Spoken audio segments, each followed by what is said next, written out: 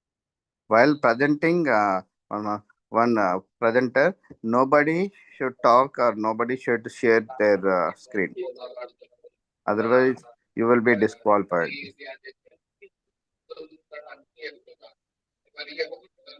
The remaining presenters, please mute your. Anybody wants to watch as audience, please join the another YouTube link is there.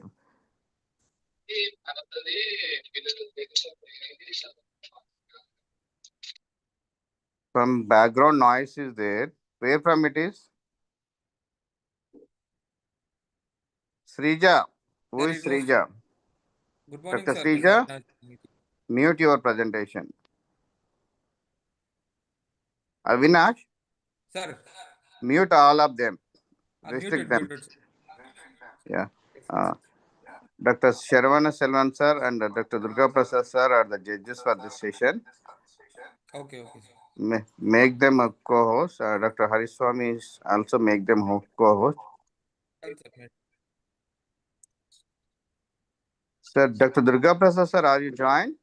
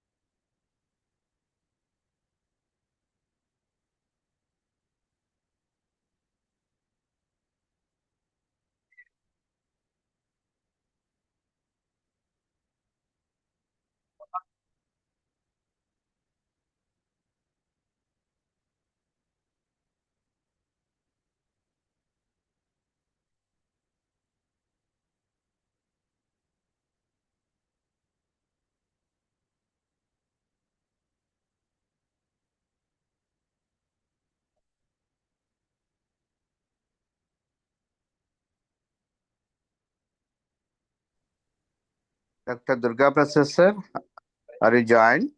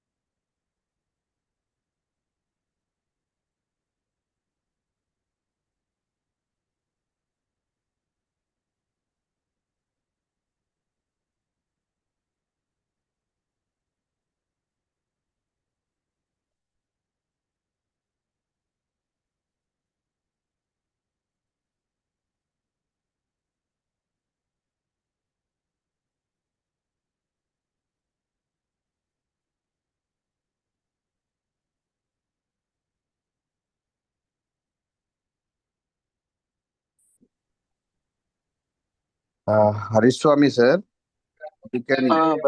you can give instructions and go ahead with the presentations. Sorry. You can go ahead with the presentations. Huh? Okay, sure. We'll start the presentations then. Yeah. Shavya, you can start your Avinash, first. keep the timer 5 minutes. Noted, sir. Yeah, yeah. Selvan sir, shall we go ahead, sir? Shervan Selvan sir.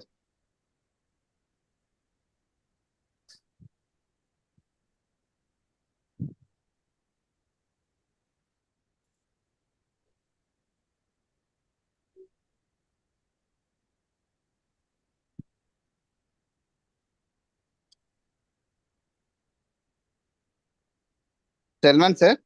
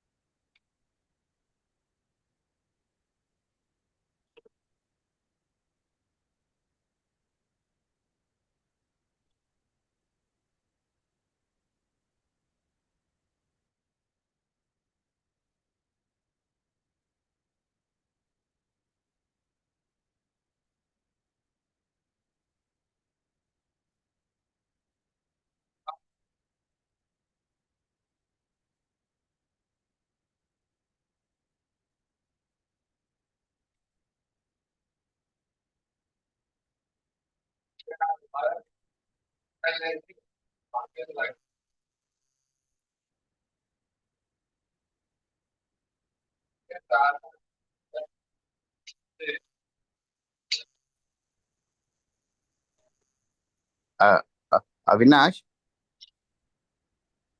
Yes, sir. అది judges కి unmute చేసుకోవడం రావట్లేదంట. ఈ Selvan sir the cannot unmute అని వస్తుంది అంటున్నారు, అందుకోసమే మాట్లాడట్లేదు. అది చెక్ చేయి. చూస్తున్నాను. Meanwhile, presenter Dr. Shaiva, you can go ahead with your presentation. Okay, sir. Yeah, Can I start, sir? yeah. You can start. Yes, please start. Yeah. Okay. Good morning, everyone.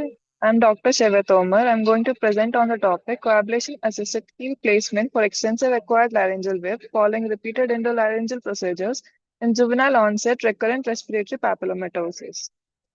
Juvenile onset recurrent respiratory papillomatosis is a recurrent papilloma disease of the respiratory tract that mainly involves the larynx. It occurs due to human papilloma virus 6 and 11 that infects the stem cells of the basal cell of mucosal layer.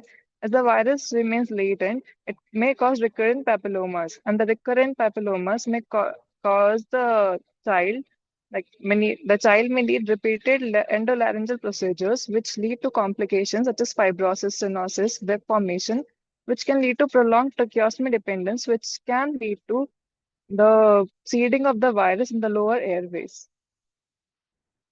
Then case history, a 4-year-old female child presented to our OPD with the complaints of difficulty in breathing since 4 months, hoarseness of voice since 2 months. Patient was apparently asymptomatic 4 months back when she complained of difficulty in breathing, which was insidious in onset, gradually progressive, increases at night during sleep and during exertion. Hoarseness of voice since 2 months and serious in onset, gradually progressed to loss of voice, no aggravating or relieving factors. History of recurrent cold, cough, fever present. No history of difficulty during swallowing, weight loss of appetite, no ear or nose complaints. Uh, for the child, routine blood investigations were done. Chest X-ray and CBNAT were done to evaluate any pulmonary pathology. Diagnostic laryngeal endoscopy was done, which revealed papillomatous growth present over supraglottis, glottis, and the subglottis. Then the management course from the child came to us in 2017. During that time, microlaryngeal surgery with emergency tracheostomy was done under GA due to initial airway compromise, as papilloma's lesion were present over the supraglottis, glottis, and subglottis and were debrided from the areas. Similarly, in 2017, 18, and 2024 also, my MLS procedures were done for the child. In 2018, Extensive phago-grain-like papillomas were there, obscuring laryngeal inlet, extending till the tracheobronchial tree. Then in 2026, we went ahead with the coablation-assisted web excision with heel placement for the extensive laryngeal web that involved the entire length of the true and the false vocal cords. Then this is the preoperative DLE findings for the patient that for the procedure that was done in 2026, that is coablation-assisted removal, excision, and the keel placement. This is the operative management that was done, coablation-assisted web. We excise the web, then it secured the keel in the position. Then the keel was removed under general anesthesia approximately 2 months after the placement. Post-removal endoscopic assessment showed a satisfactory glottic airway. A small residual anterior web was noted at the anterior commissure, and both vocal cords remain mobile. These are the post-operative VLS photos for the child. Then subsequently, the child was decannulated in July 2026. Like the keel was removed in April, and the child was successfully decannulated in 2026. So, discussion. The job cases usually require repeated endolaryngeal procedures, which may cause mucosal injury, fibrosis, and nerve formation, particularly at the anterior commissure. Simple web excision carries a risk of re-addition and restenosis during healing. Extensive webs involving the vocal cords are particularly challenging to reconstruct while preserving vocal cord mobility. Coagulation-assisted excision allows controlled release of the web as it uses this plasma-mediated energy to, like it occurs at a lower temperature, so the thermal injury to the surrounding tissue is less. And the keel placement maintains separation of the vocal folds during healing and helps prevent reformation of the web. Following keel removal, serial endoscopic assessment is important to monitor restenosis and vocal cord mobility. In a case, despite a small and residual anterior commissure web, an adequate airway and bilateral vocal cord mobility were maintained, allowing successful decannulation, and the patient remains stable on follow-up. Conclusion: coagulation-assisted web excision with keel placement can be a useful approach for complex acquired laryngeal webs and may facilitate successful decannulation. These are my references. Thank you.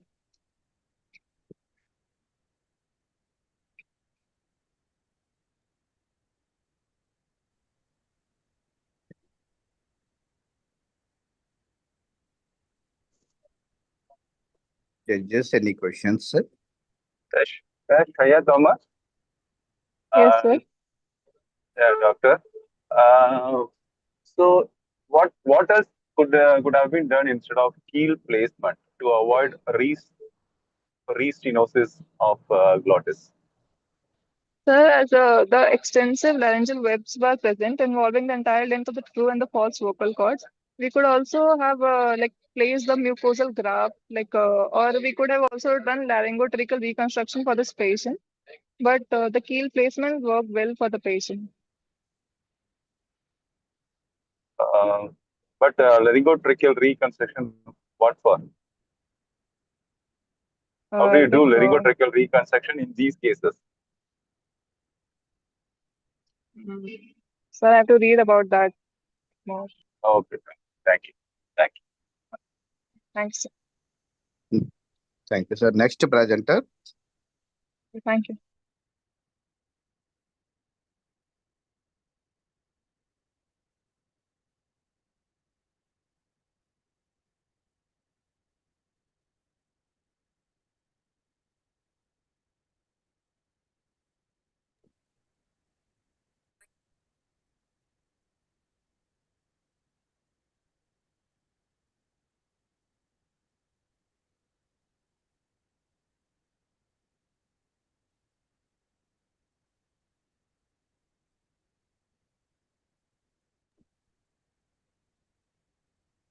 Dr. Shishma, you can go ahead.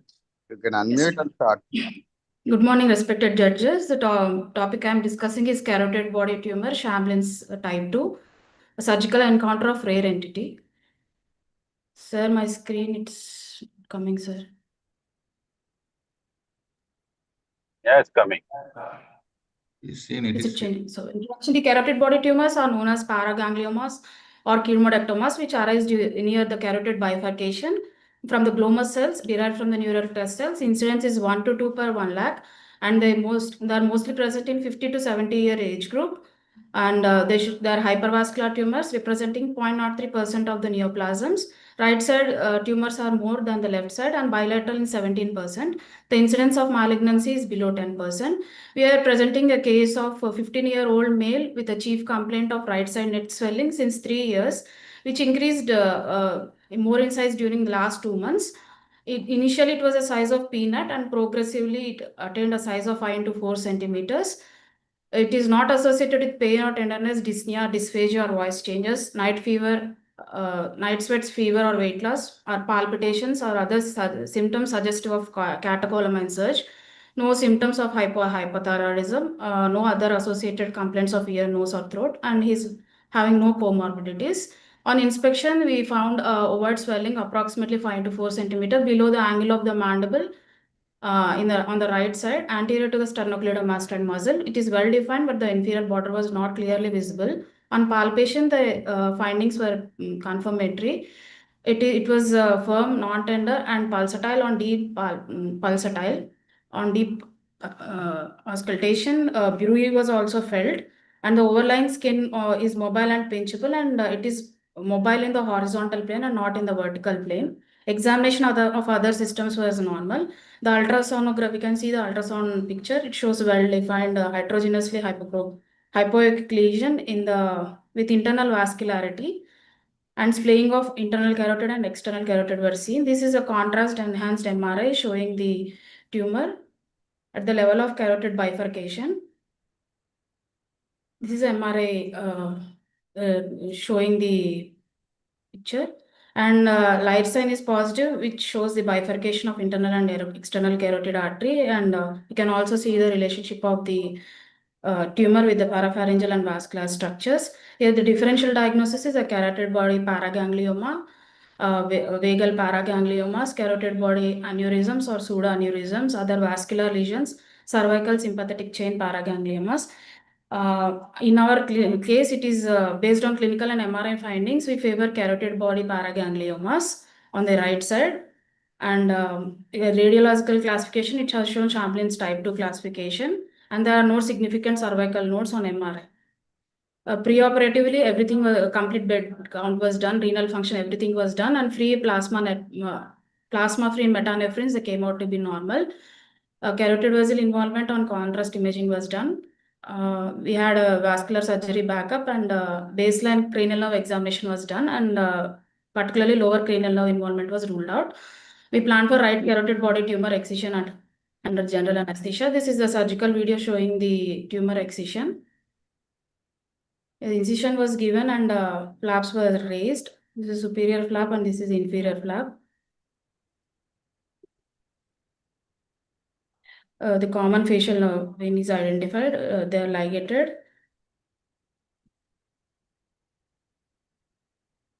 Posterior belly of gastric is retracted. External carotid is identified. The IJB is identified. The hypoglossal nerve, it is identified and it is retracted, and the tumor all over is retracted and removed. The feeders to the tumor that is ascending pharyngeal artery, it is ligated and cauterized. The vagus is identified.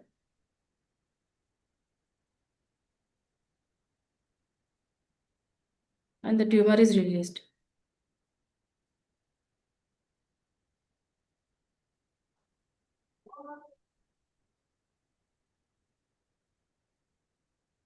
This is a carotid body tumor after excision, and the histopathological confirmation was shown of Zellbalan pattern indicative of carotid body tumor. This is a pathological class. This is a classification, Chamlin, and ours is a Chamlin type.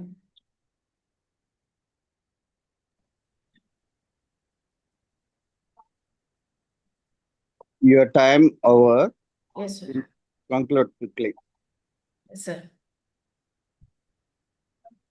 Thank you, sir. Yeah.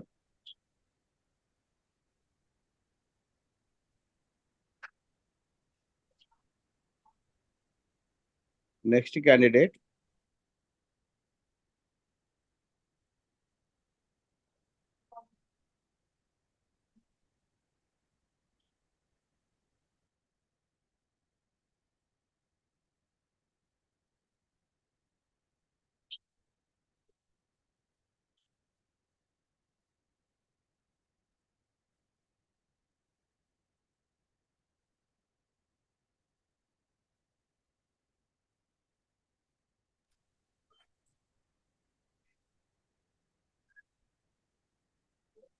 Sir, is my screen visible? Yes, yes. No. One second. Kindly introduce yourself. I'm Dr. Shweta, second year postgraduate from Apollo Medical College. My Just a screen- minute. Just a minute. Your Okay. screen not visible. You share your screen properly. Avinash, Yes, sir. yeah. Your timer should on while they have started presentation. Noted, sir. Yeah, please reset. Yes. Sure. Uh, Reset. yeah. It's been reset, sir. Must share your screen properly. Yeah, you can go ahead. Oh, now is it visible, sir? Yeah, visible. Good morning, everyone. Today, I'm discussing about cervical schwannoma and neurofibromatosis type 1, which is a rare association. A 16-year-old female presented to the ENT OP department with a swelling on the right side of the neck since 3 years. The patient was apparently asymptomatic 3 years back, after which she noticed a swelling over right side of the neck, which was insidious in onset, gradually progressive. It was initially small in size and then progressively increased to attain present size. There is also history of difficulty in swallowing solids for 4 months. No history of sudden increase in size, no history of change in voice, cough, foreign body sensation. There was no fever, discharge, or any alteration in taste sensation. There is no history of trauma to neck, radiation exposure, aspiration symptoms, loss of weight or loss of appetite, no ear or nasal complaints. Past medical history were not significant. Family history, there is history of hypothyroidism in both mother and father. Menstrual history, personal history were normal. General examination is normal. Systemic examination is also normal. On examination of neck, upon inspection, a single swelling of size 6 into 4 centimeters noted on the right side of the neck, extending up 2 centimeters superiorly 2 centimeters below the angle of mandible, inferiorly about 2 centimeters above the suprasternal notch, and laterally up to from midline to the posterior border of right sternocleidomastoid. The skin over the swelling show multiple black spots. There was no redness, no ulceration, no sinus, no scar over the swelling. There were no engorged veins, no visible pulsation, no other swellings visible. Upon palpation, all inspectory findings were confirmed. There was no local rise of temperature and the swelling was non-tender. A swelling of size 6 into 4 centimeter noted extending superiorly up to 2 centimeter below angle of mandible, inferiorly 2 centimeters above suprasternal notch, and laterally up to the right posterior border of SCM. The swelling was soft to firm in consistency, smooth surface with well-defined margins. It is mobile horizontally, not reducible, non-compressible. Percussion normal, auscultation normal. This is the on inspection. Swelling noted in the right side of the neck. The skin over the swelling show multiple spots. And over the right shoulder, there was a small, large hyperpigmented, which is suggestive of plexiform neurofibroma. As the patient also had Kefelui spots and flexible neurofibroma, and ophthalmic opinion was taken. They examined and they revealed the presence of Lish nodules under slit lamp examination in both eyes. ENT examination, oral cavity oropharynx. There is pseudo hypertrophy of the right side of the anterior 2/3 of the tongue. The tongue is also deviated to left, and the uvula also deviated to left. Nose examination is normal, ear examination is normal, cranial nerve examination, olfactory nerve examination normal, optic, oculomotor, trochlear, abducens nerve examination normal, trigeminal facial nerve examination normal, vestibulocochlear nerve examination normal. Upon lower cranial nerve examination, glossopharyngeal nerve examination, there was absent gag reflex and uvula deviated to left. The voice is normal. Spinal accessory nerve examination, the power of SCM muscle and trapezium muscle were normal, that is 5 on 5. There is no weakness on head rotation or no weakness on shoulder shrugging. Hypoglossal nerve examination, on protrusion, the tongue is deviated to left and there was pseudo hypertrophy of the right anterior 1/3 of the tongue. Investigation, VLS was normal. Ultrasound was done. Upon ultrasound, a large, well-defined iso to hypoechoic solid lesion measuring 49 into 31 mm noted. This lesion is located between right internal jugular vein and right common carotid artery. It is abutting the right internal jugular vein posteriorly, which is suggestive of mass lesion in the infrahyoid carotid sheath. The differential diagnosis include schwannoma most likely and paraganglioma. A few subcentric lymph nodes were maintained. On nodular thickening of nerve giving beaded appearance also noted. CECT neck. This is the image of CECT neck. It shows a well-defined ovoid mass of 61 into 32 mm present in the right side of the neck. This mass is causing splaying of the common carotid artery and internal jugular vein. The lesion is most likely a nerve sheath tumor, though a necrotic lymph node is also considered. These are the images of CT. Next, MRI with contrast is also done. In this, a well-defined heterogeneously enhancing lesion in right carotid space, causing posterior medial displacement of the common carotid, internal carotid, external lateral compression of IJV, which was suggestive of right vagal schwannoma.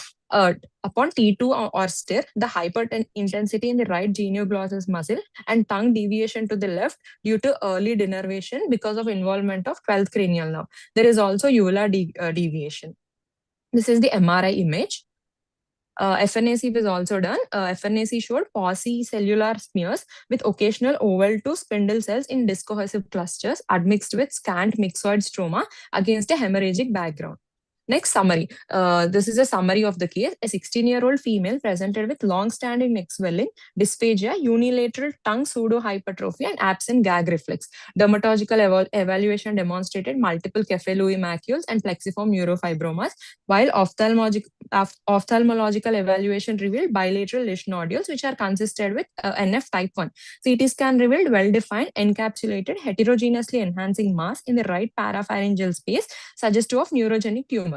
This lesion was located in the post-styloid compartment and displaced adjacent vascular structures. This is the overview. Swelling with multiple Kefelui spots, plexiform neurofibroma, and lesion nodules. Routine hematological and biological investigations were within normal limits. Based on clinical, radiological, and cytological findings, a diagnosis of parapharyngeal space schwannoma was made. The patient was planned for surgical excision after detailed preoperative evaluation and counseled regarding possible cranial nerve deficits. The surgery was performed under general anesthesia using transcervical approach. After giving surface marking, the transcervical incision was given. Subplatysmal flaps were elevated. After raising subplatysmal flap, the parapharyngeal space was entered by blunt dissection, and a well-encapsulated tumor was identified in the post-styloid compartments. This is the tumor. We are doing blunt dissection. Intraoperatively, Dr. thick Shweta, nerve your time fibers. is up. I'll finish off in 2 minutes, ma'am. Intraoperatively, these nerve fibers were seen superior and inferior to the tumor. We also saw nerve crossing medial to lateral. This is the nerve which was crossing medial to lateral towards the tumor. About 2 minutes, Amma. You conclude and others will present. Okay, sir. So stick to your Post-op. Okay. Post-op course. The post-op period was uneventful except for ipsilateral vocal cord palsy. Mild dysphagia was still present. Tongue movement was still restricted. Voice and palatal movements were normal. Histopathology. Histopathology shows multiple cellular and hypocellular areas composed of spindle cells with wavy nuclei and peripheral palisading pattern. This image shows the spindle-shaped cells with wavy nuclei and peripheral palisading of nuclei. IHC report was done. It showed cytoplasmic positivity for S100 with focal positivity for CD34. The above morphology are consistent with schwannoma. At 3 months follow-up, the patient showed significant improvement, but still VLS showed right vocal cord palsy. Stop, Amma. Next presenter, please. Don't take much time. Already we have given much time. Within 5 minutes, only you have to present.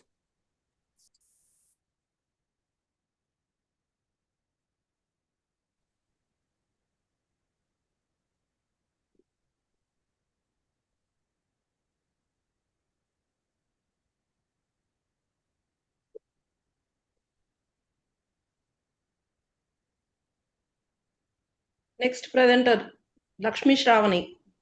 Good morning, ma'am. Good morning, sir. Is my screen visible? No. Yeah. Today's topic for presentation is cutaneous malignancy of head and neck. Case 1, a 51-year-old male resident of Shankarpalli referred to ENT OPD from dermatology department with chief complaint of non-healing ulcer over the left side of dorsum of nose since 5 years. It started as a small black-colored bump over the left side of the dorsum of nose. Insidious in onset, gradually progressed with ulceration since 2 years. History of recurrent pinching of the lesion is present. No history of similar complaints in the past. Patient is a known case of diabetes since 8 years and is on medication. There is also a history of TB and also used ATT for 6 months.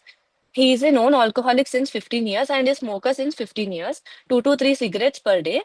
Rest of the history is nil significant. Local examination on inspection, a single ulcer is present over the left side of the dorsum of nose, inferior to the left medial canthus, measuring 1.5 centimeter into 1 centimeter, irregular in shape, with sloping edge. Flooring has granulation tissue, as we can see in the image. Surrounding area is normal. On palpation, there is no tenderness and does not bleed on touch. This case is already a biopsy-proven basal cell carcinoma of the left side of dorsum of nose and planned for excisional biopsy and reconstruction under local anesthesia. Procedure under aseptic conditions under local anesthesia, parts painted and draped, skin marking done around the ulcer, along the nasolabial fold and under the left eye. Incision is given around the ulcer and dissected. Excision of the ulcer with 5 mm fresh margin is done. Further, the incision is extended for a cheek advancement flap and the defect is closed. The incision is primarily closed in layers. The excised ulcer, medial, inferior, and lateral margins are sent for histopathological examination. Here we can see the histopathological examination, where we can see the lobular nests of basaloid tumor cells origin from the basal layer of the epidermis, peripheral palisading, ulceration, inflammatory stromal response, which is suggestive of the basal cell carcinoma. This is post-op follow-up day 7, where the surgical site is healthy and wound healing is well. Post-op day 14, surgical site is healthy and wound healed well. This is post-operative 3 months image. This is post-operative 1 year and 2 years image. Case number 2, this is a case of 53-year-old female resident of Zaira Nagar, a cook by occupation, was referred to ENT OPD by dermatology department in view of hyperpigmentation over the left postauricular region since 3 years. It was small initially, gradually progressed to present size with ulceration and crust formation over it. No other ENT complaints, no history of similar complaints in the past. She is a known case of hypothyroidism since 7 years and on medication with tablet Tylenol 75 mcg and hypertension since 3 years, on medication with tablet telmisartan 40 mg. Rest of the history is nil significant. Local examination. On inspection, a hyperpigmented lesion of size 2 into 1.5 centimeter present over the left postauricular region, as we can see in the image, which is irregular in shape and surface is ulcerated. The edges are rolled out with crusting of the floor. Surrounding skin is normal. On palpation, there is no local rise of temperature and no tenderness. Margins are indurated. It is bleeding on touch. Rest of the ENT examination is normal. There are no clinically palpable neck nodes. Dermoscopy findings are arborizing vessels and blue-gray ovoid nest. With the above symptoms and clinical findings, it is diagnosed as growth over the left postauricular region, query basal cell carcinoma, and planned for excisional biopsy and reconstruction under general anesthesia. The patient is placed in supine position with head tilted to the right side. An elliptical incision is given around the lesion, extending 3 centimeters superiorly and inferiorly. The skin and subcutaneous tissue dissected and the lesion is excised with 5 mm fresh margins. Hemostasis is secured. The local transposition flap is elevated and transposed to the primary lesion without tension, and the defect is closed in layers. This is the procedure done. Histopathological examination, basaloid cell nest, peripheral palisading, retraction cleft, fibromyxoid stroma, lymphocytic infiltrate, focal cystic change within the tumor nests are seen. These features are suggestive of basal cell carcinoma nodular variant. This is postoperative day 1 image where the surgical site is healthy and the wound healing is well. Post-op 1 month image where the surgical site is healthy and wound healed well. Post-op 2 months image. Overview of the basal cell carcinoma. It is most common cutaneous and non-melanomatous malignancy, which is arising from the basal keratinocytes at the hair-bearing skin. The most common risk factors are aging, ultraviolet radiation exposure, immunosuppression, genetics, PTCH1 mutation and hedgehog pathway dysregulation will lead to the basal cell carcinoma. The most common site is where the imaginary line is drawn from the angle of mouth to the earlobe. Above this line, the BCC is common. So the common sites in the head and neck are nose, medial canthus, postauricular area, eyelids, cheek, scalp, and forehead. Facial head zone is high risk area with increased recurrence. The most common, the clinical types are nodular, superficial, pigmented, morphiform, and infiltrative. This is the facial head zone, which is extending from the medial canthus and involving the nasal side walls. Okay, Your time is up, Shravani. Okay, ma'am.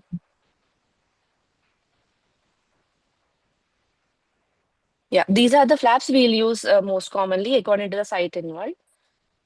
Thank you. Next presenter, Dr. Abhinavi.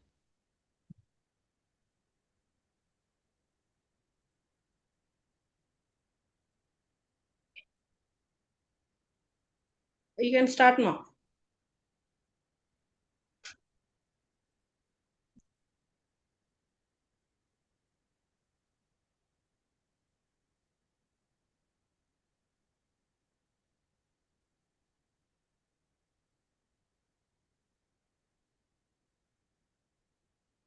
You are not audible, Dr. Abhinavi.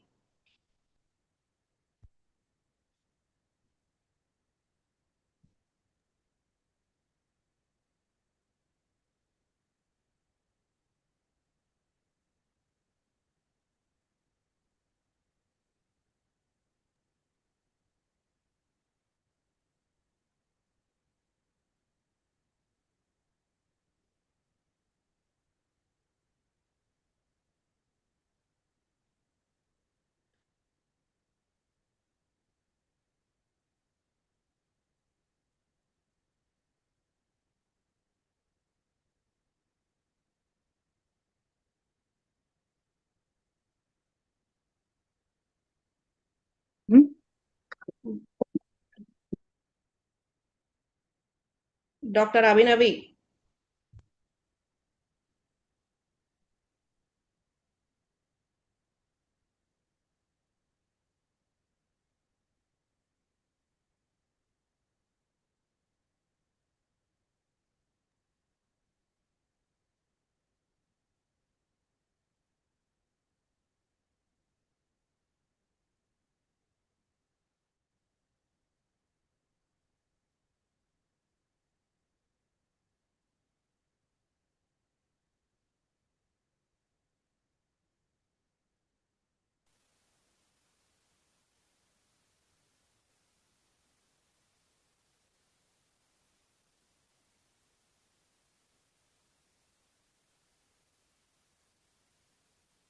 Hello. Presenter can start.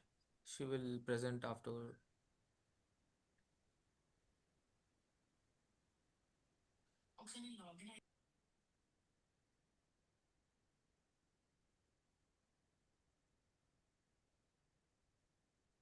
Next participant,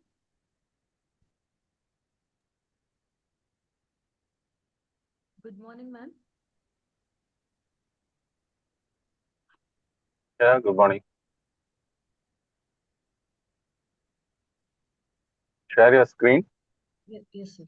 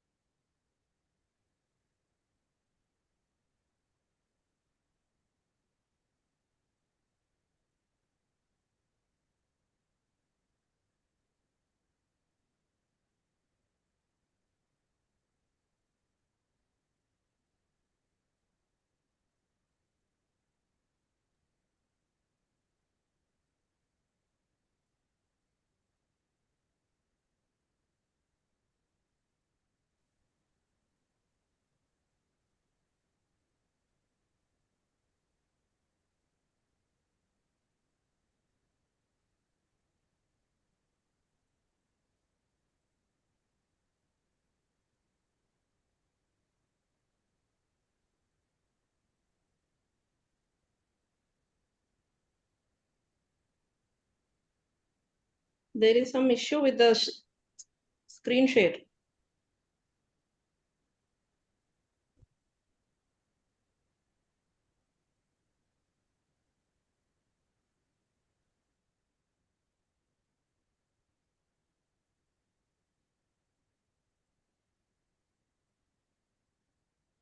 Yes, ma'am. 1 minute, ma'am. I'm going to share.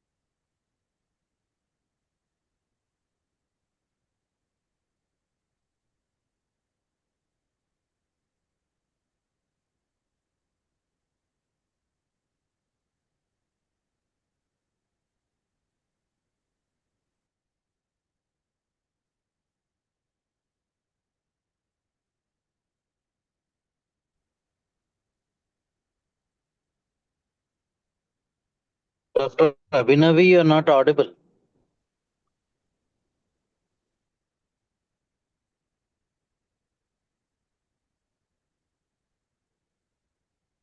Dr. Abhinavi.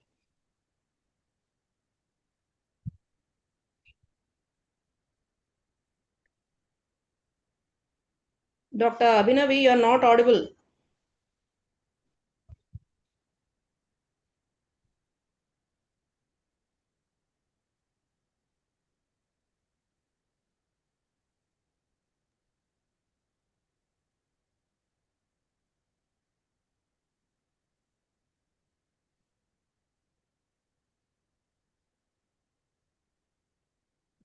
We'll go ahead We'll with go the with the next next presenter. ma'am. participant. Okay, sir. Okay, sir. Next.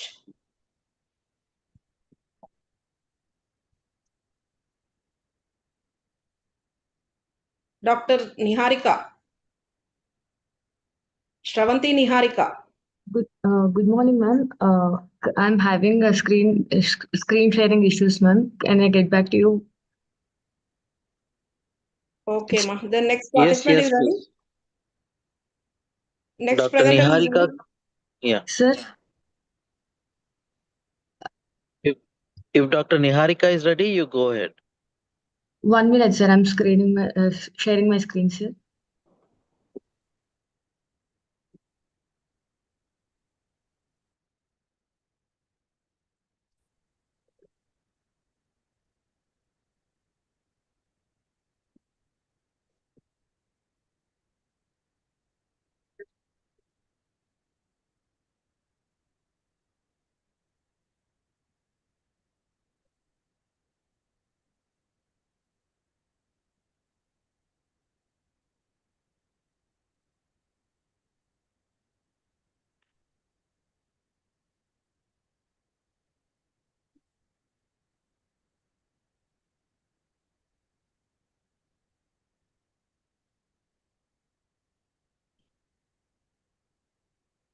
Dr. Niharika, your screen is not visible.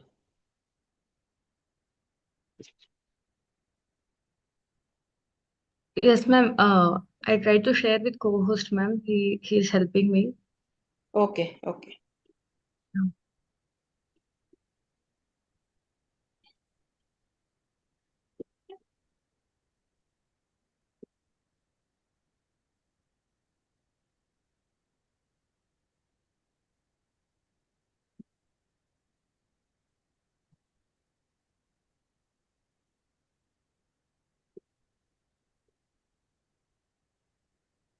Sir நான் உள்ளதான் இருக்கேன்.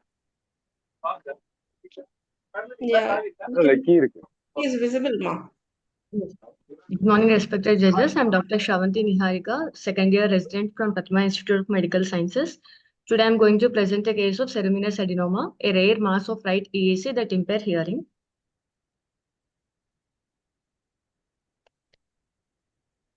Next slide, please. Introduction. The external auditory canal contains modified apocrine sweat glands, which are ceruminous glands and sebaceous glands. Ceruminous glands are located deep to the sebaceous glands within the dermis at the outer one-third of the external auditory canal. They are classified as benign and malignant neoplasm. Next slide, please. Ceruminous adenoma is also known as ceruminoma, a rare type of external auditory canal tumor that accounts for less than 1% of all external tumors. It usually affects adults and middle-aged patients. Malignant to benign ratio is 2:1. Now, the clinical history, a 49-year-old male patient presented to our outpatient department with complaints of right ear hard of hearing since 1 year, which was insidious in onset and gradually progressive in nature. History of ear discharge present since 1 year, which was on and off. The discharge is yellowish, foul smelling, and blood tinged. History of ear pain present since 1 year, which is on and off, which was insidious in onset but not progressive in nature. It is mild, dull aching pain, which relieved on medication. Left ear was asymptomatic and there was no similar complaints in the past. Next slide, please. There is no history of facial asymmetry, no history of any headaches, nausea, and vomiting, no history of night sweats or recurrent fever significant tuberculosis infection, and there is no history of any nasal symptoms like nasal obstruction and nasal discharge. Past history is not significant, and there is no history of co-morbs and previous surgical history. Family history is not significant. Personal history of alcohol consumption occasionally present since 10 years. General examination, vitals and systemic examination are normal. On examination, inspection, bilateral pinna is normal, bilateral preauricular and postauricular regions are normal, and bilateral facial nerve function is intact. Otoendoscopy of right ear revealed external auditory canal partially occupied by a well-defined reddish pink polypoidal mass. Mass appears to be smooth, rounded, and vascular with a relatively well-defined surface. It appears to arising from the posterior wall of EAC. Tympanic membrane is not visualized due to mass. On probing, the mass is firm in consistency, smooth and non-friable. The mass is not easily displaced, suggesting its attachment from the posterior wall of EAC.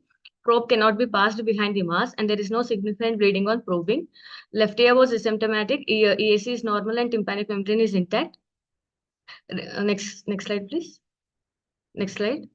Rene's test was negative in right ear, and Weber test showed lateralization in right ear. This result suggested mild to moderate conductive type of hearing loss, which was later confirmed by Puton audiometry. Next slide. Management. Routine blood investigations were done. Puton audiometry was done. HRCT temporal one done. Pre-op histopathological examination done. Next slide. Next slide. PTA revealed 52 decibel hearing loss with moderate conductive type of hearing loss in right ear and minimal hearing loss in left ear. Next slide. HRCT temporal bone showed soft tissue opacity filling entire external auditory canal of size measuring 23 into 10 into 10 mm. Tympanic membrane is intact. No adjacent bony erosions were present. Next. This is the CT image showing soft tissue opacity. The left ear was absolutely normal and both facial canals were intact. Next. Histopathological findings under local anesthesia, incisional biopsy was done and sent for histopathological examination, and it showed benign tumor cells in variable sized glands, sheets, cords, and cohesive clusters with bland round to oval nuclei, stromal hyalinization and myxoid change, hyalinized vessels and chronic inflammatory infiltrate without any significant atypia. Findings favoring ceruminous adenoma with pleomorphic adenoma of ceruminal gland origin as a key differential. Next. This is the histopath report. Next, please.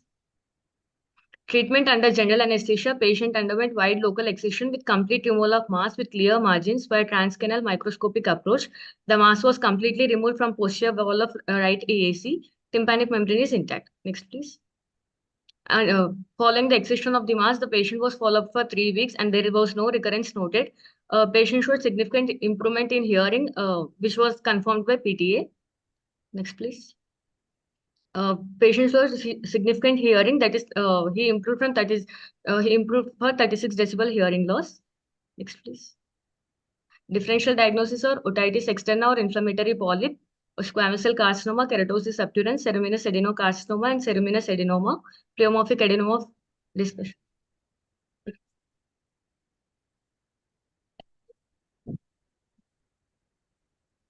Next, please. Take home message: persistent unilateral EAC symptoms plus a canal occupying mass. We should think beyond infection and obtain a tissue diagnosis. Thank you. Okay. Dr. Abhinavi, are you ready with your presentation?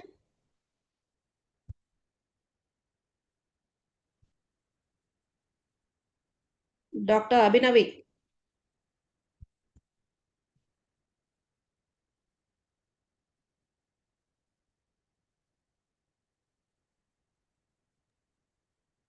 We'll go to the next presenter, ma'am. Okay, sir. Dr. Apurva? Yes, ma'am. Yeah, you can start, ma'am. Is my screen visible, ma'am? Yeah, it's visible. You can. Good morning, everyone. I'm Dr. Apurva. Today I'm going to present a case report on triple ectopic thyroid.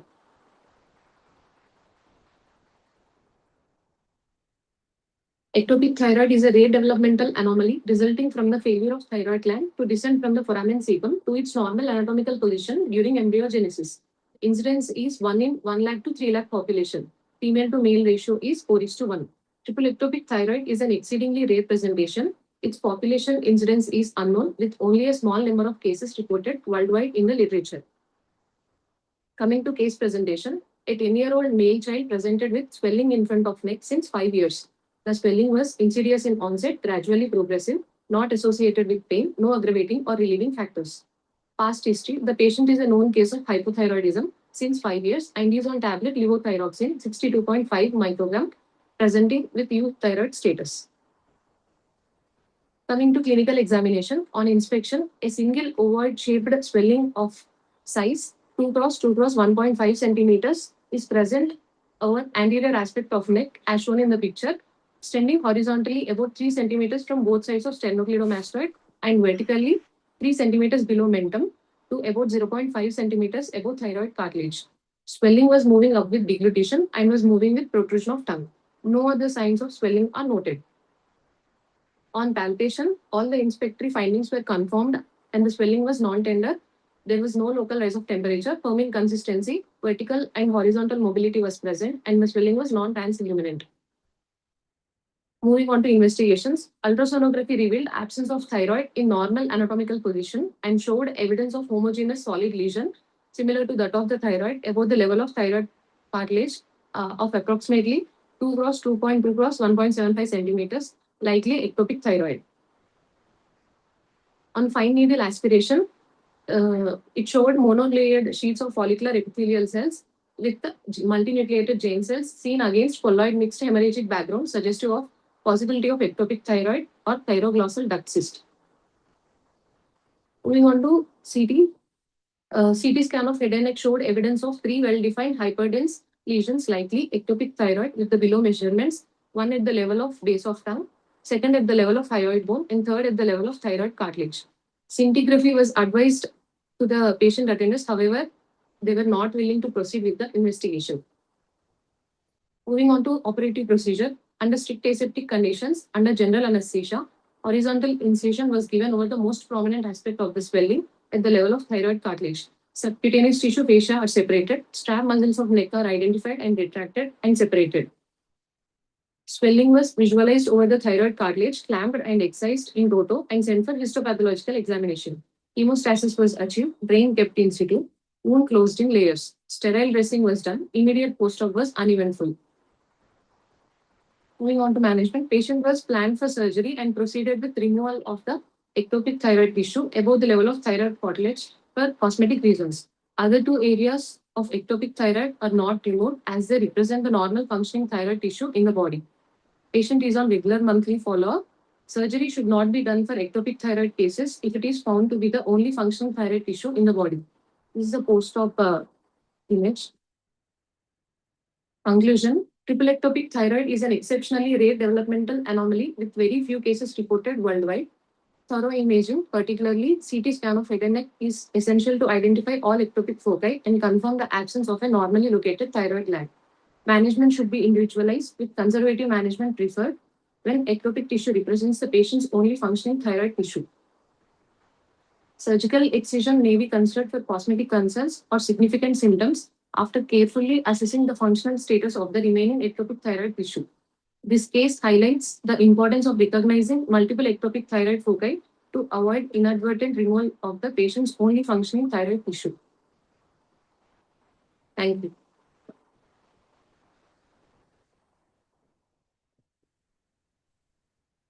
Am I audible, ma'am? Yes, ma'am. Yeah, you're right.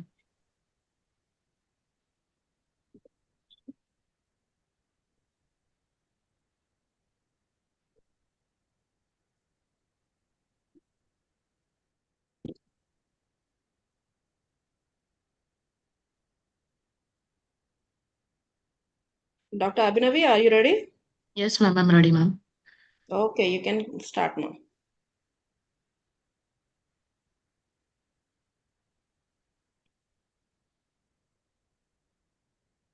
Good morning, everyone. I'm Dr. Abhinavi. I'm going to present a case titled Behind the Smile, a rare presentation of bilateral nasolabial cyst in a geriatric patient. So, nasolabial cyst is also known as a nasoalveolar or clefted cyst. It is a rare, non-odontogenic, extraosseous developmental cyst. It is located in the nasal alar region. Most likely, it arises from the fetal nasolacrimal duct remnants or trapped epithelium during facial process profusion. So, it accounts for less than 0.7% of all maxillofacial cysts and typically presents as a unilateral, slow growing, painless submucosal mass that cause facial asymmetry and also nasal obstruction. Bilateral involvement is exceedingly uncommon, particularly in elderly individuals, often posing a diagnostic challenge with exaggerating facial deformity to the patient. So, coming to the case details, our patient was 65-year-old woman presented with complaints of gradually progressive swellings involving bilateral nasal cavities, both internally and externally, for the past 2 years. She also complained of snoring, mouth breathing. There was no history of any pain, nasal discharge. There was no previous history of nasal surgery or trauma or no other significant ear and throat complaints. She is also known case of hypertension and on medications since 18 years. So, on nose examination, external appearance, there was diffuse swelling noted over the bilateral nasolabial folds. And on tip elevation, there was diffuse firm cystic swelling near the bilateral alar region, obstructing both nasal cavities, which extends onto bilateral nasolabial folds, which is non-tender, fluctuant, tense, non-reducible, and not bleeding on touch. So we did investigation like CTPNS, which revealed well-demarcated, rounded, homogeneous, low-density soft tissue lesion involving bilateral nasolabial regions with adjacent mild bone remodeling changes on the right measuring 28 into 25 mm and left measuring 26 into 20 mm. Based on the clinical and radiological findings, a provisional diagnosis of bilateral nasolabial cyst was made, and differential diagnoses were nasopalatine duct cyst, odontogenic cyst, dentigerous cyst, nasal vestibular cyst, periapical epidermoid cyst. We surgically manage the patient by planning for bilateral nasolabial cyst excision by sublabial approach under general anesthesia. So, under aseptic precautions, the patient was placed in supine position and infiltration was given with 1% xylocaine and adrenaline in sublabial region. Horizontal incision of 2 centimeters was given on either side of the philtrum, 0.5 centimeters above the gum attachment in sublabial region, and mucosa was elevated and the cyst wall was noted on the left side. Then the left side cyst was dissected from the surrounding walls. Cyst wall got breached while dissecting with the leakage of thick gelatinous fluid. Then the cyst wall was removed in toto, and the similar procedure was also done on the right side, and suturing was done with 30 Vicryl on the incision ends. Gel foam was placed over the left anterior nasal cavity, and the bilateral excised specimens were then sent for histopathological examination. Intra-op and post-op were uneventful. So on post-operative follow-up, there was complete resolution of swelling and improvement of nasal obstruction. So this is the histopathology report, which showed cysts lined by respiratory epithelium with pseudostratification along the goblet cells, and which was consistent with nasolabial cyst. So this case is significant for two reasons. First is bilateral presentation of nasolabial cyst, which is rare. And second, it's because its occurrence in a geriatric patient. And CT imaging, it played an important role in defining the extent of the lesion and assessing the bony remodeling. Histopathology, it provided definitive confirmation of the diagnosis. And usually it occurs in the 4th to 5th decades, but its occurrence in elderly patients around 61 to 80 is uncommon. And surgical excision via sublabial approach is the gold standard with low recurrence with 1.6% recurrence rate rather than endoscopic marsupialization with high recurrence. So the key message from this case is that what may appear to be a simple facial swelling, a rare diagnosis may be hiding behind, and a careful clinical and radiological evaluation can lead us to right diagnosis and successful management. So the time to heal is also better for surgical excision than marsupialization. These are my references. Thank you.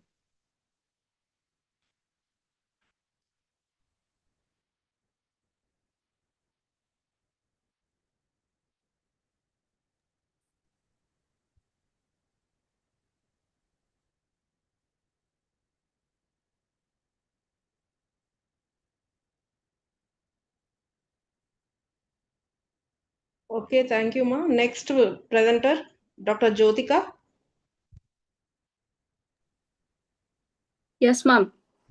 I'll share my screen, ma'am. Okay, ma'am.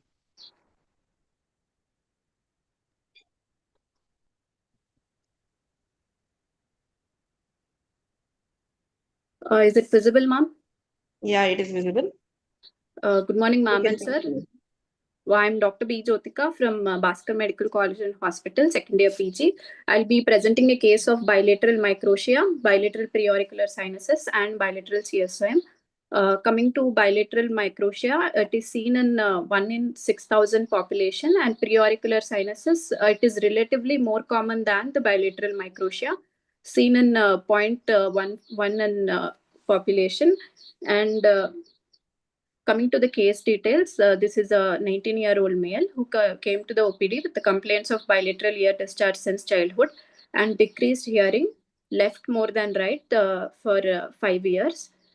It was intermittent, insidious in onset, and gradually progressive. Discharge was described as mucopurulent, profuse, foul smelling, and non blood stained, aggravated with upper respiratory tract infection and relieved with medication. There was hearing impairment on the left ear more than the right, with difficulty to hearing the whispering sounds. There are no other ear complaints and no other nose and throat complaints. On clinical examination, patient had bilateral microtia, bilateral preauricular sinuses, external auditory canals were narrowed on both sides, and there was bilateral subtotal tympanic membrane perforation on both sides. Upon audiological assessment, Rennes test was negative for 256 and 512 bilaterally. Weber's was raterized to the left. And Putin audiometry documents, there was conductive hearing loss, some moderate type on bilateral sides. HRCT temporal bone showed right here there was soft tissue opacification, which was involving epitympanum, Prusac space, sinus tympani, and few mastoid cells with mastoid sclerosis. Left ear, there was soft tissue opacification involving epitympanum, mesotympanum, and Prusac space with sclerosed mastoid air cells. A provisional diagnosis based upon all the history and investigations, we have come to the conclusion of bilateral chronic suppurative otitis media, inactive mucosal disease with mild to moderate conductive hearing loss with preauricular sinuses and microtia. The main objective of surgical objective was to eradicate the chronic disease, achieve a safe dry ear, reconstruct the tympanic membrane, and restore the sound conduction mechanism according to the intraoperative vascular status. And we have taken the sequential management approach. First, the left ear was approached because he had worse hearing on the left side. So on the left ear, we've performed left type 1 tympanoplasty and cortical mastoidectomy. Right ear, we've done type 2C conchal cartilage shield the tympanoplasty, and malleus reshaped graft was placed and with cortical mastoidectomy.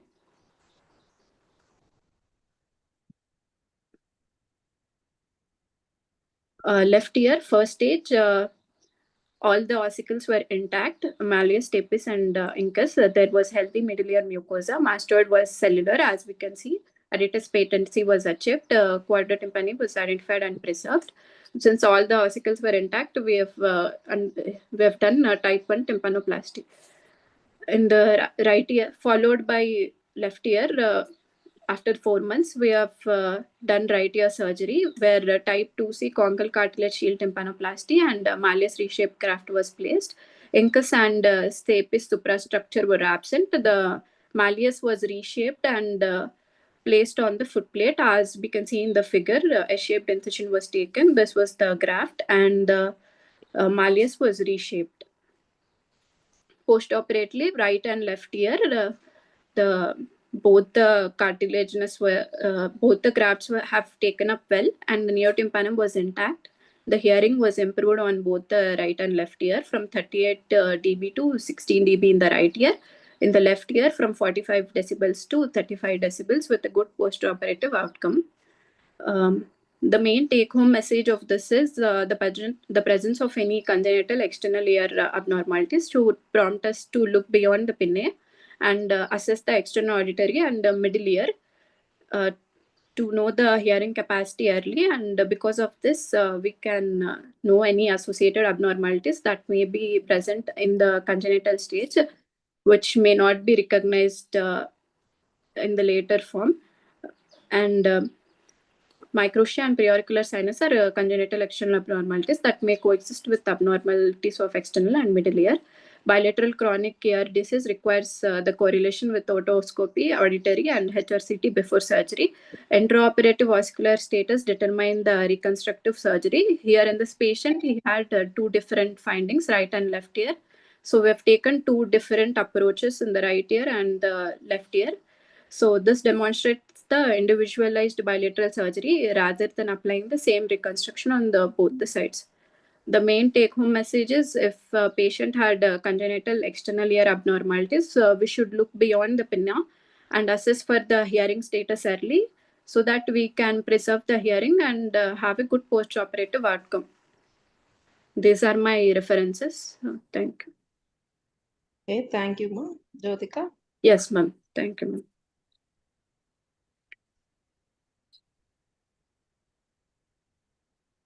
Next presenter, Dr. Anurag. Yes, ma'am. Ma'am, is my screen visible? No. Yeah, it is visible. Okay. You can start.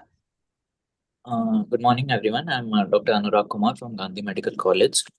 My case report is based on sinonasal immature teratoma masquerading as a respiratory epithelial adenomatoid hematoma, a diagnostic pitfall. Respiratory epithelial adenoid hematoma, or RIA, is a benign sinonasal lesion defined as prominent glandular proliferations lined by ciliated respiratory epithelium originating from the surface epithelium. Immature teratoma is a rare germ cell tumor composed of tissues derived from all three germ cell layers. RIA and immature teratoma can histologically overlap as both may show respiratory type glandular elements, causing benign lesions to masquerade as teratocarcinoma. Hence, the distinction between the two is critical, particularly in recurrent or progressively enlarging sinonasal masses.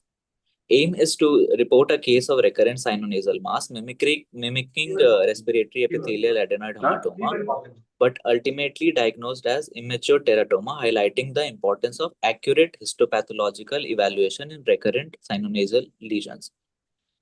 A 36-year-old male came to ENT OPD with the chief complaints of mass in left nasal cavity since 1 month and bilateral nasal obstruction since 1 month. History of presenting illness. Patient was apparently asymptomatic 1 month back when he noticed mass in the left nasal cavity, which was insidious in onset, gradually progressive in nature, initially pea-sized and progressed to lemon-sized with no aggravating or relieving factors. There's history of bilateral nasal obstruction associated with complete loss of smell. History of post-nasal drip is present, along with numbness of teeth in left upper quadrant. There's no history of pain, bleeding from nose, recurrent sneezing episodes, fever, cough, cold. No history of weight loss. No history of any ear or throat complaints. There are no history of blurring of vision, watering protrusion of eyes. No history of facial pain, loss of sensations over face, or loosening of teeth. Past history of similar complaints in the past for which the patient underwent surgery twice in the previous year, first in endoscopically, then through open approach through lateral rhinotomy, in which the biopsy showed RIA. There are no other comorbidities. Personal history, chronic smoker since 13 years, 4 cigarettes per day, and occasional alcohol consumption. General and systemic examinations were normal.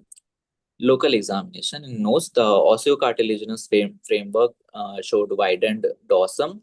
On inspection, a globular shaped mass protruding out from the left nasal cavity with irregular surface. On palpation, a 6 into 6 into 6 centimeters solid mass protruding out from the left nasal cavity, which is firm in consistency, non-fluctuating, not bleeding on touch, and not sensitive to touch. There's DNS to right. And on posterior rhinoscopy, mass is seen in bilateral posterior choana along with mucopurulent discharge. On PNS examination, left maxillary sinus tenderness is present. We can see the globular shaped mass protruding from the left nasal cavity and intraop endoscopic view showing irregular lobulated friable mass occupying the nasal cavity and the post-excision measurement. Management. Blood investigations were within normal limits. CT and CCT PNS were done, which showed evidence of diffuse heterogeneous soft tissue thickening in bilateral nasal cavity with extension into ethmoid, frontal, and sphenoid sinus, erosion of frontal sinus into anterior posterior wall with evidence of thinning of sphenoid and middle and anterior ethmoid air cells. This possibility of sinonasal carcinoma. On MRI PNS, we can see large irregular lobular heterogeneously enhancing T2 weighted stir hyperintense lesion noted in left nasal cavity with extension into posterior choana bilaterally and extending into bilateral ethmoidal sinus, frontal and maxillary sinus. There's bowing of bilateral lamina papyracea with erosion on left intraorbital extraconal extension. Intracranial extension into right frontal lobe is also seen. We can see the sagittal view showing the extension of the tumor. PET CT showed metabolically active, irregular, heterogeneous, enhancing soft tissue density. Cervical lymph nodes were reactive and no other metabolic activity disease in whole body. Previous biopsy showed respiratory epithelial adenoid hematoma and surgical management was done. FES and excision was done for this case and sent for histopath, which showed immature teratoma. And complete surgical resection with negative margins remains most important treatment. RIA is a rare benign sinonasal lesion, while immature teratoma is potential aggressive germ cell tumor. Recurrent nature should we can go for surgical management and can lead to sinonasal carcinoma. Take-home message is recurrent or progressive enlarging sinonasal mass should not be presumed benign. And despite initial diagnosis of RIA and further histopath evaluation is necessary for this case. Thank you.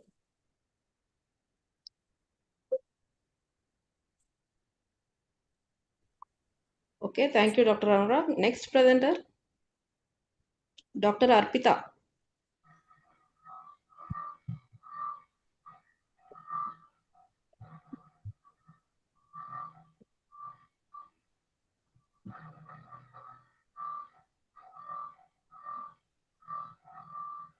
Dr. Arpita. Hello, ma'am. Am I audible?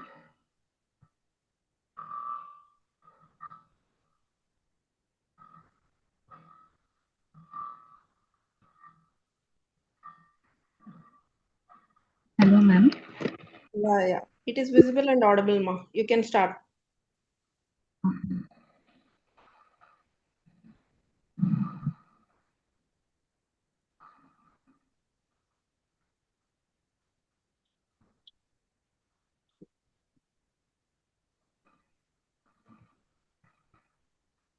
Dr. Arpita, you can start. Yes, ma'am. Good morning.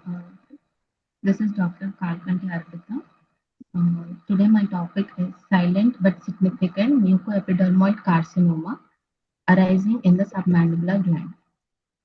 Salivary gland neoplasms account for approximately 5% of head and neck neoplasms. Mucoepidermoid carcinoma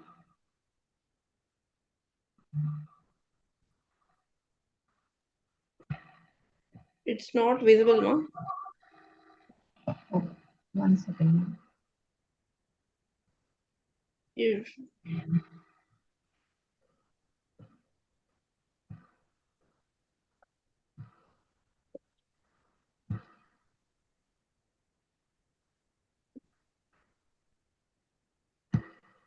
When is it visible now?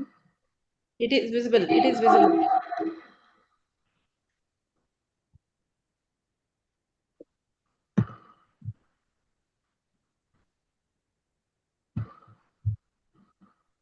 It is visible.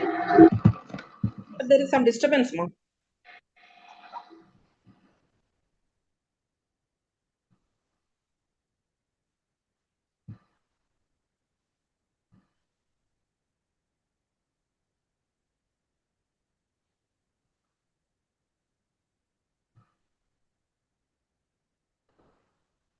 You're ready, Dr. Arpita, or will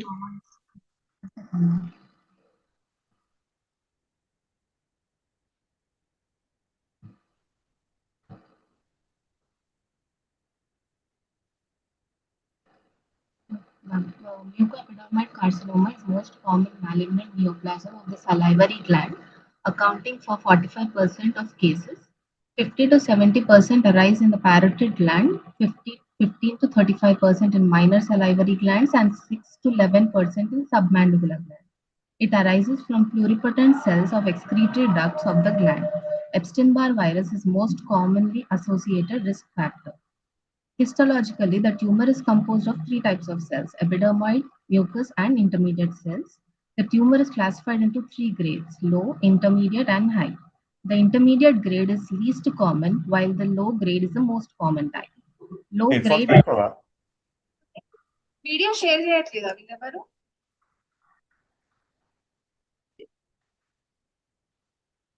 your screen keep your screen in slide Shoma. Yes.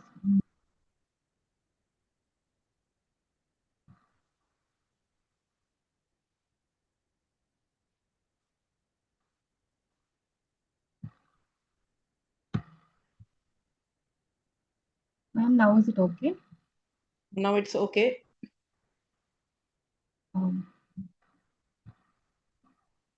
Case report: a 36-year-old female patient presented to our ENT OPD with chief complaint of swelling in the left side of the neck since 2 years.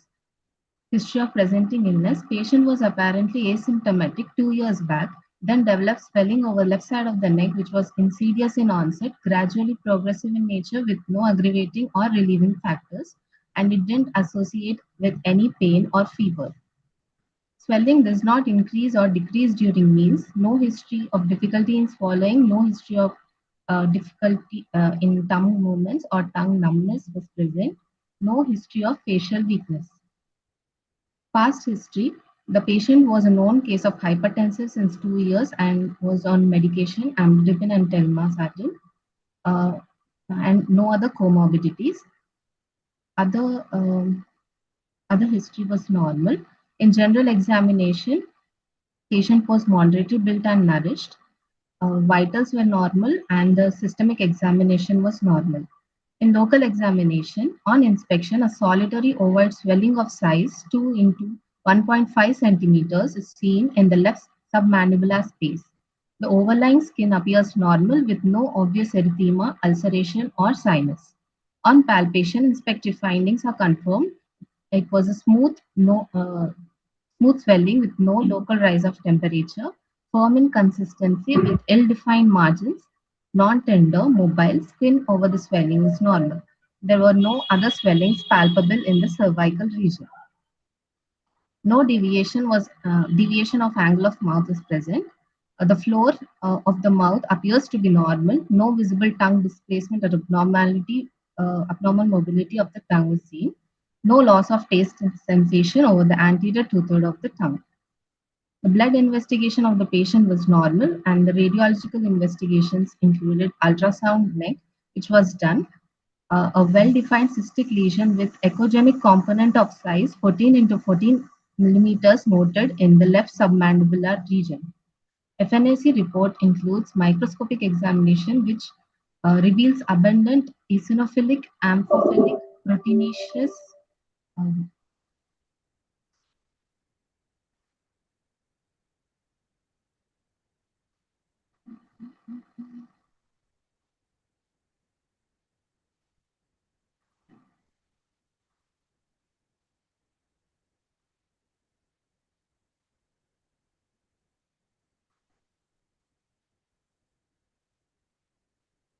Arpita, it is not visible and audible.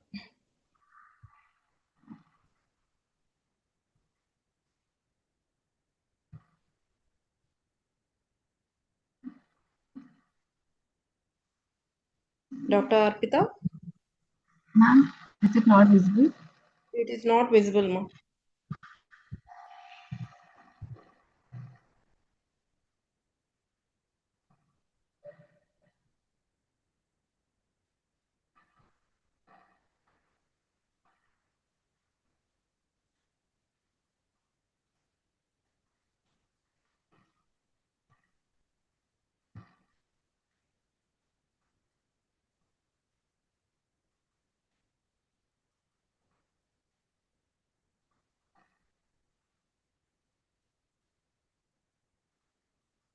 Ma'am, now it is visible. No, ma'am, it is not visible.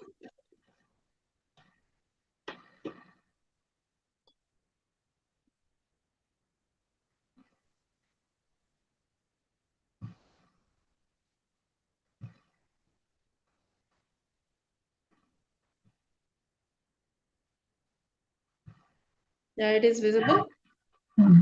FNAC report includes abundant eosinophilic, amphophilic, proteinaceous material with cyst, macrophages, and lymphocytes. Very few clusters of benign epithelial cells seen. Cytological appearance is suggestive of cystic lesion.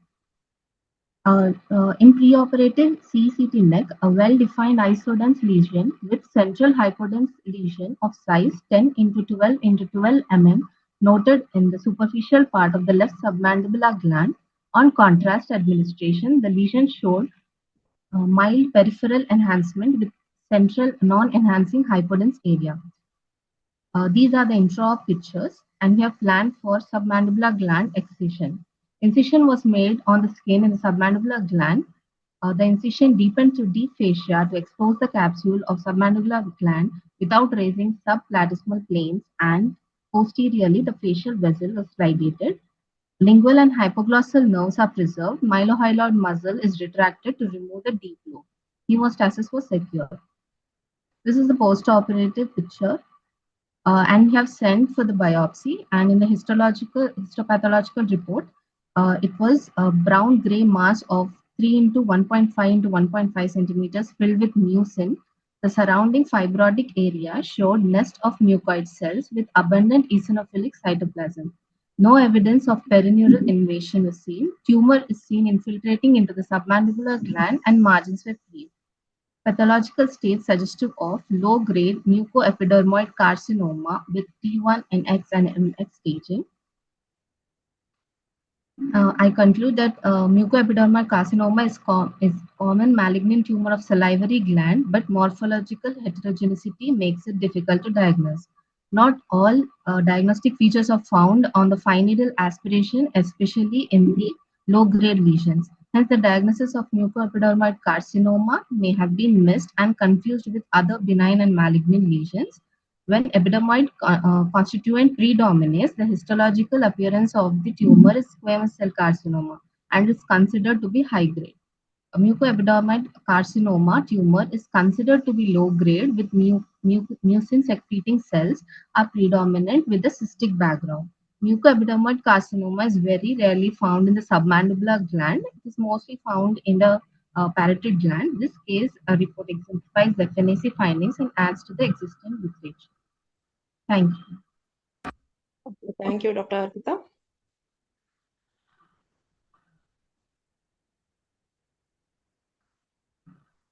Next presenter, are you ready? Dr. Deepika? Good morning, ma'am. Yes, ma'am, I'm ready. I-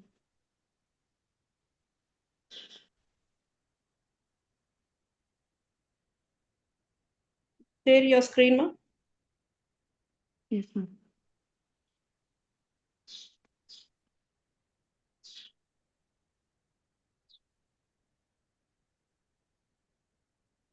Mm.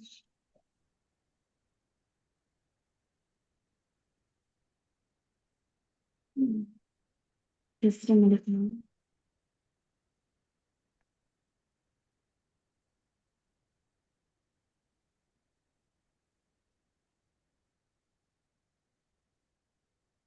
Dr. Deepika, it is not visible.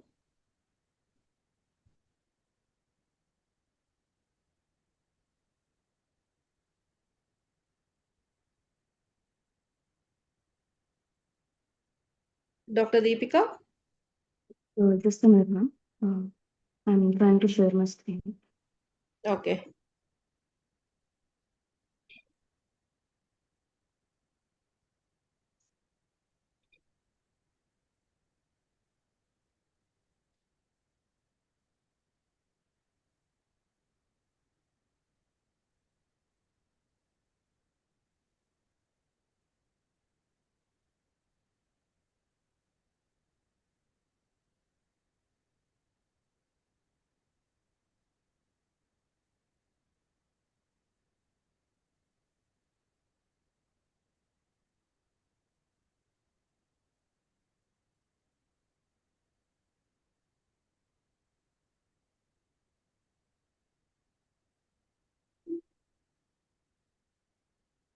Ma'am, I'm unable to share my screen.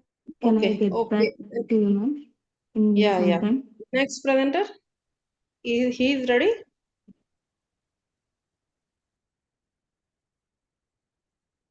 Next presenter, Dr. Karunasan.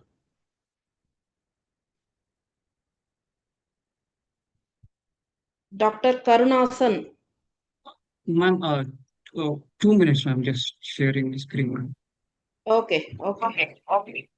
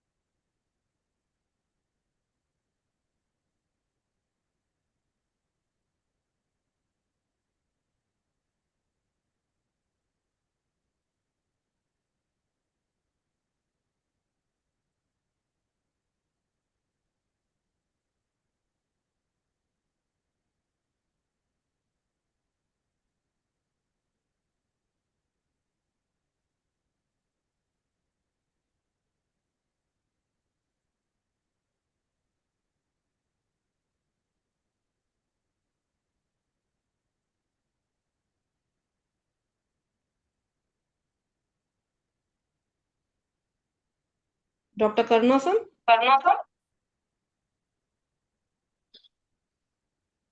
Ma'am, 1 minute, ma'am. So you can take So help you from can the take help from co-host. the co-host. Okay.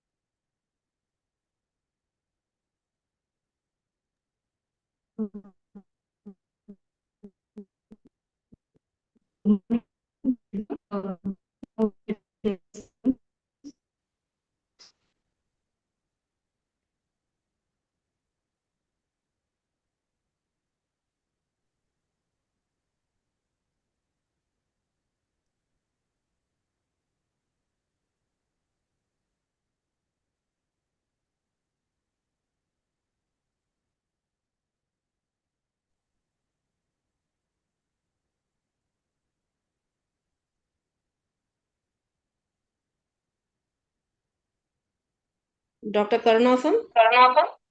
Ma'am, I've shared my PPT, ma'am, to the co-host. It is not visible. It is not visible. Oh, ma'am. I'm presenting, sir. I have shared my PPT to Vinod, sir, ma'am. Vinod, the meeting. It's not opening in my system.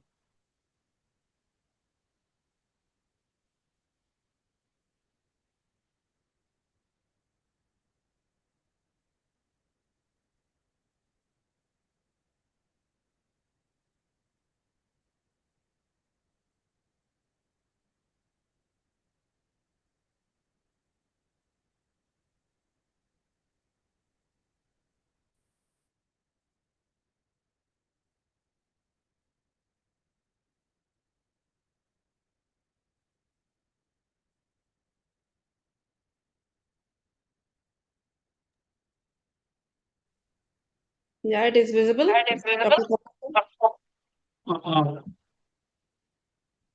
You can start. Yes, ma'am.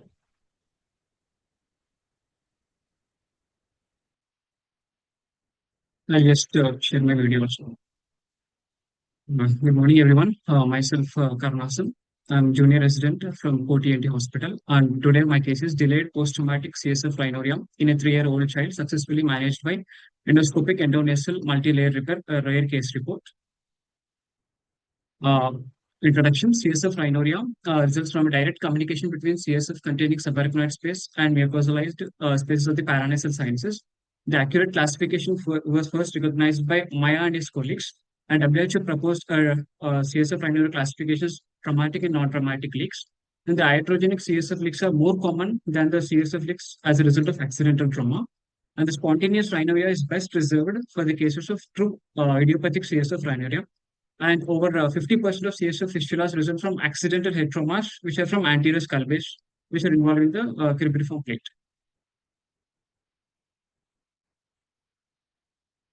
Case history. Coming to the case history, a 3-year-old child brought by their parents to OPD with the complaints of clear water in nasal discharge from right nasal cavity since 50 days.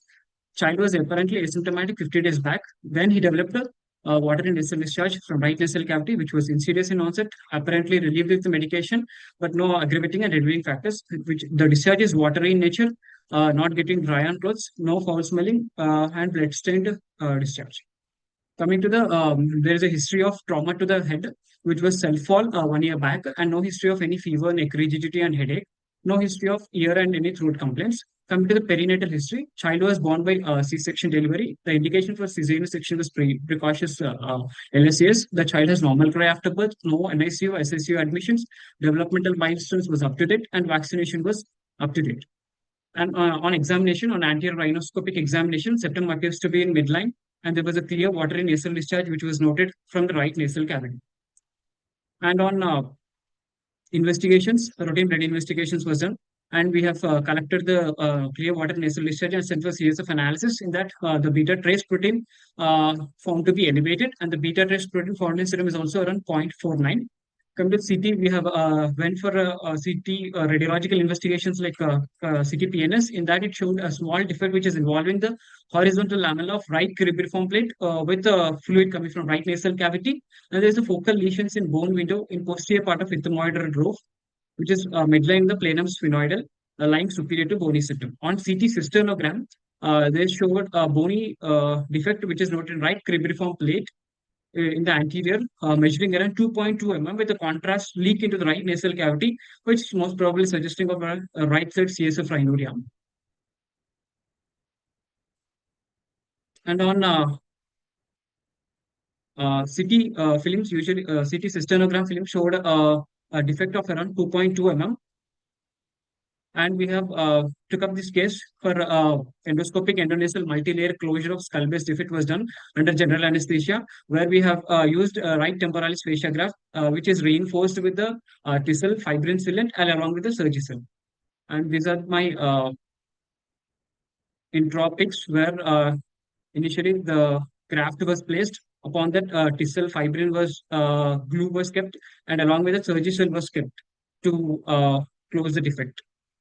Coming to the discussion, CSF rhinorrhea in children is a very rare but potentially very serious, because trauma is one is reported to be the most common etiology in pediatric CSF rhinorrhea, and it can be intermittent and delayed. But in my case, it is delayed because it has appeared after 1 year, and came with the complaints of 50 days of nasal discharge. And there's a pediatric CSF communication can carries a risk of ascending meningitis, and there is a recurrent meningitis also seen. Sometimes the patient may come with a recurrent episodes of meningitis, and in any children, you should have a high index of suspicion when the symptoms mimic as of rhinorrhea.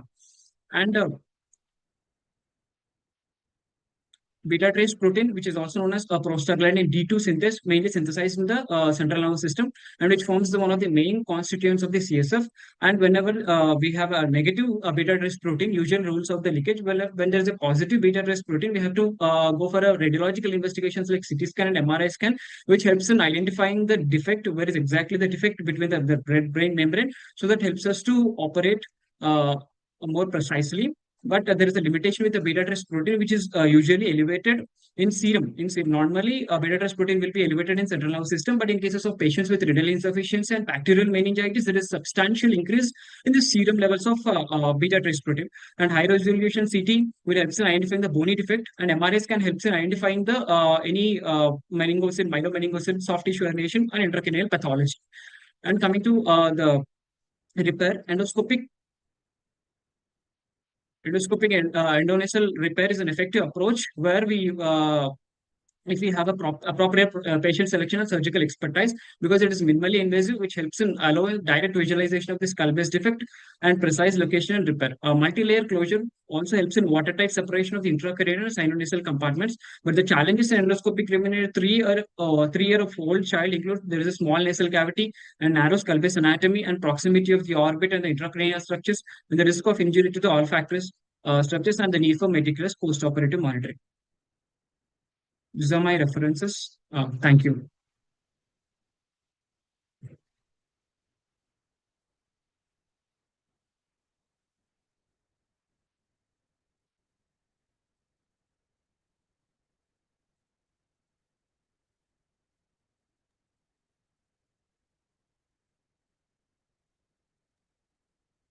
Thank you, Dr. Karnasan.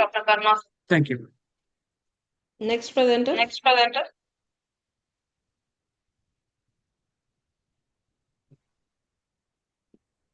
Dr. Deepika, are you ready?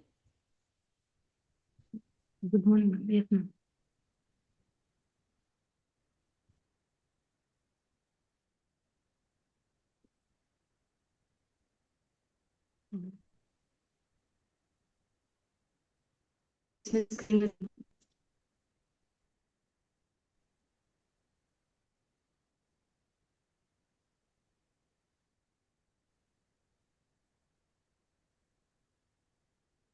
Am I audible, ma'am?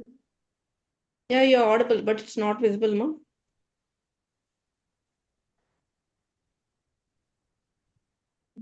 Yes.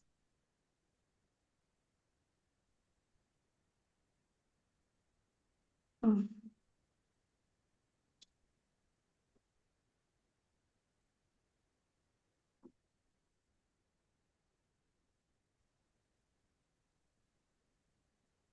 Yes, you can continue.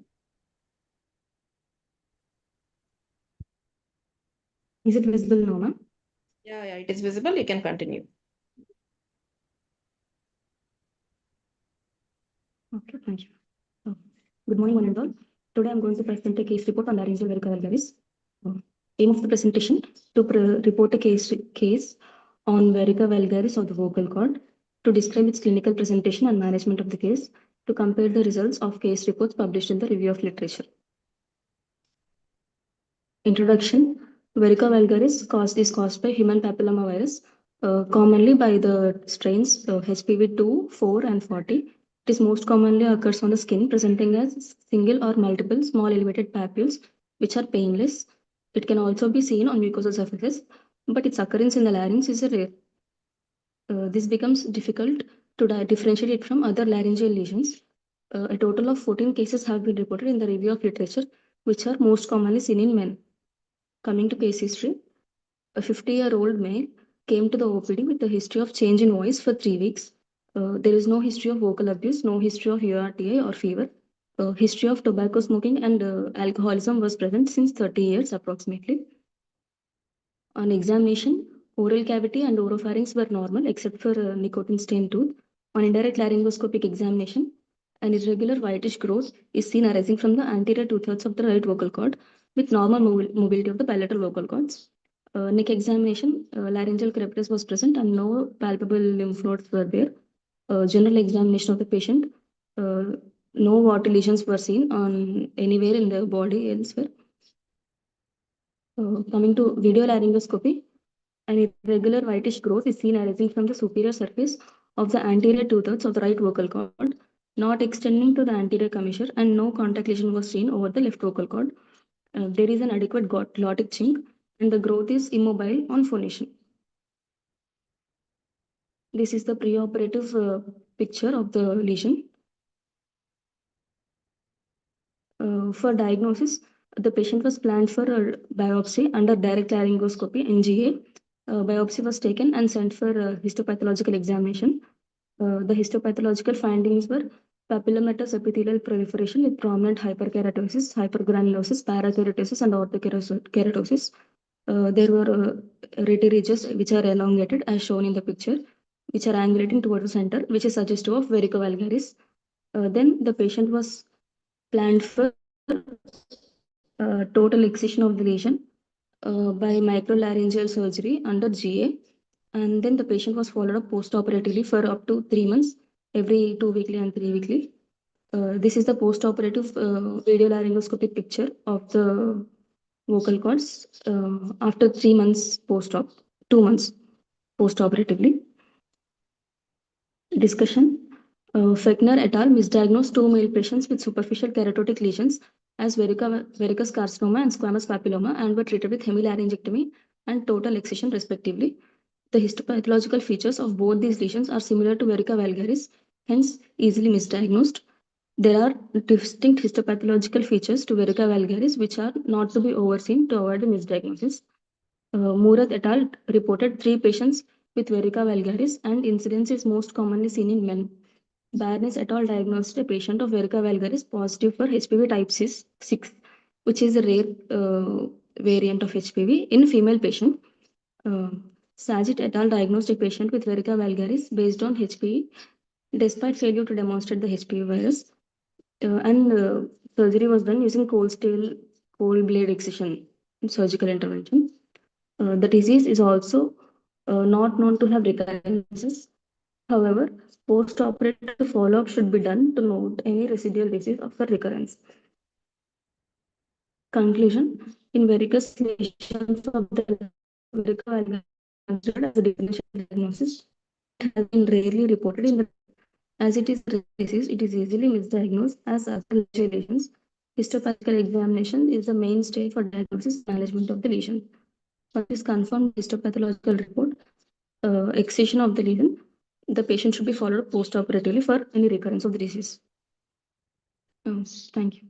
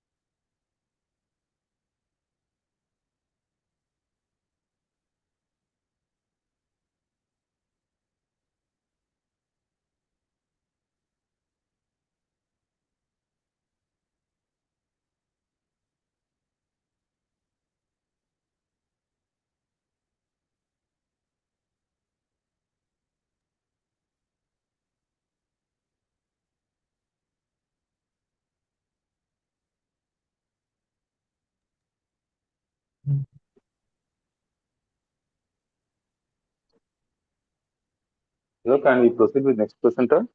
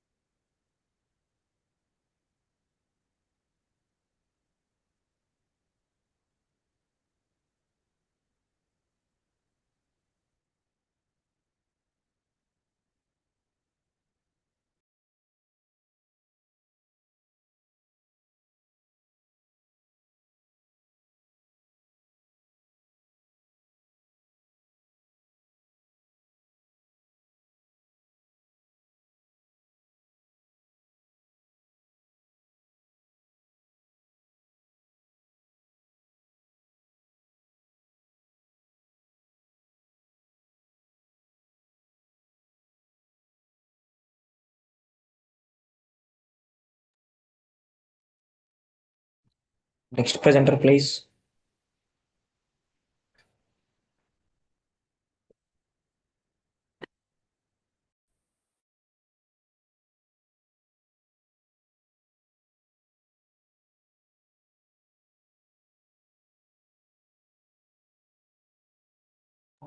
అసలు లేని లేదా ఆమె. Next వీళ్ళు వేరే పేరుతో login అయి ఉండొచ్చు.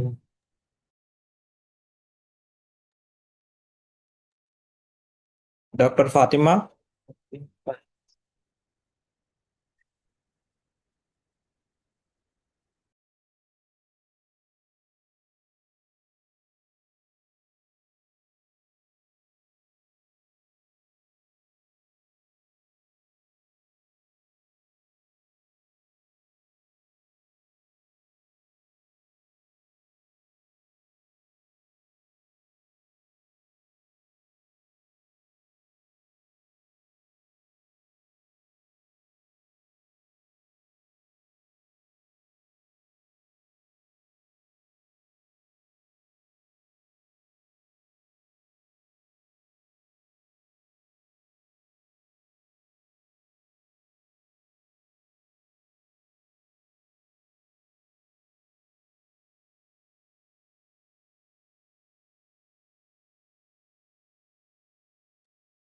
Harish sir.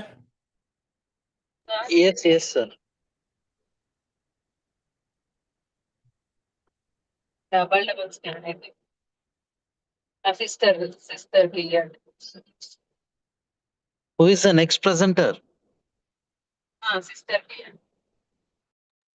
Sir, I am after Dr. Fatima. Should I present? Yes, Yes, go ahead. Okay, sir. Just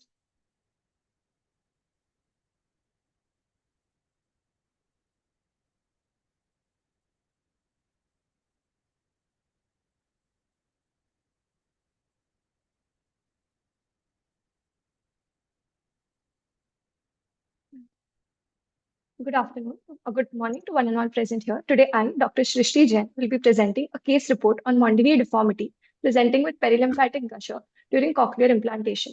Mondini deformity, or partial incomplete partition type 2, is a congenital inner ear malformation due to arrested cochlear development.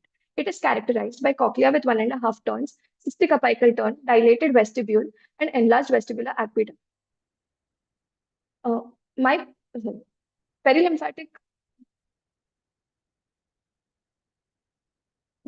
Perilymphatic gusher refers to the escape of inner ear fluid under pressure on cochleostomy and is generally associated with IP3 deformity and is a rare occurrence with IP2.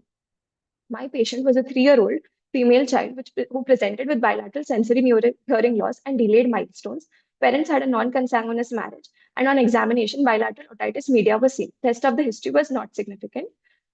Brain stem evoked response audiometry showed bilateral fifth peak not identified till 90 decibels and otoacoustic emission showing bilateral zephyr. MRI cochlea and HRCT temporal bone both showed bilateral otitis media with a developmental anomaly, possible variant of incomplete partition. These were the scans of the patient. Both HRCT temporal bone and MRI cochlea and brain showed bilaterally widened internal auditory canals with possible duplication, dysplastic middle turns of the cochlea, and mildly hypoplastic apical turn, bilaterally dilated vestibules, vestibular aqueduct, and possible focal narrowing and construction on the left side. Bilateral acute otitis media was managed with oral medication, after which the patient was planned for bilateral cochlear implantation via posterior tympanotomy and facial recess approach, during which we encountered a perilymphatic gusher, which was managed in a multidisciplinary approach. The anesthesia team gave intraoperative IV mannitol to reduce intracranial pressure and was prepared for a lumbar drain placement, which was not required. Post-operatively, the patient was started on oral acetazolamide, kept in reverse Trendelenburg position for 24 hours, and head end was elevated. Materials used in surgical management of the gusher, periosteum, was used to plug the cochleostomy site using bath plug technique, and Surgicel was placed at the eustachian tubal orifice to prevent temporary leakage of the CSF into the nasal cavity, exposing the patient to risk of meningitis. Conchal cartilage, gel foam, fibrin glue, and loose areolar tissue were also used. This is the surgical video for the same. Post-auricular incision was made, after which periosteal flap was elevated using an elevator, and limited cortical mastoidectomy was done. Thinning of the posterior meatal wall was done, and posterior tympanotomy was performed to visualize round window niche. After visualizing the round window niche, the round window operculum was drilled to visualize the round window completely, during which we encountered the perilymphatic gusher. This was stopped temporarily with fibrin glue and gel foam, and IV mannitol was given to the patient. The bed for cochlear implant receiver was made, and conchal cartilage was harvested for later use. The cochlear implant was placed, and electrodes were inserted via the round window in a singular motion. The site of gusher was plugged with periosteum using bath plug technique, and Surgicel was placed over the periosteum and around the eustachian tubal orifice. Multiple layers of conchal cartilage, loose areolar tissue, and fibrin glue, Surgicel, and bone chips were used as layers of packing. Neural response imaging was done intraoperatively, which was found to have a good response. Post-operative period was uneventful. Patient did not have any further complaints. Take-home message. CSF gusher is a relatively rare occurrence in patients with incomplete partition deformity type 2 or Mondini deformity. However, it is necessary for the surgeon and their team to be prepared for any such occurrences. Radiological guidance can act radiological investigations can act as a guidance, but the surgeon should always be prepared for congenital anomalies presenting in unconventional ways intraoperatively. Thank you.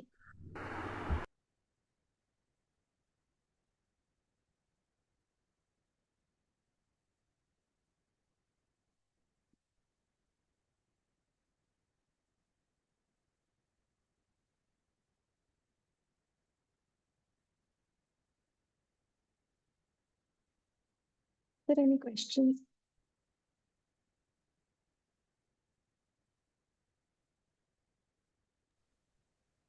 Next presenter, please.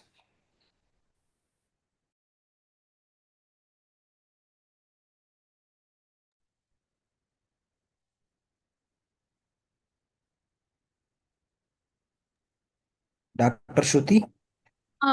Yes, sir.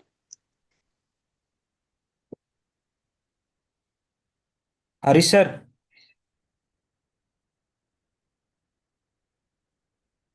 Is my screen visible, sir?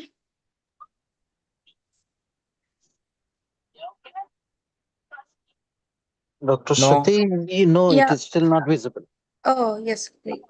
2 minutes, sir. I'm sharing up.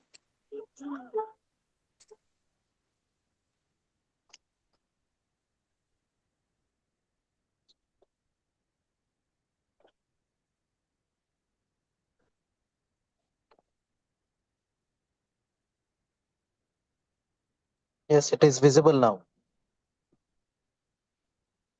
Good morning, everyone. This is Shruti. Today, I'm presenting a case report on early onset juvenile nasopharyngeal angiofibroma.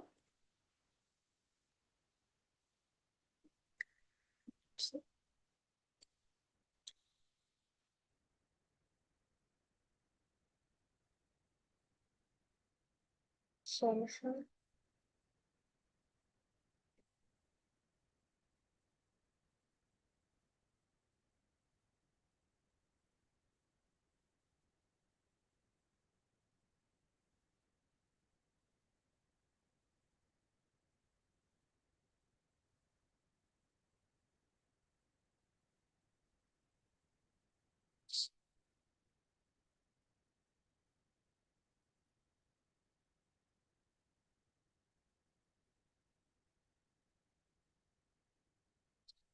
Introduction.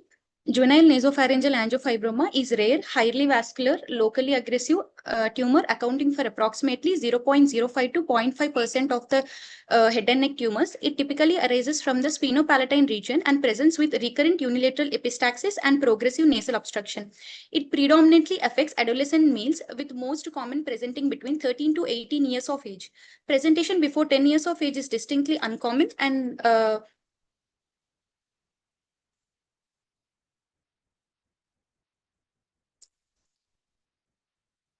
uncommon and has been described as early onset juvenile nasopharyngeal angiofibroma. Case report: a 9-year-old boy presented with right-sided nasal obstruction since 6 months and right-sided recurrent epistaxis since 6 months. History of presenting illness. The nasal obstruction was insidious in onset, gradually progressive, continuous in nature for 6 months with no significant aggravating and relieving factors. The severity of epistaxis was recurrent, sudden in onset, moderate to profuse in amount, stopped spontaneously. He also had decreased smell sensation, snoring, and mouth bleeding. No significant past and family history. On general examination, pallor was present. No other significant systemic abnormality. On local examination, external nose was normal. Anterior rhinoscopy revealed a pale, pinkish, smooth surface mass occupying the right nasal cavity. Nasal septum deviated to left, and left nasal cavity is clear. Diagnostic nasal endoscopy finding reveal right nasal cavity, large, pale, pinkish, smooth vascular mass occupying the posterior nasal cavity, extending into the right choana, nasopharynx, and nasal septum displaced to left. There was no active bleeding, and left nasal cavity was clear and patent. This is a preoperative non-contrast CT paranasal sinus showing large soft tissue density mass filling the right nasal cavity, extending posteriorly into choana, nasopharynx, and sphenopalatine foramen. This is a contrast-enhanced CT PNS. Mass shows marked enhancement suggestive of a hypervascular lesion consistent with JNA. This is a preoperative digital subtraction angiography. It demonstrates tumor blush predominantly supplied by the right internal maxillary artery, and superselective embolization was done. Diagnosis and staging based on the characteristic clinical presentation, diagnostic nasal endoscopy findings, and contrast enhanced CT. A provisional diagnosis of juvenile nasopharyngeal angiofibroma was made. The staging system used is Radkowski classification. Radkowski stage 2 is classified. Management. After preoperative embolization, endoscopic endonasal excision of right JNA was performed. These are the intraoperative pictures. First picture showing a right middle meatal antrostomy was done for accessing the tumor. The tumor was exposed, and the dissection continued till the posterior sphenoid sinus. And the tumor is delineated from its margins, and a vascular pedicle identified, the internal maxillary artery identified, and the sphenopalatine artery is secured with Liga clips, and the tumor is excised. Later, the posterior wedge drilling was done to resect the tumor base. This is the tumor bed, and this is the tumor excised from the nasal cavity. Specimen sent for histopathological examination. Microscopy revealed fibrovascular tumor composed of irregular vascular channels. The final diagnosis of juvenile nasopharyngeal angiofibroma confirmed. Post-operative course, recovery was uneventful. Nasal obstruction was relieved with no further episodes of epistaxis. 6-month follow-up period, patient remained asymptomatic with no evidence of recurrence on DNA. Discussion. JNA is classically a tumor of adolescent males, making presentation before 10 years unusual. The available literature suggests the mean age is 8.15 years for EO-JNA and may have more advanced disease and higher recurrence rate. Contrast-enhanced CT MRI defines extent. Angiography delineates the vascular supply, allows preoperative embolization when appropriate. Endoscopic Dr. excision Shruti, is... kindly conclude. The time is up. Conclusion is early onset JNA should be considered in young boys presenting with recurrent unilateral epistaxis and nasal obstruction. Early diagnosis and multidisciplinary management can facilitate safe and effective treatment with long-term follow-up to detect recurrence. These are my references. Thank you. Thank you, sir.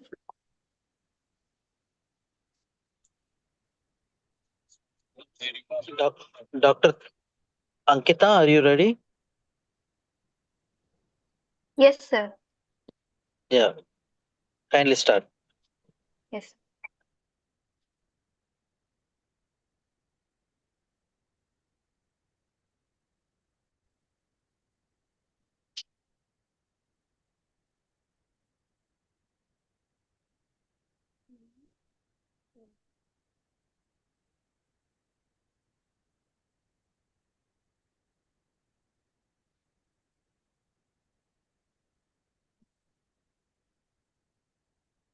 Sir, is my screen visible?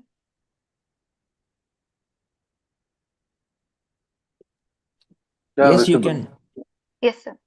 Yes, sir. Good morning, everyone. My today's case report is regarding lost landmark secured airway, a challenging tracheostomy in massive thyroid swelling. Tracheostomy is a life-saving procedure in patients with impending airway compromise. Anaplastic thyroid carcinoma airway crisis reports mortality rates nearly 18 to 20% and even documented failures to locate trachea intraoperatively. A massive thyroid swelling or in any matter, any neck swelling can distort the cervical anatomy with impending airway compromise and obliterated surgical landmarks. So we present a challenging tracheostomy in a patient with giant thyroid swelling requiring prolonged airway support. A 55-year-old female resident of Indiranagar, homemaker by occupation, was brought to the emergency ward, referred intubated with suspected vocal cord palsy and referred in view of worsening breathlessness. She has a history of swelling over the front of the neck, first noticed 4 weeks ago, which was insidious in onset, enlarging progressively without any aggravating or relieving factors. There were no associated there was associated difficulty in swallowing without any history of throat pain.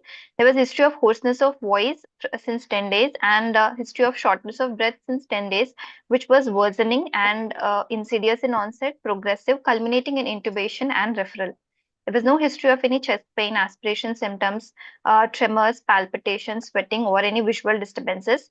There was a history of facial palsy 4 years back with residual right arm weakness, for which patient was not on any medication. On clinical examination, patient was moderately built and moderately nourished with vitals with slightly raised BP. Patient was maintaining SpO2 at 98% on mechanical ventilation. On local examination, there was a single diffuse anterior neck swelling of size about 7 to 7 centimeters extending from the level of thyroid cartilage to the sternal notch, which was moving with deglutition. Skin over the swelling was completely normal with no engorged veins. The borders were indistinct. On palpation, swelling was firm in consistency without any tenderness or local rise of temperature. The tracheal landmarks were obliterated and laryngeal crepitus was not there. There was no significant cervical lymphadenopathy. A blood picture revealed a normal hemoglobin along with a euthyroid state.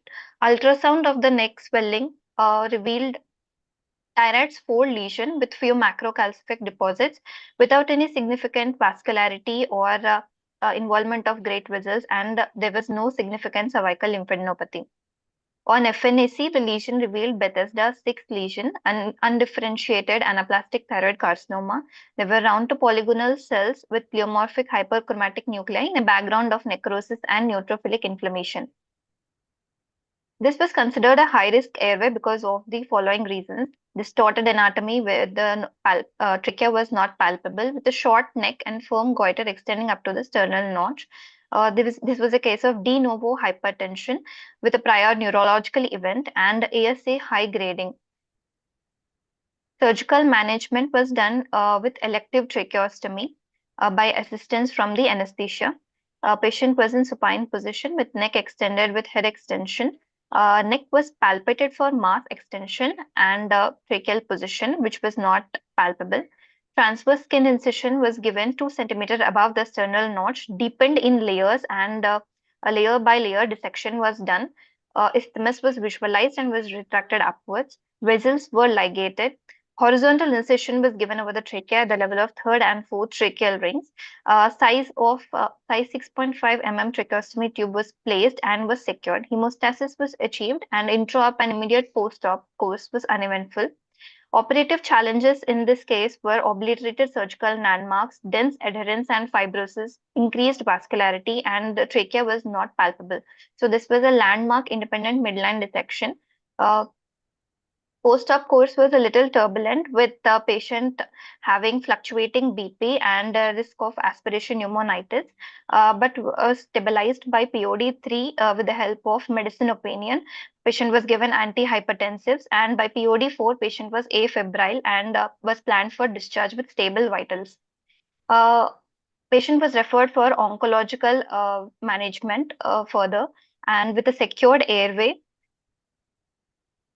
Discussion. The points to be discussed are there is altered anatomy, normal surgical planes and midline structures were lost, trachea was deviated, there was dense fibrosis and increased vascularity. Conclusion. Landmark independent tracheostomy is a distinct high-risk technique and it worked here with careful pre-operative planning and sound anatomical knowledge. A rapidly progressive neck mass with early compressive symptoms should raise suspicion for aggressive malignancy and not benign goiter.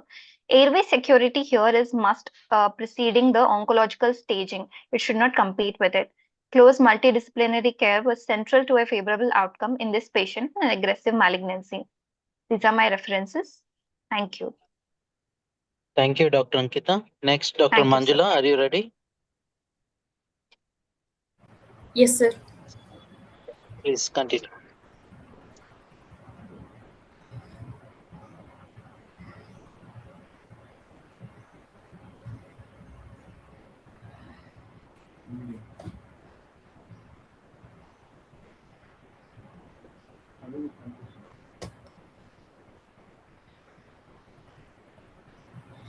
Good morning, sir. Myself, Manjula. Today I'm going to present a case report on pleomorphic adenoma of deep lobe of the parotid gland presenting as oropharyngeal swelling, a case report. Introduction. Pleomorphic adenoma is the most common benign neoplasm of the salivary glands. Only 10 to 12% of parotid pleomorphic adenomas arises from the deep lobe. The tumor arising from this region can grow medially through the stylomandibular tunnel and extends into the parapharyngeal space. It has a peak incidence in 4th to 6th decade, whereas only 2.1% of the pleomorphic adenomas occurs in patients younger than 18 to 20 years. Case presentation. A 19-year-old female presented to the ENT outpatient department with a right-sided oropharyngeal swelling of 3 months duration.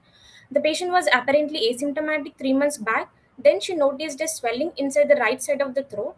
The swelling was insidious in onset, gradually progressive in nature, and was associated with a sensation of fullness in throat.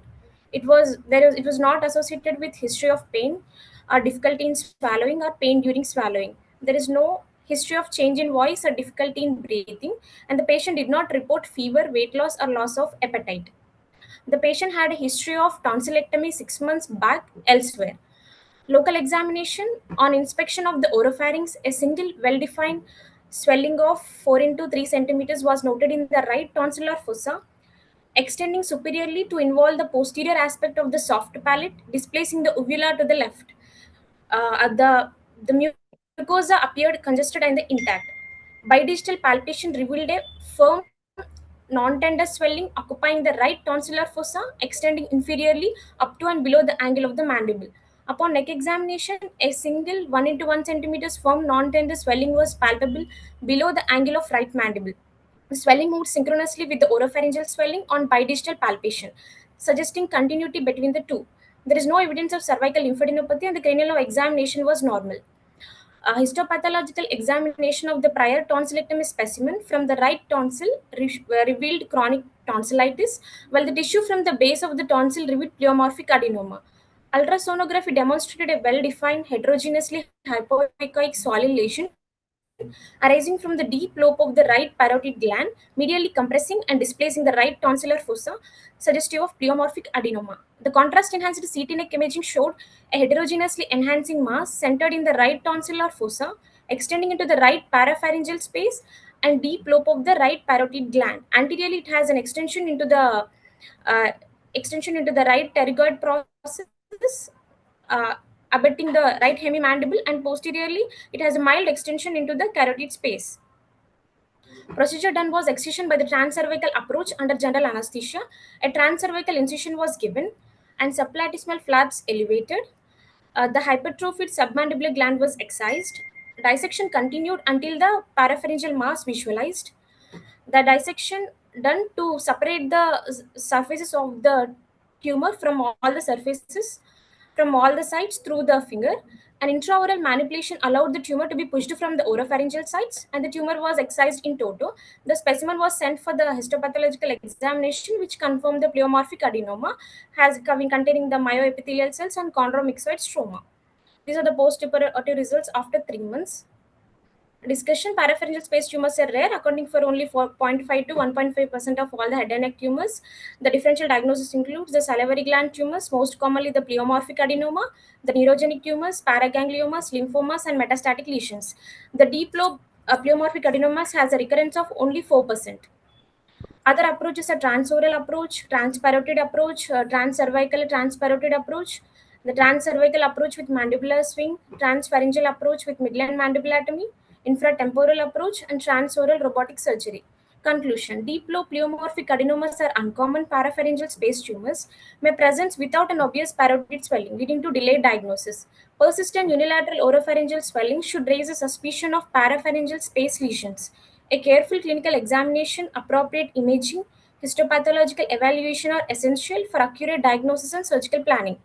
The transcervical approach provided adequate exposure for complete tumor excision with a favorable postoperative outcome.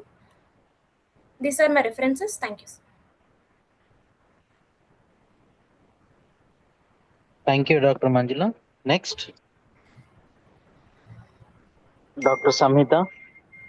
Yes, sir. Yeah, please start. Just a second, sir. I'm sharing my screen.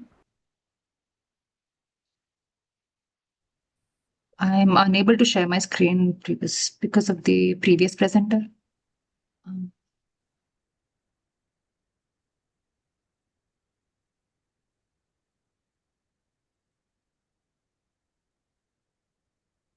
So is my screen visible? Yes, please continue. Good morning, ma'ams and sirs. I'm Dr. Samhita, and my case report is on respiratory epithelial adenomatous hematoma with squamous metaplasia of sinonasal origin, mimicking a recurrent sinonasal polyp. Just a second.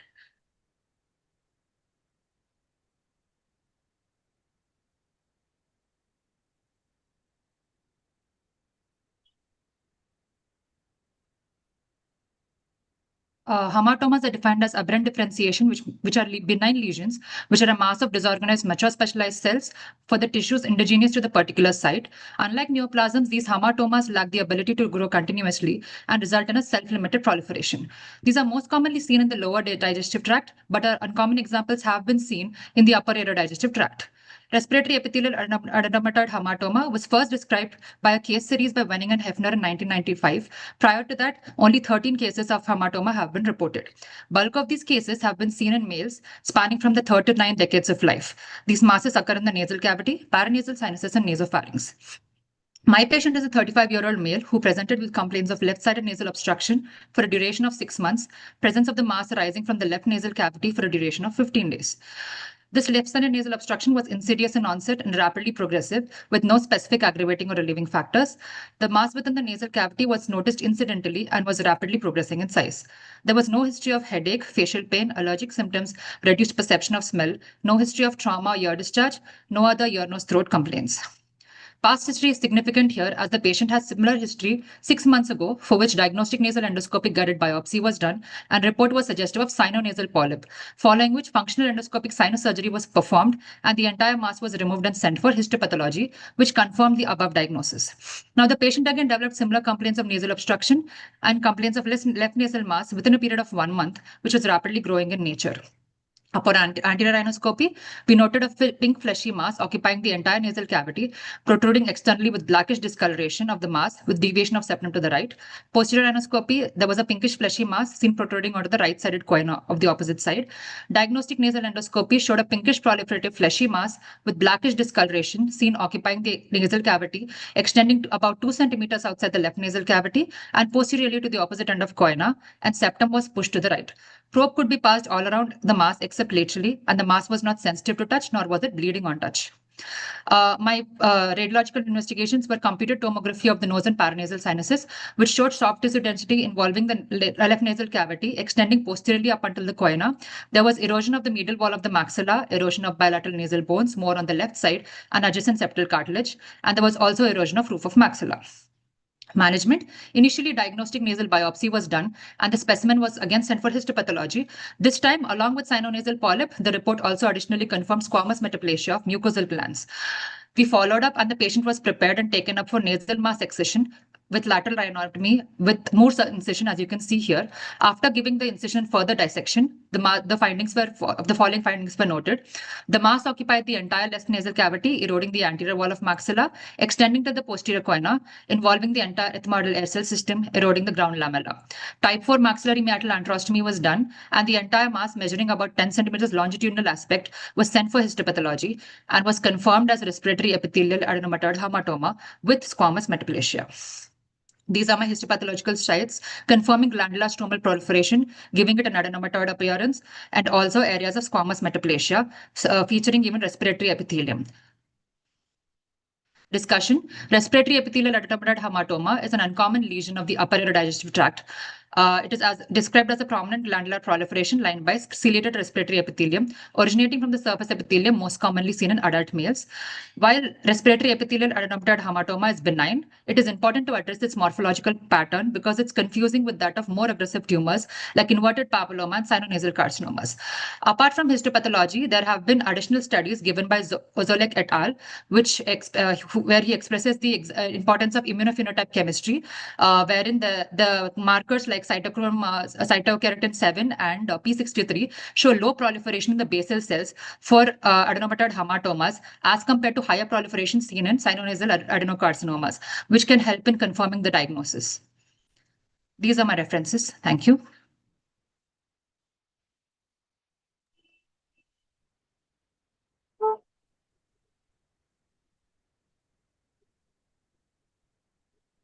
Thank you, Dr. Samita. Thank you, sir. Next presenter, Dr. Rohit. Yes, sir. Yeah, please start.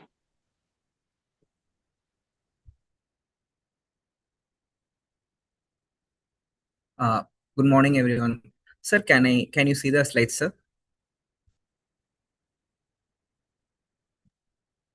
Yes, please continue. Yes, sir.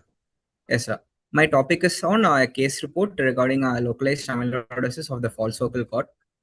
Like introduction, like amyloidosis are the group of diseases in which there is abnormal deposition of protein in the extracellular spaces, and those are due to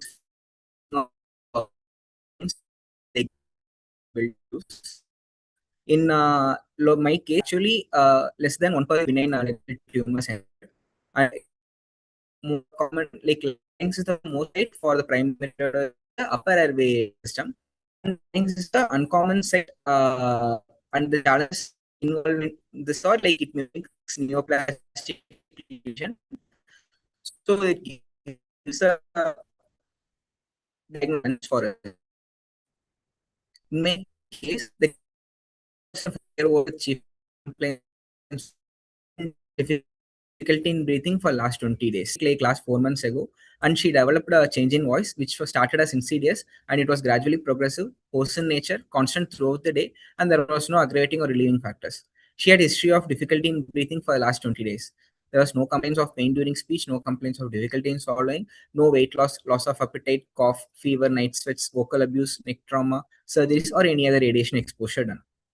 Patient also didn't have any other complaints such as earache, nasal obstruction, or any other history of the nasal mask. Regarding her history, she didn't have any severe complaints past, and her she didn't have any comorbidities, no previous medications she was taking. She didn't have any other significant family history also. Going on to the ENT examination, her oral cavity and oropharynx appeared to be normal. There was no abnormality. And an examination also proved to be normal. Anti-rhinoscopy, she was anti-rhinoscopy. Post-rhinoscopy was normal. Ear appears to be normal, and there was no findings in other places. So video laryngoscopy was done for this patient. On video laryngoscopy, we were able to see a smooth pinkish proliferative mass arising from the left false vocal cord. There was restricted mobility of the left vocal cord, and the glottic chink was inadequate. So we went on to the management part. Like patient had developed stridor, so we proceeded with tracheostomy to secure the upper airway, and she was planned for direct laryngeal biopsy because the patient was not cooperative for biopsy under video laryngoscopy. Under direct laryngoscopy, we are able to take a biopsy and we sent it for histopathological examination. In histopathological examination, they were able to find out abnormal deposition of fibrocollagenous tissues and eosinophilic amorphous tissues in the stroma. So amyloidosis was suspected, and further special stains such as Congo red was used. And on using Congo red, we were able to find out the change in salmon pink color. And further, we proceeded with our pathologist proceeded with polarizing microscopy, and apple green bifringence was screened. So these were the HPE slide, and This was the polarizing microscope slide where apple green bifringence is seen. So it was confirmed to be amyloidosis on histopathology examination. Next, we had to rule out systemic involvement of amyloidosis, because localized case of amyloidosis are a little bit lesser. So we went on to do serum protein electrophoresis. On serum protein electrophoresis, we couldn't see any monoclonal bands, and it was found out to be a localized disease of larynx. The patient has now been planned for excision of the lesion.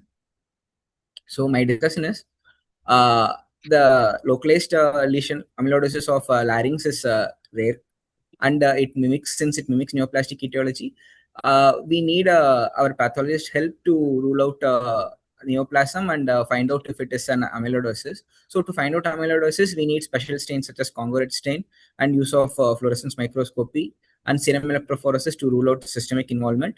And the definitive management for this kind of cases involves complete excision of the lesion.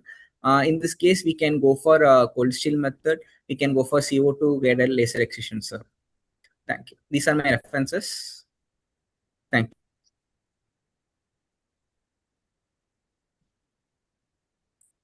Thank you, Dr. Thank you, sir. Next presenter, Dr. Himabindu.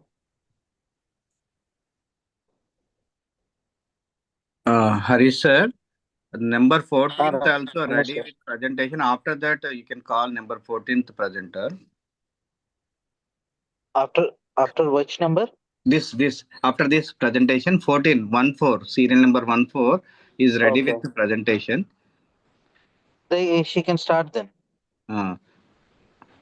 Already she is on, sir. She will.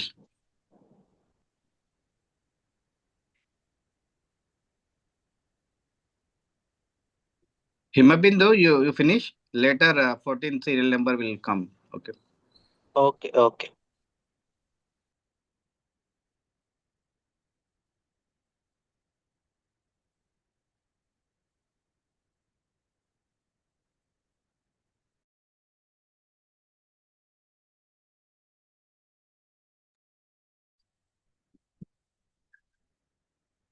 Good morning, sir.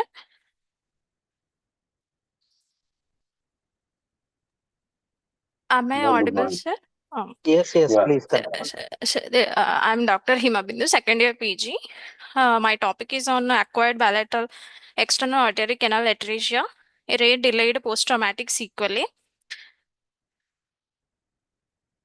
Introduction. Acquired bilateral external artery canal atresia is a rare but significant delayed complication of severe craniofacial trauma. Extensive scalp avulsion injuries may result in cicatricial fibrosis and complete obliteration of external auditory canals, leading to progressive conductive hearing loss and requiring surgical reconstruction. Case presentation. 34-year-old female presented to OENT OPD with chief complaint of bilateral hearing loss since 2 years. History of present illness. Patient presented with complaining of bilateral hearing impairment for past 2 years, which was insidious in onset and gradually progressive in nature with no sudden worsening or fluctuation, followed by a road traffic accident in 2023 when she was traveling on a two-wheeler and was hit by a lorry. Following the accident, she sustained a total scalp avulsion injury, for which she underwent wound debridement and primary scalp repair. Following the trauma and surgical repair, the patient gradually noticed a difficulty in hearing from both ears, which progressively increased over time. No history of ear discharge, earache, tinnitus, vertigo, or recurrent ear infections, and no congenital history. Past history, there is no history of significant hearing difficulty prior to the accident.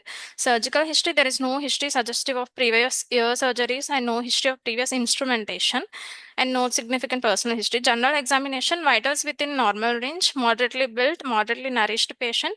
Systemic examination, cardiovascular system S1, S2 present and no murmurs noted. Respiratory system, bilateral air entry present, CNS normal examination.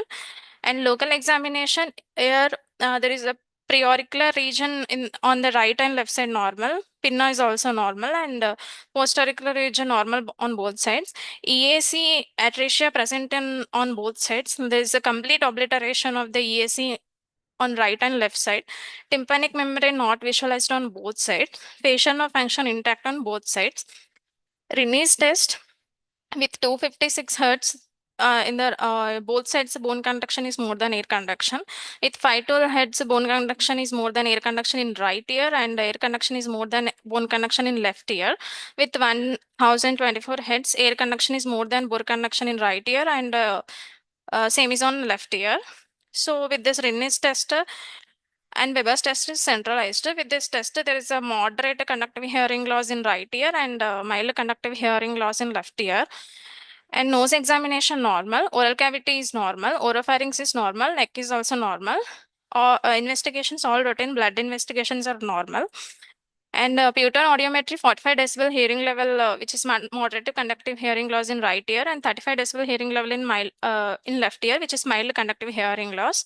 On HRCT temporal bone, there is a diffuse low intensity soft tissue thickening is noted to completely opacify the right EAC and middle ear cavity, mastoid antrum and cells. Moderate to soft tissue thickening noted to completely obstruct the cartilaginous portion of the left EAC.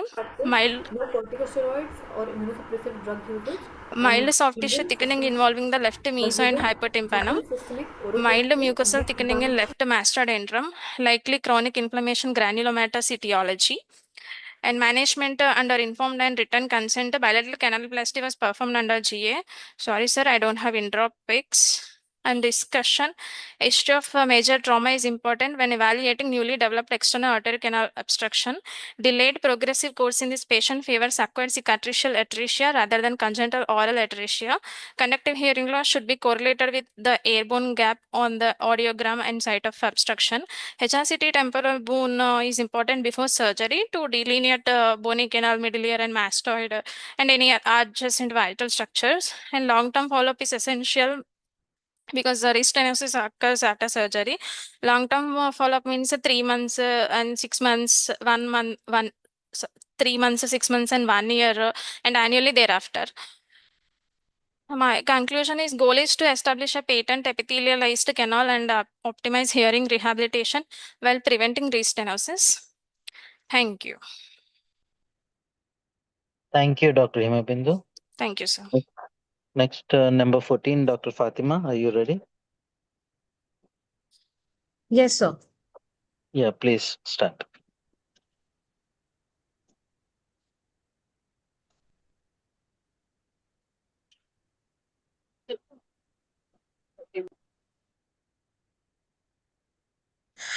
Good morning, judges. Good morning, respected judges. I, Dr. Fatima from second year PG from Gandhi Medical College, is here to present a case on expansal sinonasal mass in a child, a rare case of juvenile ossifying fibroma.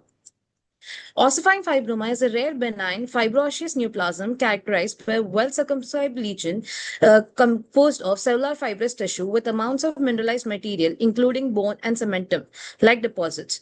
It predominantly affects individuals in second and third decades of life and more predominant in female. Mandible is the most common site of involvement. Sinonasal involvement in the pediatric age group is particularly rare, and hence early diagnosis and appropriate management is challenging. 11-year-old female patient presented to ENT OP with chief complaints of right-sided nasal obstruction since 4 months. Recurrent episodes of bleeding from right nasal cavity since 3 months. History of present illness. Patient was apparently asymptomatic 4 months back when she developed right-sided nasal obstruction, which was insidious in onset, gradually progressive, no aggravating and relieving factors. She also complained of recurrent episodes of bleeding from right nasal cavity, which was initially scanty, later became more profuse, spontaneous, and not associated with trauma. No history of nasal discharge, nasal pain, facial pain, and headache was seen. No history of ear and oral cavity complaints was seen. No history of bleeding gums, blood in stools, blood in urine was seen. Past history, family history, and personal history were not showed no significant finding. Was not significant. General examination: moderately built, moderately nourished patient. Vitals were within normal range. Cardiovascular system: S1, S2 heard, and no murmurs were heard. Respiratory system: bilateral entry was present. Central nervous system: no abnormality detected. In local examination, nose, skin and external osteocartilaginous framework was normal. Bilateral alar and vestibule normal. Columella normal. On anterior rhinoscopy, septum was deviated towards left. Lateral walls normal. The nasal cavity on right side showed a pinkish mass visualized adjacent to the right middle turbinate, which was sensitive to touch, does not bleed on touch, and probe could be passed all around the lesion except superiorly and laterally. On left side, it was normal. Ear, oral cavity, oropharynx, and neck showed no significant findings. Investigation, all routine blood investigations were normal. Right-sided DNA showed a pinkish mass adjacent to right middle turbinate, whereas DNS was shown on left. Contrast enhanced CT-PNS showed well-defined heterogeneously enhancing soft tissue lesion arising from right sphenoethmoidal recess extending to the posterior part of the right nasal cavity. Under informed and written consent, complete endoscopic Good morning, excision of the respected lesion judges via and colleagues. functional endoscopic Today I am sinus presenting a surgery rare case was pending performed with under anesthetic general doctors and anesthesia. hemocompetent patients. This is the Primary intraoperative finding S-calcilosis is a where rare lesion can be entity seen. and usually Uh, associated with the in, immunocompromised state and in Polypoidal immunocompetent mass patients was is seen on the exceedingly uncommon. in the right nasal The cavity, clinical which was appearance may grasped mimic a and benign mobilized locus lesion. using endoscopic I am presenting forceps. a case Mass of was 53-year-old debulked and female came to attachment enter was OPD identified with, and removed. with hoarseness of voice, which since past 4 Histopathological months examination presented showed seriously a complex lesion and lined gradually with progressive. respiratory epithelium He and had composed of he spindle had an cells and extreme fascicles exposure around open space, irregularly dust woven exposure, bone, level in the bony public trabeculae vessel. rimmed by There osteoblast is and no osteoclast, which was history suggestive of of ossifying ossification fibroma. like dysphagia, Immunohistochemistry dyspnea, was weight loss. suggestive of ossifying There is no fibroma. history of Patient other was risk followed up factors, on regular no interval history of of 1 month, and no clinical nor cortical radiological evidence of recurrence was noted at 5 months of follow-up. Discussion. Sinus of ossifying fibroma is exceptionally rare. Hence, diagnosis is challenging as it may mimic other fibrous lesion, especially fibrous dysplasia.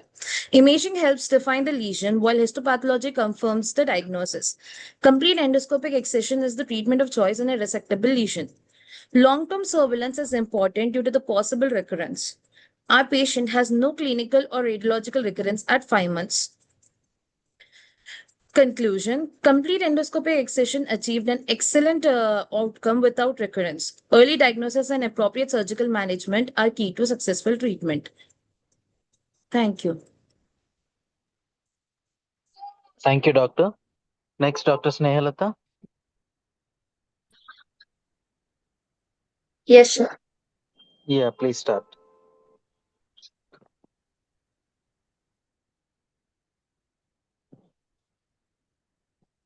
Others, kindly mute yourself.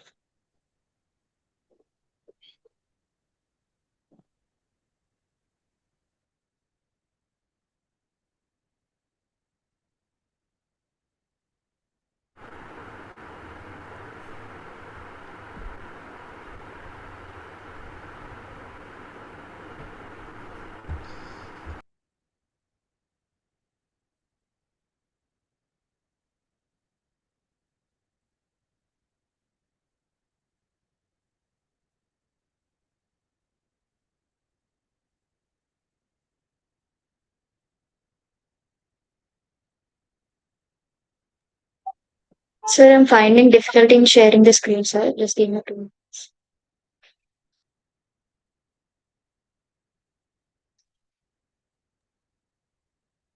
Okay.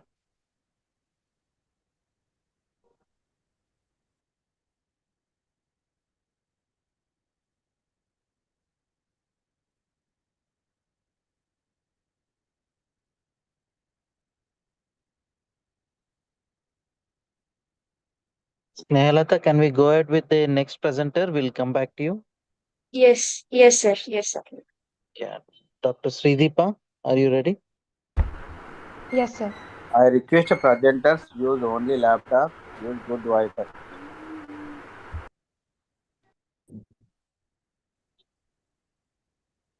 Sir, is my screen visible, sir? Yes, continue. A very good morning to everyone present here. Today I'm going to report a rare case of premaxillary abscess complicating acute sinusitis in a pediatric patient. To start with, acute sinusitis is a commonly encountered problem in children. The most common causative organism reported is Streptococcus pneumoniae. The complications of sinusitis as such are very rare, but of those, orbital abscess is the most commonly seen complication.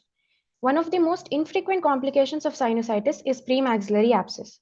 It can often be misdiagnosed for a primary dental or soft tissue infection, especially in children.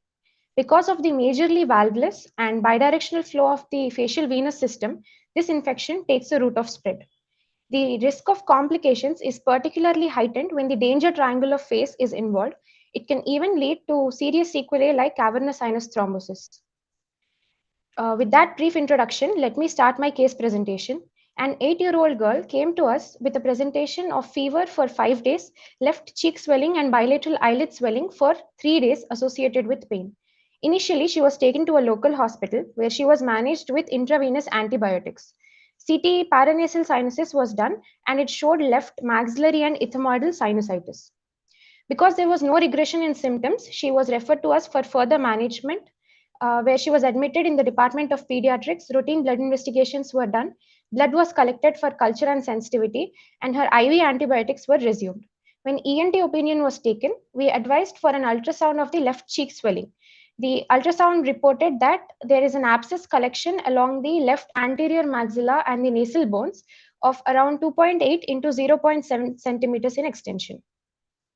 Without any further delay, we went for an immediate surgical drainage via sublabial approach and also performed a left middle meatal antrostomy under GA.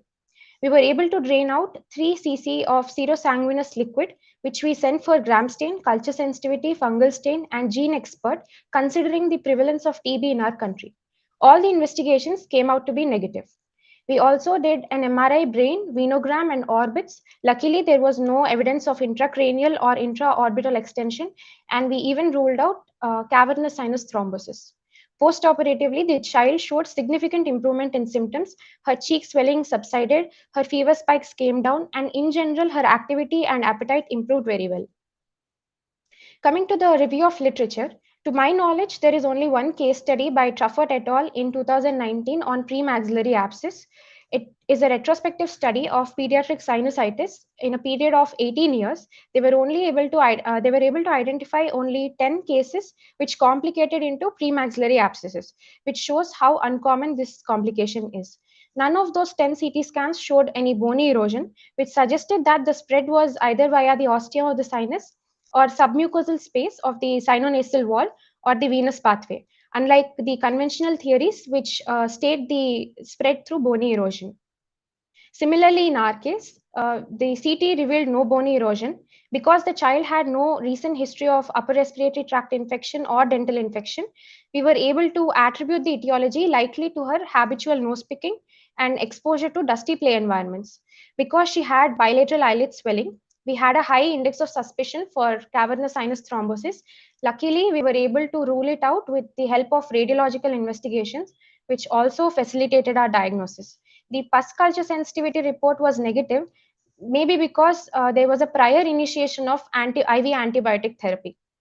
To conclude my case, sinusitis is very common among children. Although the complications are rare, the awareness and knowledge about this condition and the management of its complications is essential. The purpose of this case report is to show how rare premaxillary abscess and how it can be often overlooked or misdiagnosed, and that timely recognition and prompt management with surgical drainage and appropriate IV antibiotic therapy is essential to contain the spread of the disease. These are my reference studies. Thank you. Thank you, Dr. Sridhar. Thank you, sir. Dr. Snehalata? Sir, I'm ready, sir. Yeah, please go ahead. Yes. I think this is the last candidate for this session. Yes, sir. Yes.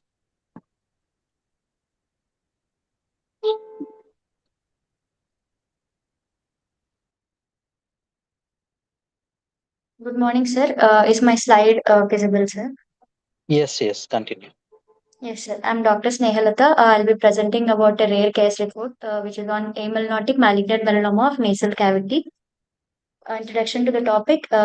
My topic is cyanonasal amylonotic malignant melanoma, which is a rare but aggressive tumor of the head and neck area. It has a very poor prognosis, and the common symptoms include nasal obstruction, epistaxis, and purulent rhinorrhea. The melanocytes, which are pigment-producing cells, which migrate from the neural crystals to the skin, mucous membranes, upper esophagus, eyes, and meninges. The cells in each of these locations have the potential for genetic and epigenetic alterations. Thus, they produce malignancy. The malignant mucosal melanomas are rare cancers, which represents only 1.3% of all melanomas.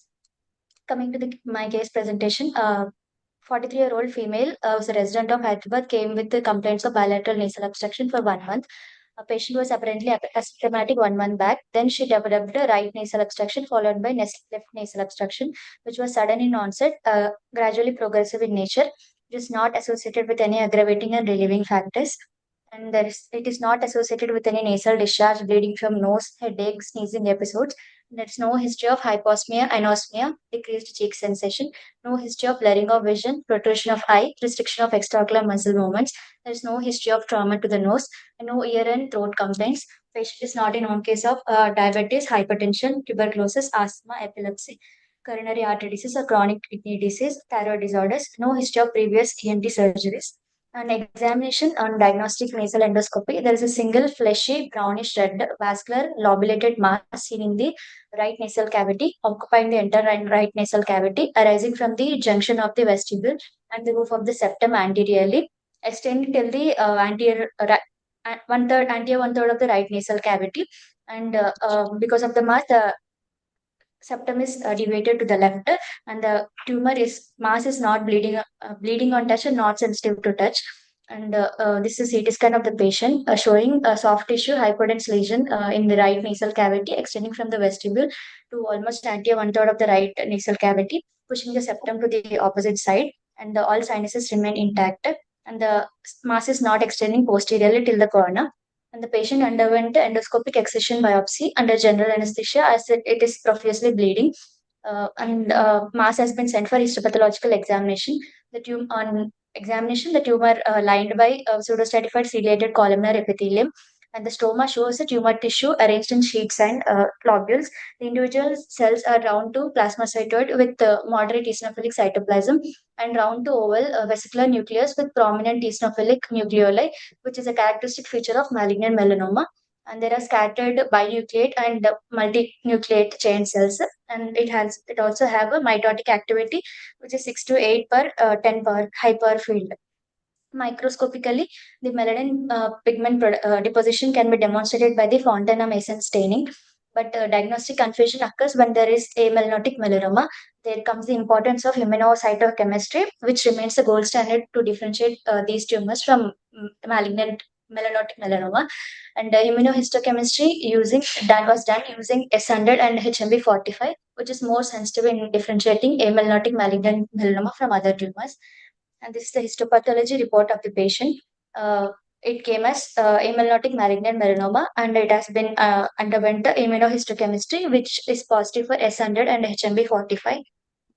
This is a histopathological picture showing tumor cells with characteristic eosinophilic nucleolus. Conclusion: malignant melanomas are neural cluster derived neoplasms originating from the melanocytes and demonstrating melanocytic differentiation. 95% of all melanotic melanomas are cutaneous, only 5% are ocular, and only 1.3% are mucosal in origin. The most common site for mucosal melanomas is head and neck region. A most common site in head and neck region is the upper aerodigestive tract, which accounts for 1 to 3% of all malignant melanomas, of which amelanotic melanomas are extremely rare. And the diagnosis mainly relies on the histopathological examination with immunohistochemistry. Surgery is the essential treatment, most often supplemented by the radiotherapy or immunotherapy. These are my reference. Thank you. Thank you, Doctor. Sir, with this, we have concluded the first session. Thank you, Dr. Hariswamy. And thank you, our judges, Dr. Charavana Selvan, sir, professor from the Madras Medical College, Chennai. Thank you so much, sir. Thank you, sir. Thank you, Ramesh, Dr. sir, for Durgara Prasad, inviting me. sir, President of AOI Hyderabad branch. Thank you so much for your valuable time, sir.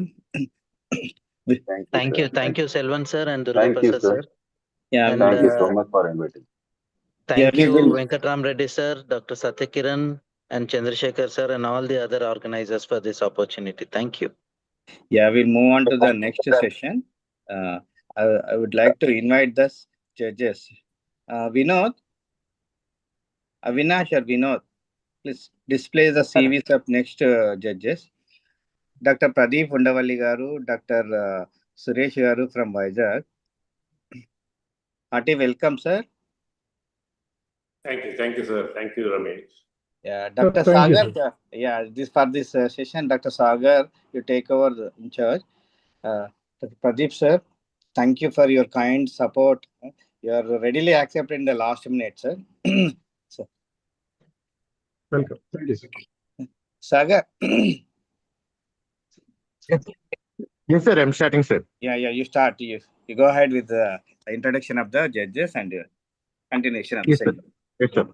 Dr. Pradeep Undavalli, sir, is a consultant ENT otolaryngologist, neuro-otologist from Visakhapatnam, and has an experience of 14 years, 16 years practicing at Asian Super Specialty ENT Hospital, Sitammapeta, Visakhapatnam.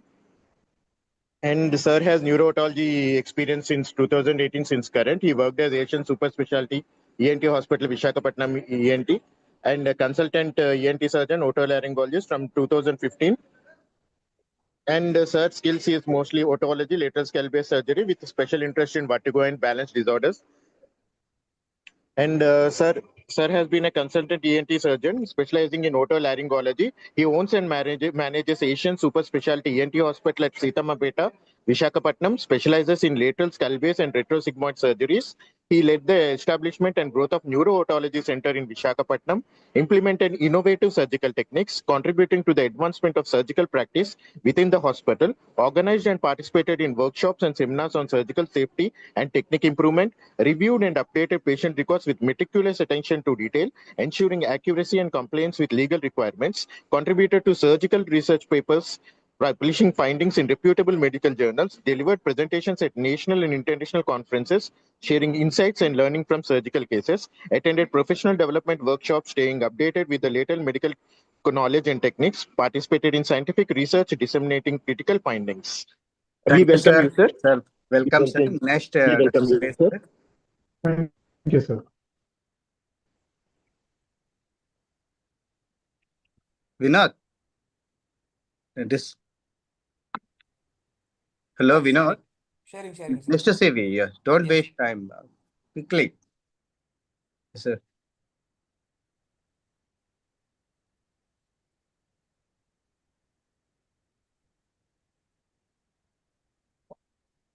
The next judge for the session is Dr. Suresh Velagapudi, MSc DNB ENT FRCS, otolaryngology and head and neck surgery. Sir has 35 years of experience in otolaryngology with special interest in head and neck cancer surgery, skull-base surgery for glioma tumors and acoustic tumors in otology. Both ablative and reconstruction in head and neck cancer surgery. 31 years of Sir's work is in teaching hospitals, striving to improve the knowledge of teaching in active residency program and participating in active research work. Affiliated to Faisala University Student Teaching Program as Associate Professor, Sir has trained in ENT and head and neck surgery at PGI Chandigarh. Vinod, can you do it down? PJ Chandigarh from 1986 to 1989, got Master of Surgery and DNB and in ENT in 1993, went to UK, trained at Belfast and London from 1993 to 1997 and acquired FRCS from Royal College. In 1998, Sir went to King Faisal Specialist Hospital in Riyadh in Saudi Arabia, worked as a consultant in head and neck surgery and skull-base surgery till 2023. Also, Associate Professor of Faisala University, had training in facial plastic surgery at USA, had 17 publications in international journals. Main interest is in otology, lateral skull-base surgery, head and neck surgery, and in sleep surgery. We welcome you, sir, for judging the session, sir. Thank you. Thank you. Yeah. So, start the session with a 24-member serial number candidate. Yeah. Yes, sir. Next candidate, can you share your presentation, please? Yes, sir.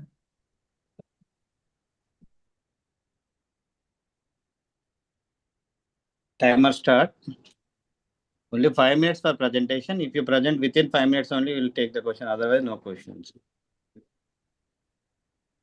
Is my screen visible, sir? Yeah, you go ahead. Okay, sir. Good morning to judges and one and all. My name is Dr. Ziaur Rahman. I am second year postgraduate student. My topic for case report is recurrent cholesteatoma presenting as a persistent post-auricular sinus with vestibular involvement. Cholesteatoma can cause progressive bone erosion and labyrinthine complications. Labyrinthine fistula, most commonly involving the lateral semicircular canal, is a recognized complication. Vestibular involvement by cholesteatoma is rare, with very few cases reported, and may cause vertigo, sensorineural hearing loss, and vestibular dysfunction. Recurrent cholesteatoma extending into the vestibule with associated facial nerve palsy represents a rare and challenging entity. My case is 49 years male presented to ENT OPD with chief complaints of right ear discharge since 2 years, hard of hearing from bilateral ears since 1 year, and dizziness since 6 months. Patient was apparently asymptomatic 2 years back. Then he developed right ear discharge, which was insidious in onset, gradually progressive since 2 years, yellow colored, foul smelling, scanty, not blood stained, and was not relieved by medication. Hard of hearing from both ears for whispered sounds since 1 year, which was insidious in onset and it was non-fluctuant. Dizziness in 6 months, episodic, lasting for few minutes with no positional variation. There was history of deviation of angle of the mouth to the left since 37 years. And there is no history of any fall, any use of ototoxic drugs. There is no other significant ear history. There is no history of any intracranial extension. There is no nose or throat complaints. Past history of similar complaints in the past since childhood, and subsequently developed right-sided facial nerve palsy, and he underwent right-sided ear surgery 37 years ago, for which no documentation was present, but with no improvement in facial nerve palsy post-surgery. There are no comorbidities as such. On general examination, patient is conscious, cooperative, coherent, moderately built and nourished. All vital parameters were within normal. Systemic examination was normal. Ear examination, right side, pinna was normal. There was skin tag in the preauricular area. Postauricular area showed fistula with exterior opening noted over the skin. There was mucopurulent discharge over the floor in the external auditory canal. Tympanic membrane showed purulent discharge adherent with cholesteatoma flakes with exposed facial nerve. Middle ear mucosa was pale. Over the left side, all ear findings were normal. Examination under microscopy over the right ear showed complete automastoid cavity with visible and covered mucopurulent discharge with cholesteatoma flakes. It was exposed to vertical segment of facial nerve which was visible. Over the left side, it was normal. Rhombus test was negative, gait was normal. Nystagmus and fistula test both were negative on both sides. Fistula test was negative on both sides. There was no past pointing. There is no dysdiadochokinesia. Facial nerve function over the right side, it was absent wrinkles on forehead.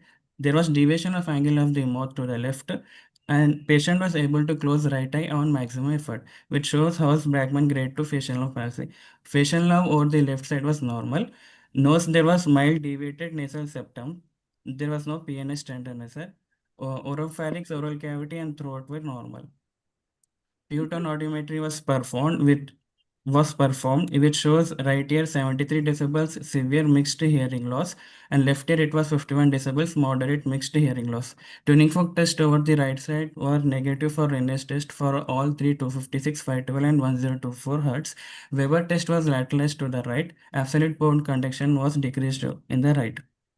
High resolution computed tomography of temporal bone was performed in both axial and coronal view, showed right mastoid cavity with no ossicles and free floating facial nerve over the right side. Management, patient was surgically operated for right modified radical mastectomy plus myotoplasty with facial nerve decompression. Cholesteatoma was removed along with the sac from the right mastoid cavity, promontory, retrofacial region, and finally it was removed from the vestibule at the last. Postauricular fistula tract was traced till its opening to the lateral semicircular canal and excised completely, and perilabyrinthine fistula was closed with periosteum. These are my intro pictures, sir, which shows cholesteatoma sac in the vestibule, which is being removed. Vestibule was free from the cholesteatoma in the last slide.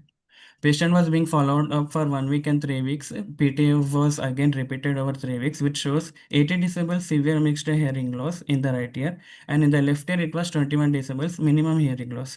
Post-op at 3 weeks, patient still had grade 2 facial nerve palsy. Sir. Discussion. Recurrent cholesteatoma is associated with progressive bone erosion and may extend beyond the middle ear into the otic capsule and labyrinth. Labyrinthine fistula is an important complication, most commonly Time's involving up, the dear. lateral semicircular canal. Directly involvement of the vestibule is distinctly uncommon. Vestibular Okay. involvement by cholestoma is rarely Your reported. time's up, doctor. Thank you. Sir? Your time's up. Oh, Sir, thank you. any questions? Sir, respected judges, if they finish within the time, 5 minutes, 4.5 minutes, then you can ask questions, sir. If they cross the 5 minutes, no questions allowed, sir. Okay. Right, sir. Next presentation, Santhya, are you ready?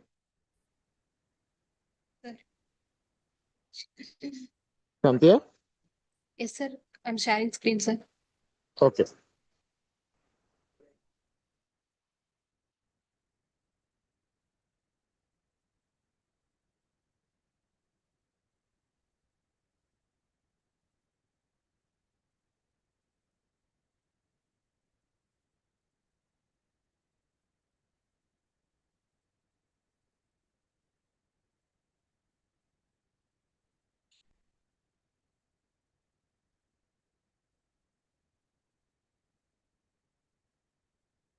Good morning, sir. Today I'm going to present case report on tympanic paraganglioma.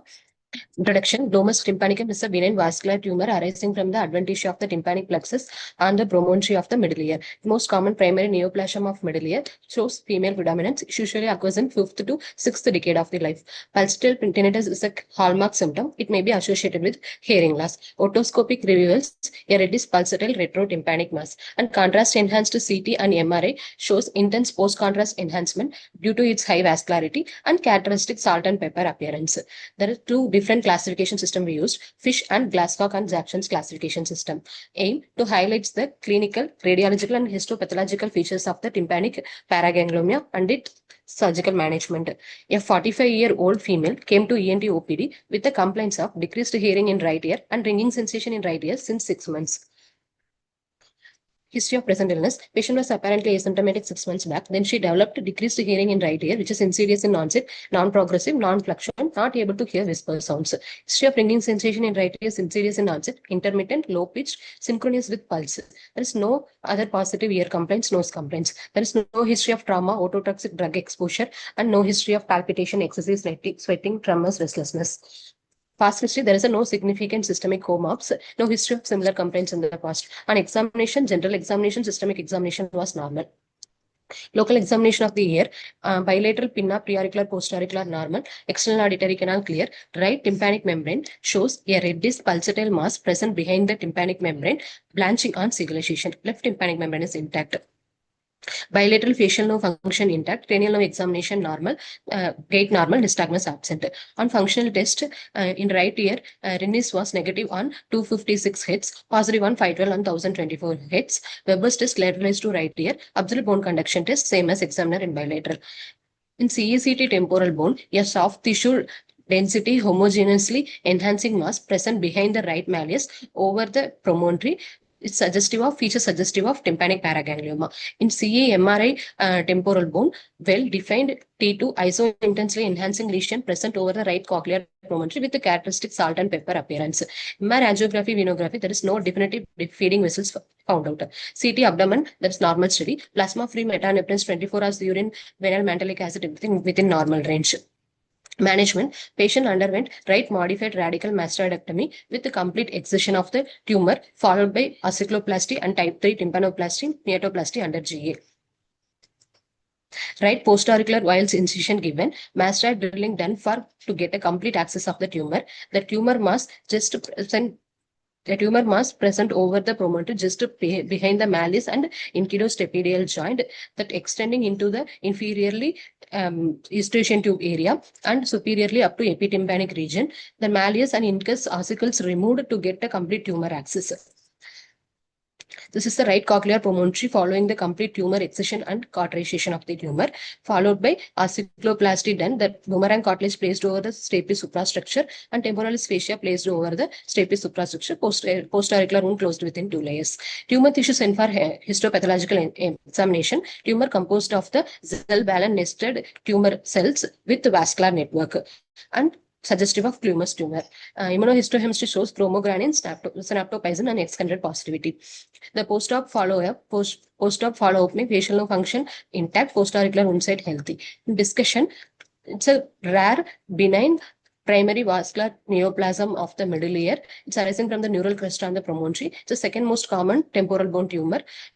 Differential diagnosis of glomus tumor, glomus jugulotympanic paraganglioma, apparent internal carotid artery, high reading or dehiscent jugular bulb. Catecholamine secretions are uncommon in glomus tympanicum, but biochemical screening is recommended, including the plasma-free metanephrines and 24 hours VMA.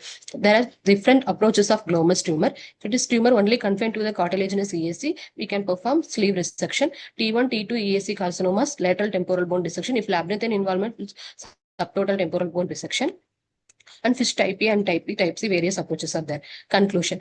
Glomus tympanicum or hemodectoma, very rare, highly vascular neoplasm. It classically presented with pulsatile tinnitus with conductive hearing loss. Diagnosis mainly based on clinical, radiological, and audiological findings. Preoperative embolization is helped to reduce the tumor vascularity and intraoperative bleeding when significant feeder vessels identified. Early diagnosis and timely management facilitate the complete tumor excision and hearing improvement and favorable outcome in this patient. These are my references. Thank you, sir. Any questions, sir? So, doctor, what is the most common site of?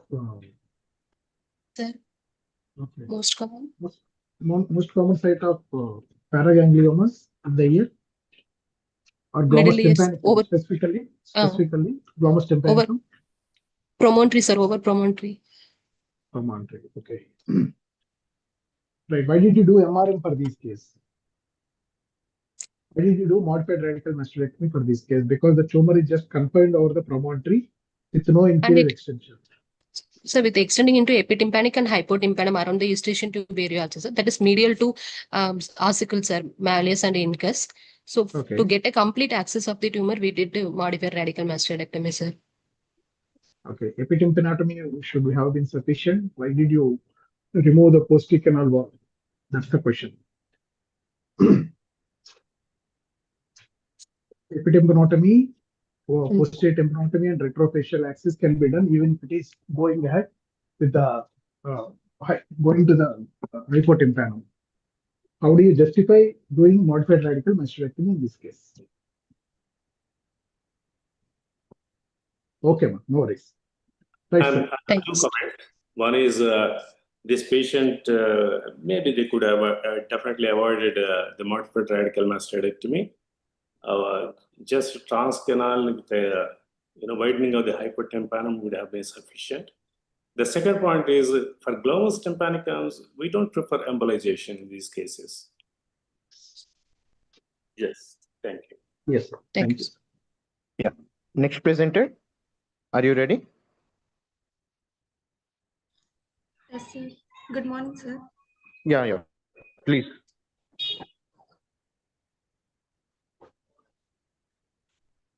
Pushpanjali. Yes, sir.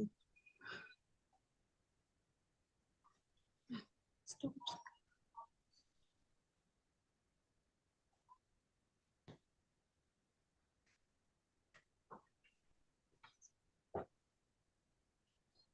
Sir, 1 minute.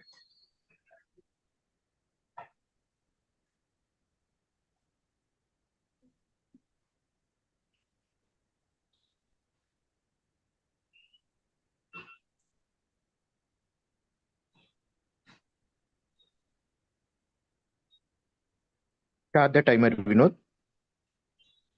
Start up. Good morning, everyone.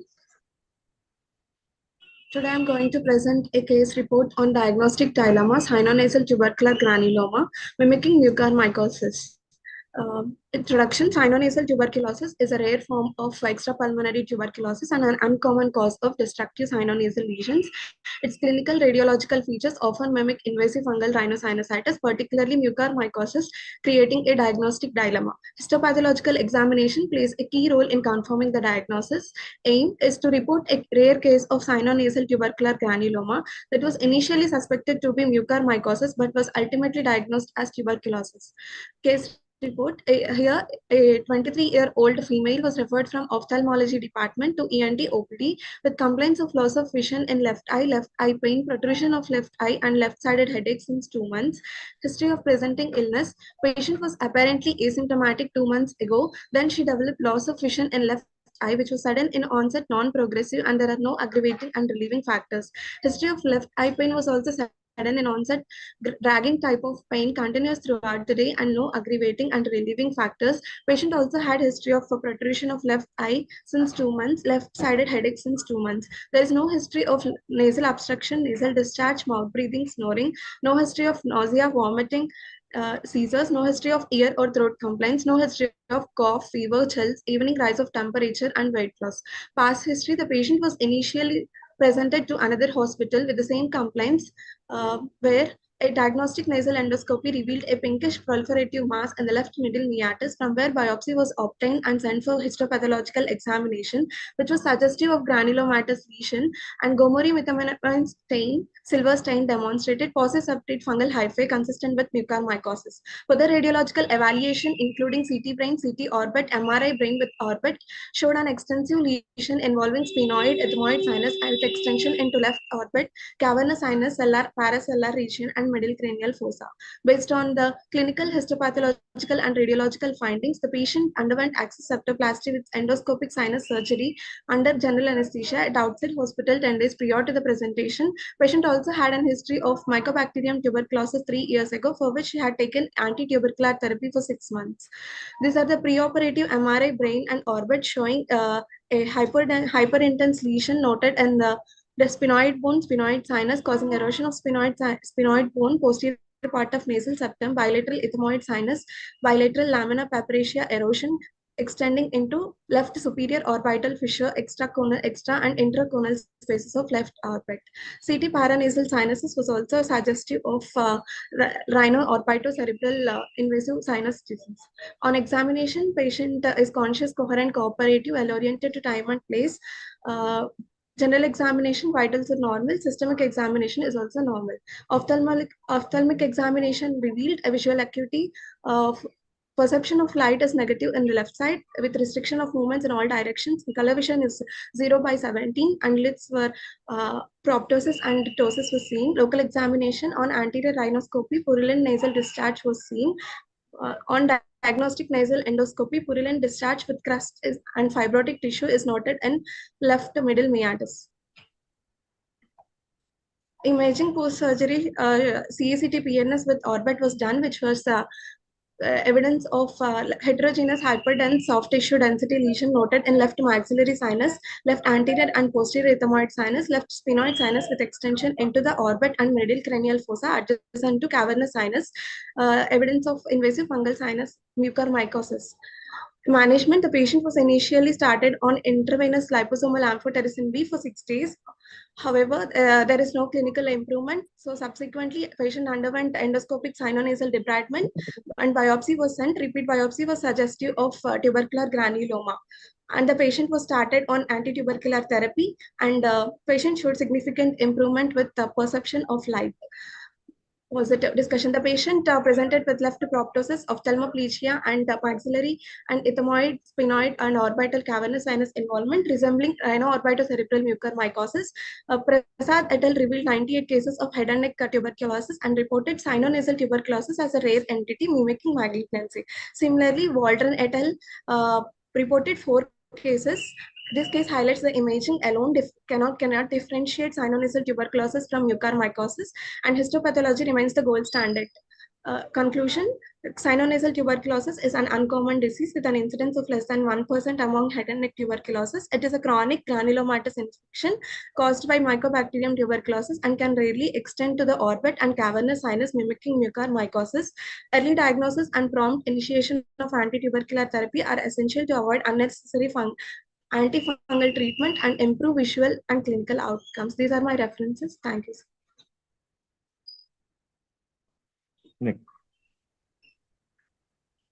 Next presentation. Yes, sir.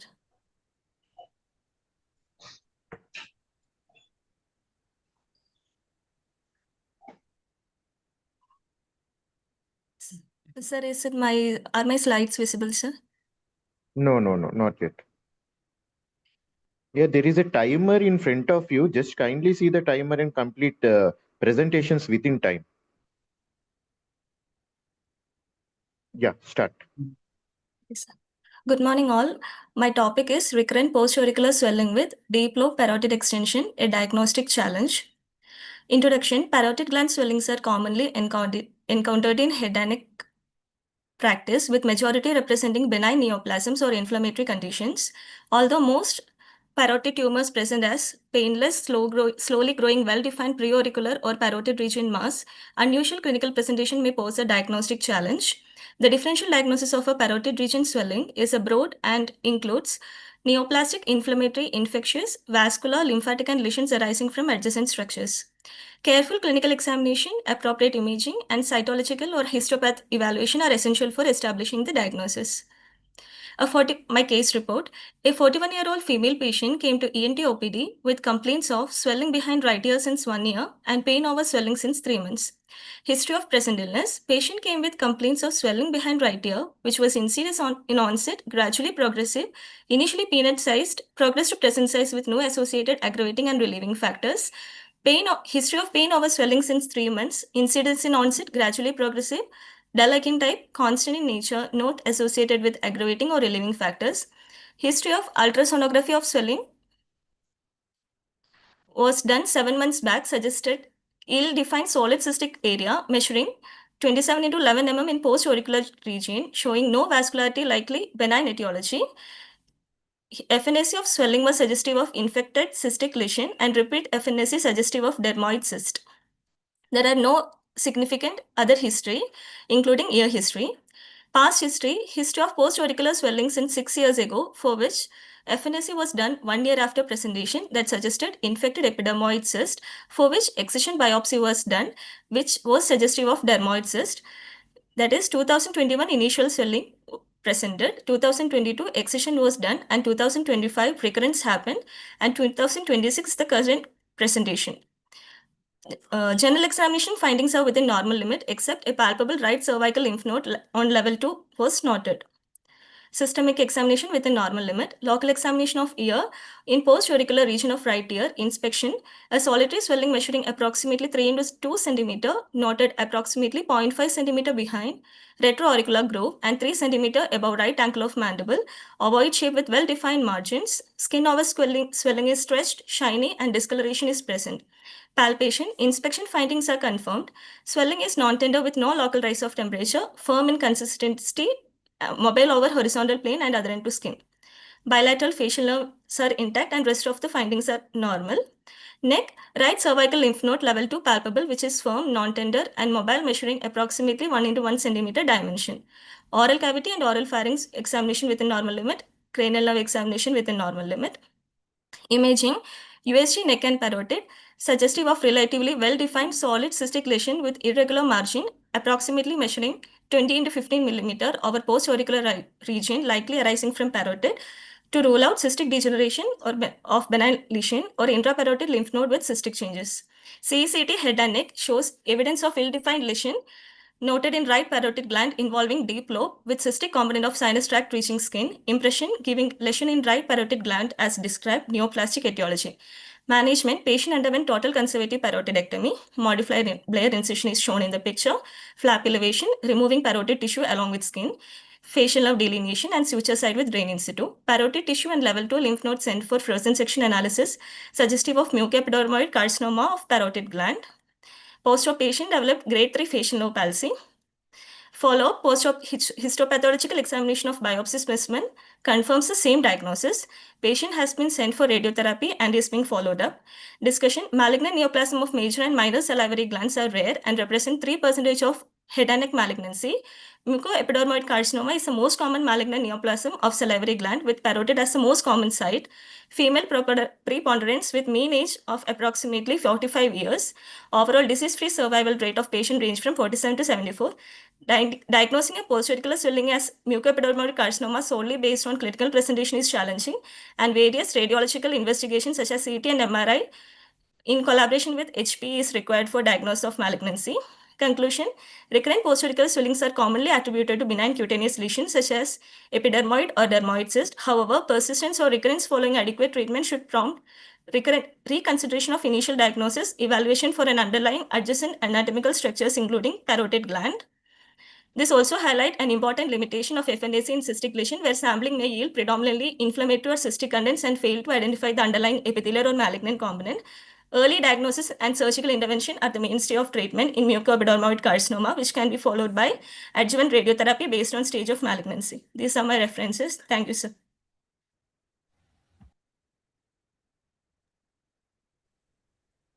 Next presentation, sir. Next presentation, Dr. Kankaraju.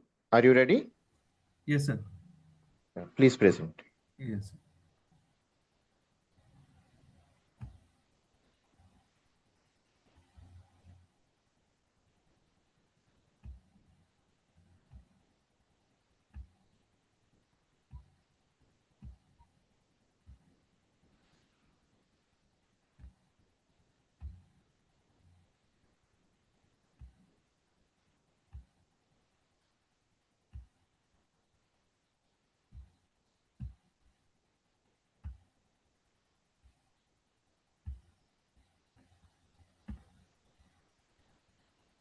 So is that my screen is visible, sir? Yes, present. Start presenting. Yes, sir.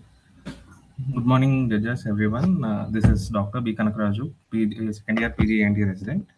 Here, this is my case report on the topic: acute airway compromise secondary to sublingual hematoma, along with supraglottic edema following topical application of Bilava. Coming to introduction, an acute swelling of the floor of mouth is potentially dangerous clinical condition because even a relatively localized lesion can displace the tongue posteriorly and superiorly and compromise the oropharyngeal airway as it is a confined area. Coming to Bilava, also known as a marking neck, is a fruit of semicarpus anacardium, which is belonging to this Anacardiaceae family, which has main compounds like bilvenols, which has the following reactions: inflammatory and hypersensitivity reactions. And some published reports also describe that on exposure or to this seed, there is contact dermatitis, facial edema, and anaphylaxis reactions. Here, coming to I am presenting a clinically significant case of acute sublingual swelling with features of sublingual hematoma also associated with supraglottic edema following topical application of Bilava, resulting in the presenting symptoms causing impending upper airway compromise. Coming to case report, a 65-year-old woman presented to our outpatient department of ENT with complaints of acute onset painful swelling in the floor of mouth since 3 days, which was insidious onset and gradually progressive in nature, and also presented with complaints of shortness of breath and difficulty in swelling since 1 day. And patient has history of 5 days fever since 5 days associated with productive cough, and also has a history of application of this bilava acid over both sides of neck below the mandible since 5 days ago for throat pain, and no other complaints of ear, nose, and throat. Coming to the past history, she has known case of diabetes since 8 years and also on medication. Per surgical history is patient has undergone open heart surgery 10 years ago. Since then, the patient is on ecospirin tablets 75 milligrams. Coming to personal history, no addictions, sleep cycle is normal, bowel and bladder movements are normal. Family history not significant. On examination, general examination, patient is conscious, coherent, and cooperative. Vitals were blood pressure was 110 by 70 millimeter of mercury. Pulse rate is 88 beats per minute. Respiratory is 22 cycles per minute, and SpO2 was 99% on room air. Systemic examination was normal. On examination of oral cavity demonstrated a diffuse reddish tense swelling involving the floor of mouth and sublingual region. And video laryngoscopy demonstrated marked edema of epiglottis and supraglottic structures with severe narrowing of airway. And the vocal cords could not be visualized. There is extensive edema of the epiglottis and could not be visible. And there was pigmentation over the neck with discharging sinus over the neck. And there we can see the sublingual swelling, reddish diffuse swelling. And on video laryngoscopy,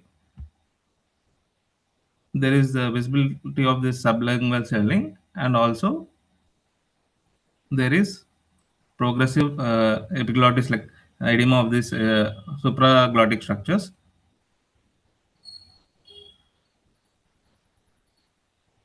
So which is causing the patient presented the main symptoms of the shortness of breath and noisy breathing. Coming to the management, patient was admitted for this close airway monitoring and regular SpO2 monitoring, routine investigations done along with blood coagulation profile, renal and liver function tests, serum electrolytes, and patient was managed conservatively with intravenous corticosteroids, broad spectrum antibiotics, anti-inflammatory drugs, and analgesics. And also patient was also on ecosprin, so antiplatelet therapy was reviewed in consultation, or also some dermatology consultation also taken on the lesions over the neck. On the further management, the patient respiratory symptoms, that is and also dysphagia, supraglottic edema, and sublingual swelling improved progressively over 5 days without any need for tracheostomy or any surgical intervention. The patient recovered completely and was discharged with advice for follow-up. And here are some differential diagnosis. It may be due to allergic or chemical irritant because of direct exposure to bilava acid, which may cause this local inflammatory injuries. And also the differential diagnosis are Ludwig angina or chylolithiasis, sublingual abscess, lingual or floor of mouth of neoplasm. Coming to the discussion, as this sublingual hematoma is an uncommon, but it may result in potentially fatal condition due to rapid tongue elevation and airway obstruction. And also it is also, in this case, the patient has impending supraglottic edema, which has further increase of complete airway compromise. And further, it also, the patient was undergoing some antiplatelet therapy, and also due to this topical application on bilava may contributed more inflammatory response and more clinical severity. Come to early recognition and endoscopic airway assessment and aggressive medical management prevented the need for emergency surgical airway intervention. Coming to conclusion. Time's up, doctor. Time's up. Next presentation, please. Thank you. Dr. Shalini, are you ready? Yes, sir, I'm ready, sir.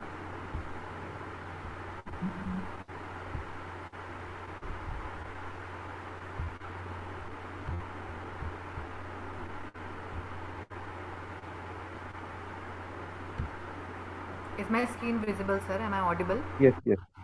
Vinod, start the timer. Good morning, respected judges and colleagues. Today I am presenting a rare case of primary laryngeal aspergillosis in immunocompetent patients. So the fungal infection of a larynx is rare and usually associated with immunocompromised state, but here I am presenting an immunocompetent patient in which it is exceedingly uncommon. The clinical appearance may mimic benign vocal fold lesions. I am presenting a case of 53-year-old female who came to ENT OPD with complaints of hoarseness of voice since last 1 month. It was insidious in onset and gradually progressive. History of vocal abuse as she was teacher by occupation and dust exposure was present. Frequent travel in the overcrowded buses was present. There was no history of any constitutional symptoms, no risk factors, no history of usage of corticosteroids or immunosuppressive drug therapy. The general examination, cystic examination, oropharyngeal and the neck examination were normal. On video laryngoscopy, we saw edematous right vocal cord with the cystic swelling on the interior 1/3 of the vocal cord. After laryngoscopy, we advised conservative management for initial 1 to 2 weeks to the patient, but as her condition was not improving and the hoarseness of voice was progressive, we made a decision to take up her for the microlaryngeal surgery. The laryngeal mucosa was incised over the cystic lesion. A greyish white cheesy material was obtained and it was sent for histopathological examination. The histopathological examination report revealed an inflamed squamous mucosal fragments with surface exudates, cylinder septate, acute branching fungal hyphae which was with no definitive tissue invasion, which was suggestive of laryngeal aspergillosis. We can see in the histopathological image there are septate fungal hyphae with thin fungal hyphae with acute branching. To rule out any other primary focus of the fungi in the body, we asked her to undergo HRCT neck and chest, and we also did diagnostic nasal endoscopy. There was no evidence of fungal infection in any of these. Therefore, the diagnosis of isolated primary laryngeal aspergillosis was made. We advised the patient for absolute voice rest for 1 week after the procedure to maintain oral hygiene, and tablet voriconazole was given for 2 weeks with a regular monitoring of liver functions. Unremarkable clinical improvement and no recurrence was reported in the patient. Only 50 cases has been reported in the past 5 decades according to literature of the primary laryngeal aspergillosis, and that too the mostly are associated with the immunocompromised state. In immunocompetent patients, the primary laryngeal aspergillosis is a rare entity and very uncommon. The lesion clinically it resembles a cystic benign vocal fold lesion. The vocal abuse and dust exposures are the two main important potential local or environmental associations. To conclude, in persistent or atypical vocal fold lesions, fungal infection has to be considered even in the immunocompetent patients. Histopathological examination is essential when the clinical appearance is non-specific.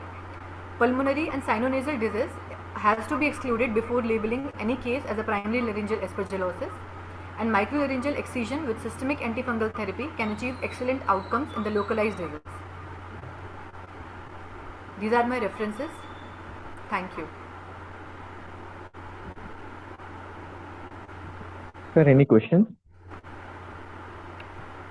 Yes, sir. Doctor, what could be the predisposing factors in immunocompetent patient? What could be the predisposing factor in this case, as the patient is an immunocompetent patient? Yes, sir. The predisposing factor can be a vocal abuse, sir, a regular microtrauma to the vocal cords, and then she has a history of traveling in the overcrowded buses, sir, and the dust exposure.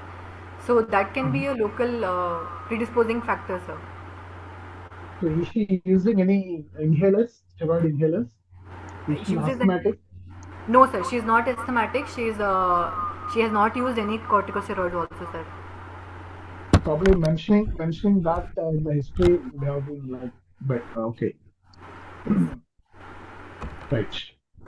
Yes, sir. I mentioned the history here, sir. Okay. Next presenter, Dr. Rishita. Are you ready? Yes, sir, I'm ready.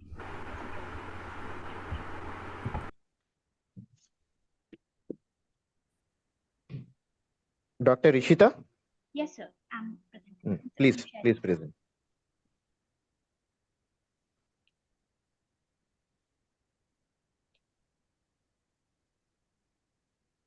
So is my screen visible? Start up. Good morning, everyone. Today I'm Dr. Rishita Chaudhary. I'll present a case report on cochlear implantation in labyrinthitis ossificans. This is a case of a 40-year-old male presented with complaints of bilateral hard of hearing. He had a history of getting dengue 3 months back, after which he developed meningitis, from which he recovered but developed reduced hearing. This is the pure tone audiometry showing bilateral profound hearing loss.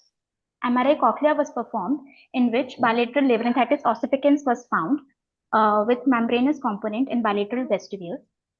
A cochlear implantation surgery was planned for this patient. First, we'll do a combined transmastoid and transcanal approach. Then, a drill-through technique will be used along the basal turn of the cochlea to find the lumen. If the basal turn lumen is not found, then a middle turn cochleostomy, also known as Steenerson's technique, will be used, in which we will bypass the basal turn of cochlea and enter through the middle turn. This is the surgical video showing complete ossification of round window and basal turn of the cochlea. On further drilling the basal turn of the cochlea, no lumen can be found. We cannot drill it beyond 8 mm, otherwise we'll risk injuring the carotid canal. So we proceeded for the middle turn cochleostomy. The middle turn can be found just anterior to the oval window and beneath the processus cochleiformis.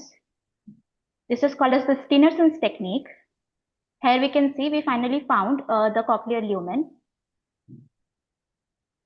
Then first a depth gauge or a dummy electrode was placed to check the patency of the middle turn lumen. We can see that the electrode can be passed. Then a successful real electrode insertion was done to the middle turn. We will close with periosteum flap, periosteum plugs. The fibrin glue was used to keep the electrode in position. We will seal it with perichondrium and cartilage, and then the tympanomeatal flap repositioning was done. This is the intra-op CM imaging showing the intracochlear, that the electrode is in fact in the cochlear lumen. The receiver stimulator is in its position. This is the post-op CT scan of the same patient showing that the electrode array is in the intracochlear lumen only, and it is not malpositioned. There is no kinking or bending of the electrode seen. This is the cochlear-assisted audiogram, cochlear implant-assisted audiogram. You can see there is significant audiological improvement with word recognition score increased to about 60%. The hearing improvement can be seen in all the frequencies. The mean improvement was of around 63.67 decibels, with post-operative aided thresholds averaging around 42.17 decibels, and the pre-op unaided thresholds were of 105.83 decibel hearing levels. The SSQ-12 questionnaire was also given to the patient after 6 months. We can see that the responses are quite adequate. To conclude, the labyrinthitis ossificans should not be considered an absolute contraindication to cochlear implantation. With appropriate pre-op assessment and surgical planning, cochlear implantation can still be successfully performed in such patients. Our case, along with the literature, shows that these patients can and do receive immense audiological benefit. Middleton cochleostomy is a feasible surgical alternative, allowing electrode insertion and successful cochlear implantation in such cases. A favorable SSQ-12 score demonstrated meaningful functional hearing benefit beyond just audiological improvement. These are my references. Thank you, sir.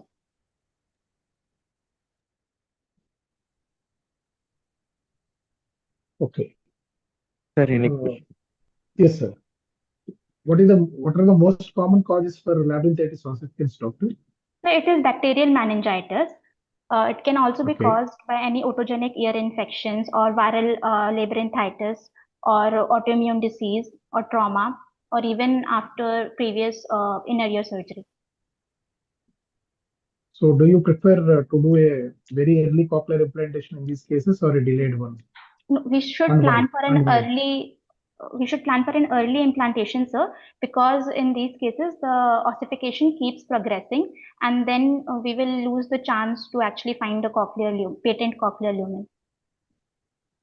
Which part of the cochlea will ossify first? So basal turn of the cochlea is first ossified.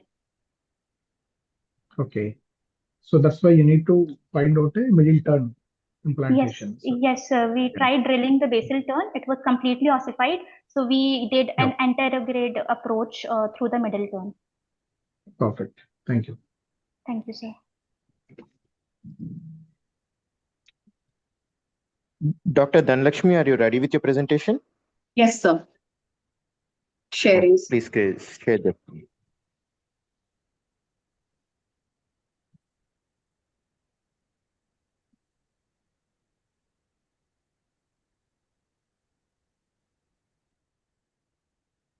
Sir, is my screen visible?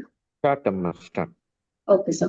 Good afternoon, everyone. I'm Dr. Dhanlakshmi from Government ENT Hospital, second year postgraduate. I'm presenting a case report from benign to blast, a sinonasal papilloma with malignant transformation masquerading as fungal sinusitis. Introduction.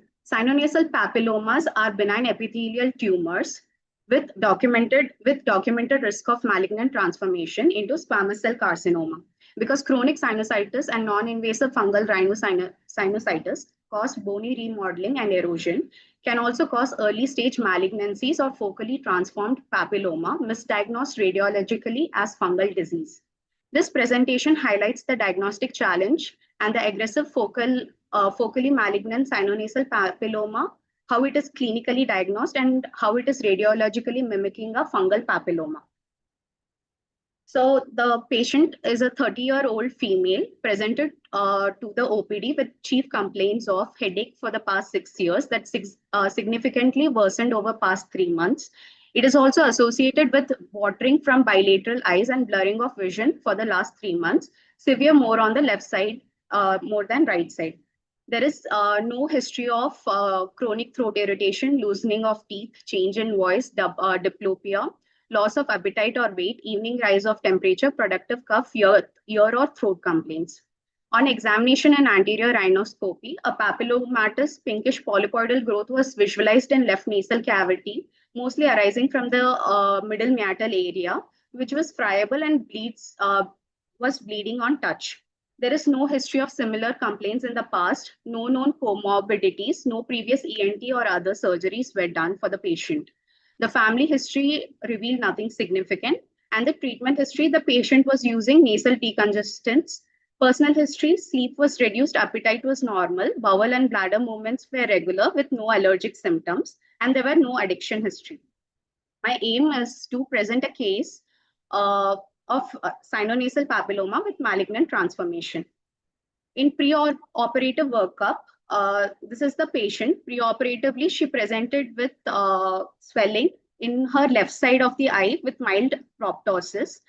And in diagnostic nasal endoscopy, we can see the pinkish polypoidal mass, papillomatous mass present in the left nasal cavity. The CT scan revealed polypoidal thickening in the maxillary sinus, anterior and posterior ethmoidal sinus, extending, there is a breach in lamina papricia extending into the frontal sinus also. CT paranasal sinus feature is suggestive of polypoidal mucosal thickening in left maxillary sinus, bilateral frontal and ethmoid sinus.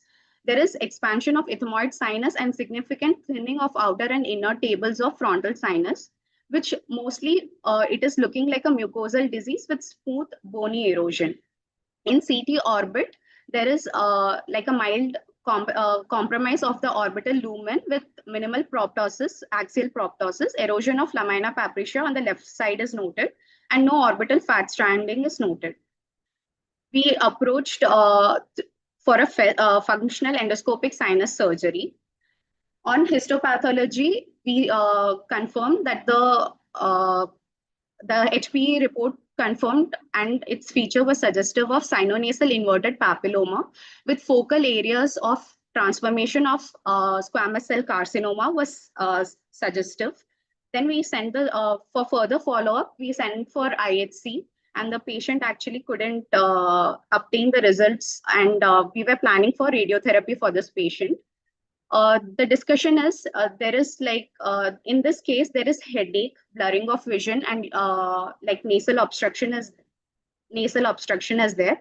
There is localized expansile mass with smooth bony erosion, which is mimicking fungal sinusitis, and the malignant histology is suggestive of squamous cell carcinoma focally. Conclusion is a focally malignant sinonasal papilloma closely mimicking fungal sinusitis, both clinically and radiologically. Localized bony erosion on imaging is not sufficient to exclude malignancy. Complete surgical excision with clear margins were obtained, guided by thorough histopathological examination. My references are this. Thank you.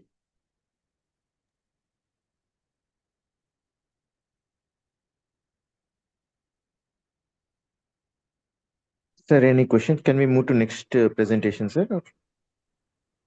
Yes, sir, we can move. Dr. Tejasvi, Sir. Start your presentation. Yes, sir.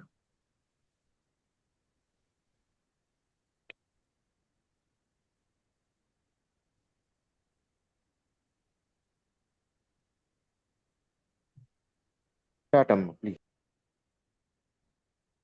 Yes.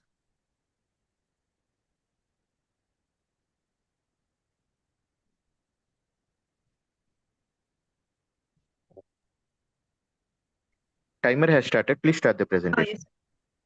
Good morning, everyone. I'm Tejasvi. My case report today is a rare case of parapharyngeal schwannoma in a pediatric patient.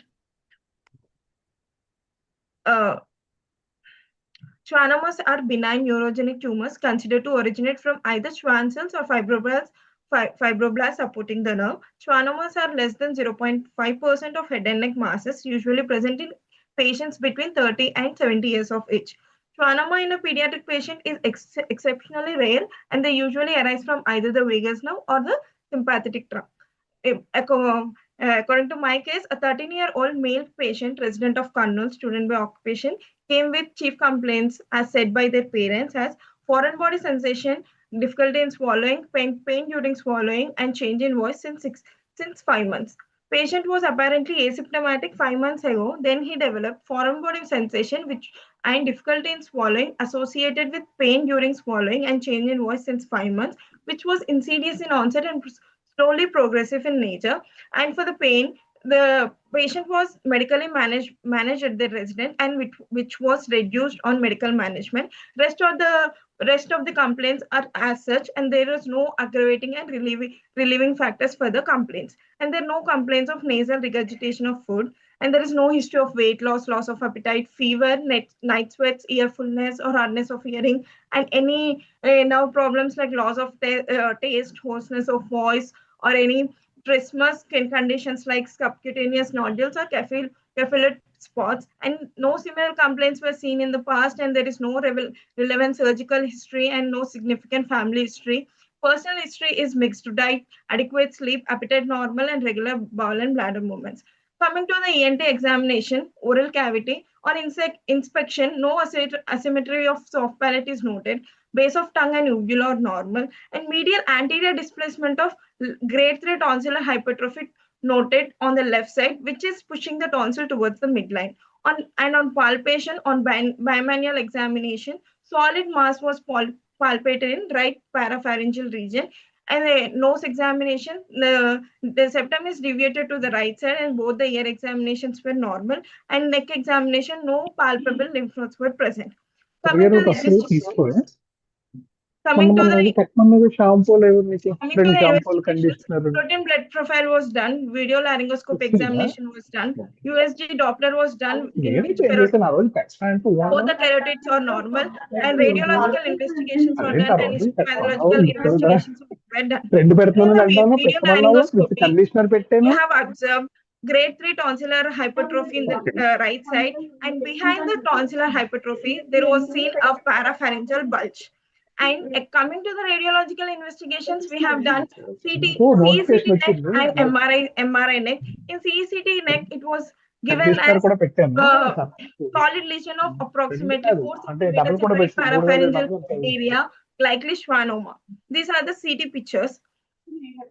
And in the MRI neck, it was in MRI neck also, it was given as lobulated soft tissue mass in right parapharyngeal space, and the internal carotid artery was displaced mildly posteriorly, and external carotid artery is displaced mildly in the lateral. Coming to the management, after all investigations were done, child was posted for tonsillectomy plus transoral excision under general anesthesia, and which was done, and the excised tonsillar tissue and parapharyngeal region mass was sent for histopathological examination. HPU report came as schwannoma, and then patient was given liquids on post-op day 1, soft diet from post-op day 2, and we have monitored the child meticulously for 7 days, and we have discharged the child in stable condition on day 7, and child has been followed till now since within the 2 weeks of surgery, 3 monthly and 6 monthly. In every visit, there was no recurrence was seen till now, and he was in stable condition and back to his regular lifestyle. And this is the confirmation HPU report of the patient, and this is the histopathological examination where we can see Antony A and Antony B bodies and Verreco bodies in the histopathological examination. This is the intraoperative picture of the patient, where the patient was mass is well encapsulated and lobulated, and the postoperative picture of day 14, where the where the wound is well healed, and there is some of the sloughs seen on the right parapharyngeal region. Coming to the discussion. Okay, doctor, your time, sir. Thank you. Next presenter, please. Good morning, good afternoon, sir. Yeah, share your screen and start.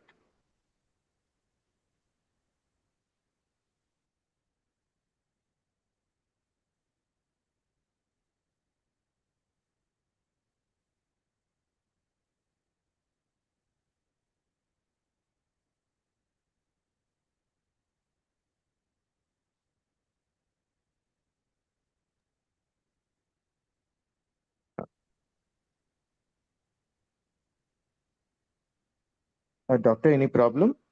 1 minute, sir.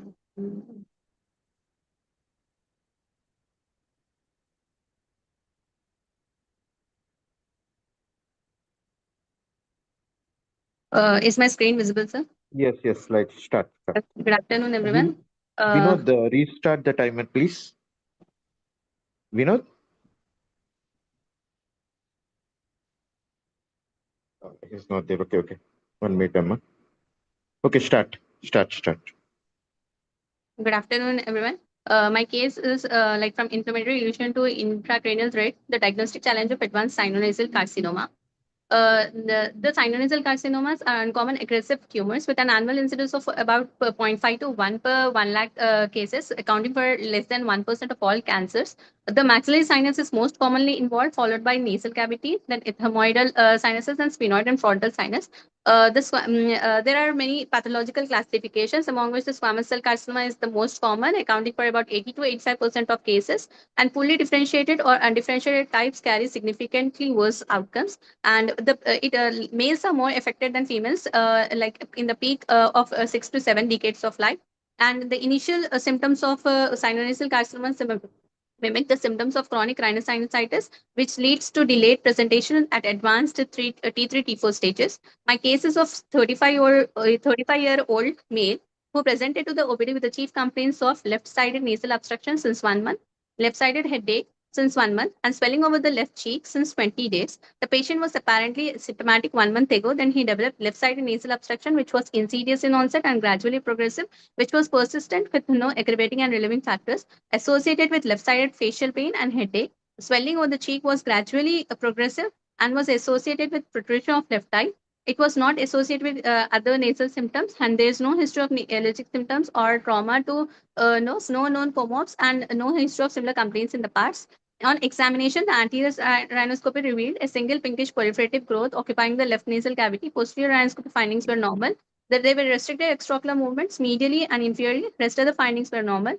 The oral cavity examination was normal at the time of presentation, and routine blood investigations were done, and diagnostic nasal endoscopy revealed single pinkish proliferative mass noted arising from the left middle meatus, extending anterior till anterior end of inferior turbinate, which was not sensitive to touch and not bleeding on touch.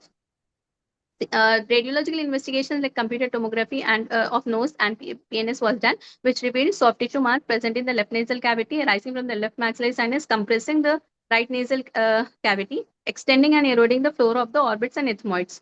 And CT orbits revealed that soft tissue mass in the left maxillary sinus, which was extending into the left orbit and compressing the left eyeball, which was suggestive of malignant tumor of left maxillary sinus. DNA-guided biopsy was done twice, which revealed no evidence of malignancy, but the third time the biopsy was taken from the growth arising from the maxillary sinus, which revealed poorly differentiated malignant neoplasm, squamous cell carcinoma. Then immunohistochemistry was positive for PANS cytokeratin and the other cytokeratids such as 7, 8, and 18, variable for P63 and negative for cytokeratin 5 and 6 and P40. The patient did not go for the treatment of malignancy, but later when the patient came, CT scan was done, which revealed the tumor has erosed anteriorly all the walls of the maxillary sinus with extension to premaxillary fat and skin surface, and posteriorly it involved the sphenoid sinus and left pterygopallian fossa, infratemporal fossa, and pterygoid space and masseteric space, and inferiorly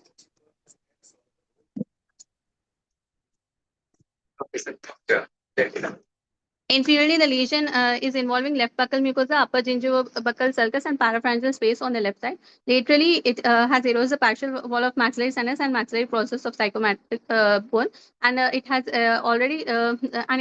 has shown intracranial extension involving bilateral inferior frontal lobes.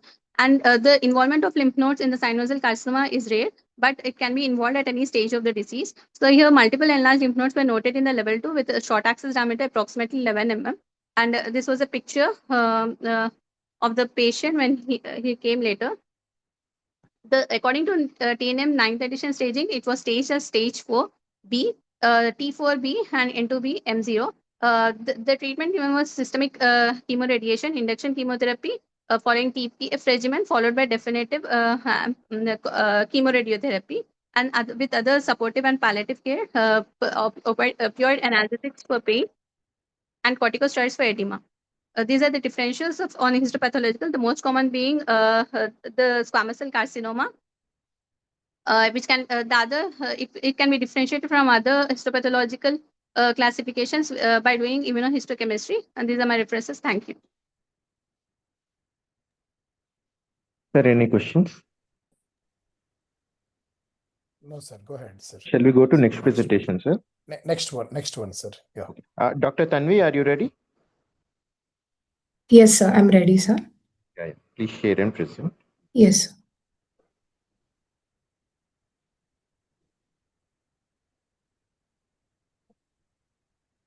Sir, is my screen visible?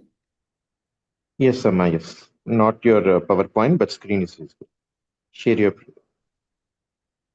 Sir, now, sir? No, your PowerPoint is not yet visible. Vinod, Unnava? Sir, Avinash. Yeah. చెప్పండి, sir. Yeah.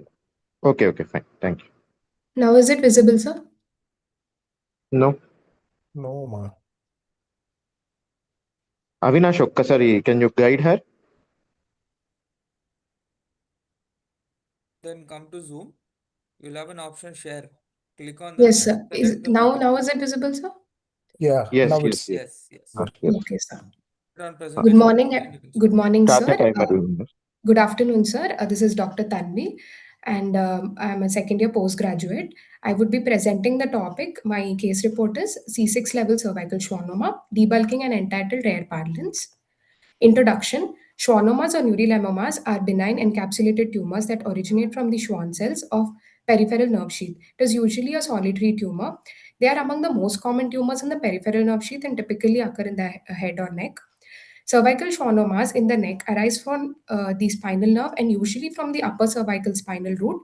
Schwannomas can arise from vagus or sympathetic chains. Sympathetic chain schwannomas are rare. Other nerve involvement could be lingual recurrent laryngeal nerve in the cervical plexus. It has a slow growing tendency and is mostly asymptomatic because of this reason. Symptoms in the cervical spine due to gradual increase in size. If it is vagal in origin, that is involving C5 to C6, it may compress and or displace the carotid sheath and often present as a painless mass. The tumor is attached to an identifiable nerve and is firm to rubbery in consistency with a tan white to yellow color. Histology, there are Antony A and Antony B type of differentiation, which together is considered as a Verroque body. Antony A being the cellular part and Antony B are the haphazardly oriented spindle cells which are randomly arranged with a loose myxoid stroma. Presenting complaints and history, here we present to you a 22-year-old female who came with a swelling on the left side of neck since 8 months. It is insidious in onset and there was no change in size noted since then. There was a dragging type of pain, a mild dragging type of pain, which was radiating downwards, which was more at night.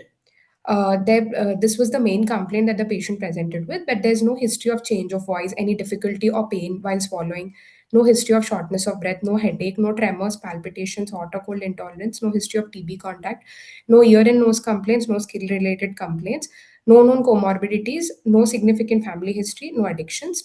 General examination was normal. On local examination inspection, there was a swelling of 4 into 3 centimeter size noted, which with a smooth surface, irregular margins.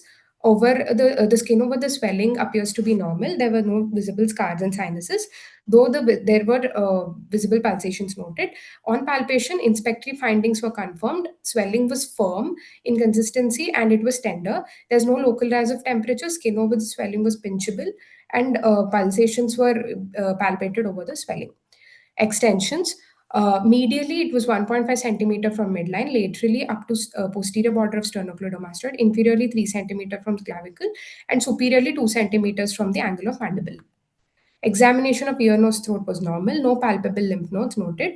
Other systemic examination normal. On evaluation, routine blood workup was done, which was normal. Then ultrasound was done. A well-defined heterogeneous lesion of 2.5 to 2.3 centimeter located between left jugular vein and left common carotid with no internal vascularity. It is seen to extend posteromedially into the vertebral body with likely extension towards vertebral foramina. Hence, we decided to do an MRI after this because it was also close to the vertebral body structures in the vertebral foramina. So the neural elements and the displacement of the surrounding vascular structures was supposed to be visualized clearly. Hence, MRI was the next investigation which we planned. So, lobulated, nearly homogeneous enhancing lesion, enhancing mass in left paraspinal region with a thick enhancing C6 nerve root was observed. Posteromedially, the lesion was seen to extend into left C5 to C6 neural foramina with thick enhancing C6 nerve root. Anteriorly, as we can see in the axial cut image over here, the lesion is causing indentation and anterior displacement of the common carotid and the IJB. Medially, lesion is abutting the left lobe of thyroid, laterally abutting the posterior margin of sternocleidomastoid, likely neurogenic tumor schwannoma. In these images also, we can see the tumor very clearly. In both the axial cuts, we can see on the left side image, there is the common carotid which is being displaced. And on another image, another axial image, we can see that both the branches, that is the internal carotid and the external carotid is visible. So this was the tumor noted. Surgical approach, since this was a challenge because there were major nerve roots and arteries present very close to it. So very careful excision was a challenge. So left side horizontal skin crease incision was given, platysma cut, carotid, vagus and IJV seen anteriorly pushed by the tumor, which were retracted carefully, medially and preserved. Sternocleidomastoid was retracted. Tumor with the capsule was observed, which was dissected lateral to the vertebral body from C5 to C7 level, and this was close to vertebral body, so that was another challenge. Internal debulking done till level of prevertebral fascia and a near total excision achieved and sent for histopathology report. Drain placed and wound closed. Intraoperative findings: a pearly white to tan yellow color tumor was excised. It was hard in consistency and mildly vascular. We are awaiting the HPE report. Differential diagnosis: these are the other lateral neck swellings that could present, lateral reactive lymphadenitis due to upper respiratory infections, any granulomatous conditions, commonly tuberculosis, thyroid swellings, benign soft tissue lumps like lipomas, schwannomas, paraganglioma of neck, and lymphomas. Discussion: schwannomas are rare nerve Doctor, sheath. your time's up, doctor. Next presentation, Dr. Reem. So the main challenge is postoperative Your neurological time's up, doctor. We are going for next presentation. Dr. Okay, Reem, sir. are you ready? Thank you, sir. These are my references. Dr. Reem? Dr. Reem, are you there, or we will go for the next presentation, sir? Dr. Shiza Azim, are you ready? Dr. Shiza?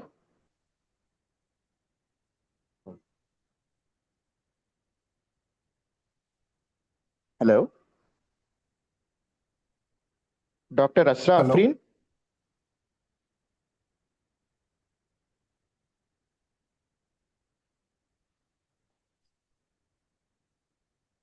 Dr. Asra Afrin, are you ready? Dr. Nishat Afrin?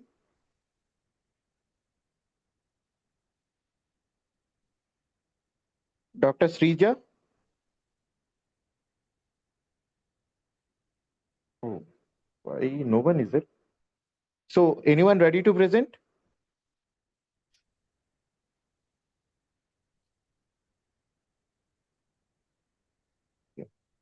Dr. Hello. Tweksha? Yeah. Sir, can you hear me? Yeah, Shivani, okay, present, Amma, present it. Okay, sir. Where is it, Shivani? What is your number? My number is 47, sir. Present. 47. Sir, Okay. 47, sir. Can we go Just a ahead, sec. sir? Sir, there's a problem in sharing the screen. Can you see my screen, Again? sir? No. No one are there. Okay. No, Amma.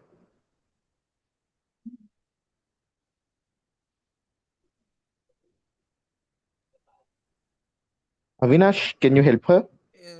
Dr. Shivani, just first open your PPT. Yeah, Then, I have kept it open, sir. then come to Zoom and there is an option called share. Did you find share? If you don't Yeah, find it is there, sir. I have pressed on the share also. if you open share, you'll get one window open. In that, to double click on your PPT. Oh, yeah. Yes, sir. I got it. Yeah. Sir, are you able to see my screen? Yes. Yes. Start. Yeah, go ahead. Okay, sir. Very good afternoon, sirs. I will be presenting a case report on lateral rhinotomy with medial maxillectomy for recurrent inverted papilloma following endoscopic excision in a 79-year-old male. Introduction: inverted papilloma is a benign epithelial growth extending into the underlying stroma of the nasal cavity and paranasal sinus. The tumor is well known for its invasiveness, tendency to reoccur, and association with malignancy. It is rare benign tumor with incidence rate of 0.6 cases per 1 lakh people per year. It comprises 0.5 to 4% of all primary nasal tumors. It usually arises from the lateral nasal wall in the middle meatus, often extending into the ethmoid and maxillary sinus. In advanced cases, extension into all the ipsilateral peripheral nervous system may occur, whereas intracranial growth and dural penetration are rare. The pathogenesis of this lesion remains unclear, although allergy, chronic sinusitis, and viral infections have been suggested as possible causes. So here is the case presentation about a 79-year-old male who came to our OPD with recurrent right-sided nasal obstruction, nasal discharge since 2 years. The patient gave similar history of right-sided nasal mass 3 years back and 6 years back, which was operated in a clinic, removed twice using twice endoscopically. Recurrent disease subsequently developed. After few months, patient started experiencing intermittent nasal obstruction and nasal discharge in the absence of upper respiratory tract infection. However, as the time passed by, these symptoms aggravated and he started experiencing nasal mass in the right side. History of previous endoscopic examination, endoscopic excision of inverted papilloma, symptoms, right-sided nasal obstruction and nasal discharge. On anterior rhinoscopy, a solitary pinkish pedunculated irregular firm mass was located in the right nasal cavity. On probing, mass was attached to lateral wall of the right nasal cavity and did not bleed on touch. Endoscopy and CECT findings. CECT findings show a soft tissue attenuating mass lesion occupying the right nasal cavity, completely filling the right side, all sinuses with associated widening of the right frontal, ethmoidal, maxillary, infundibulum ostium, and sphenoethmoidal recess. Extensive recurrent sinonasal disease is diagnosed. So here preoperative diagnosis is extensive recurrent right sinonasal inverted papilloma, and surgical decision is external approach chosen because of the extensive recurrent disease after previous endoscopic surgery.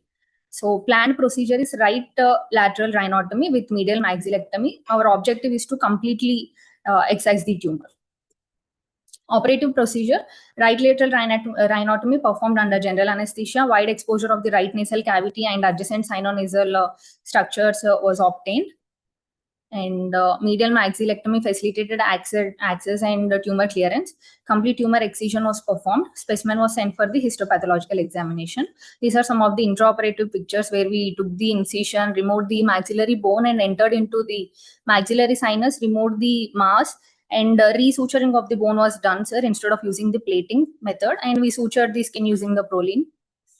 Histopathology confirmed it as a recurrent inverted papilloma. No evidence of malignant transformation was identified. Postoperative course, where the scar was almost invisible, sir. No scar was seen. And post-op DNA showed there is no recurrent disease and healthy healing. Discussion: sinonasal inverted papilloma is benign but locally aggressive and has tendency to reoccur. Complete excision and management of the tumor attachment are central to the treatment. Endoscopic surgery is preferred for many lesions when a complete clearance is feasible, but extensive or recurrent disease may require external approach for adequate exposure. Lateral rhinotomy with medial maxillectomy remains useful in selected recurrent cases. Histopathology is essential to exclude malignant transformation. Your learning points are: recurrent diseases warrants careful reassessment of extent and attachment. Previous surgery can make revision anatomy very challenging. Wide exposure may facilitate complete clearance in extensive recurrence. Histopathology is required to assess malignant transformation. Long-term nasal endoscopic surveillance is important. Conclusion is extensive recurrent inverted papilloma can be challenging after previous endoscopic surgery. Lateral rhinotomy with medial maxillectomy provided adequate exposure for complete tumor excision in this case. Patient had an uneventful recovery with complete symptomatic relief and no evidence of recurrent on follow-up endoscopy. These are my references, sir. Thank you. Okay. Ma, what made you to go for open approach rather than going for a endoscope? Sir, it was because patient was already operated twice endoscopically, sir. One was 6 years ago and one was 3 years ago. And we still have seen the recurrence, and also extent was very much, sir. Like maxillary sinus, ethmoidal sinus, sphenoid is involved, and it extended up to frontal. No, the earlier surgical procedure might be confined only transnasal. So why can't Yes, you sir. go endoscopic medial maxillectomy?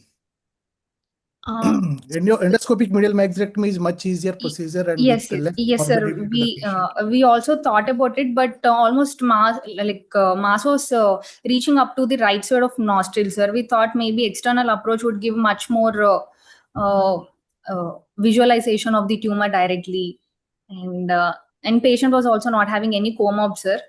And he was willing that when we explained about the procedure, he thought maybe external approach would do him more good.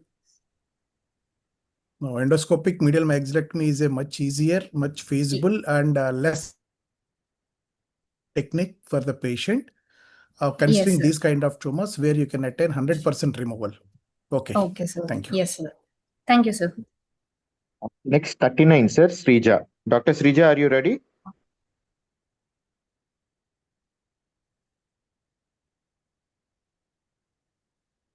Dr. Srija?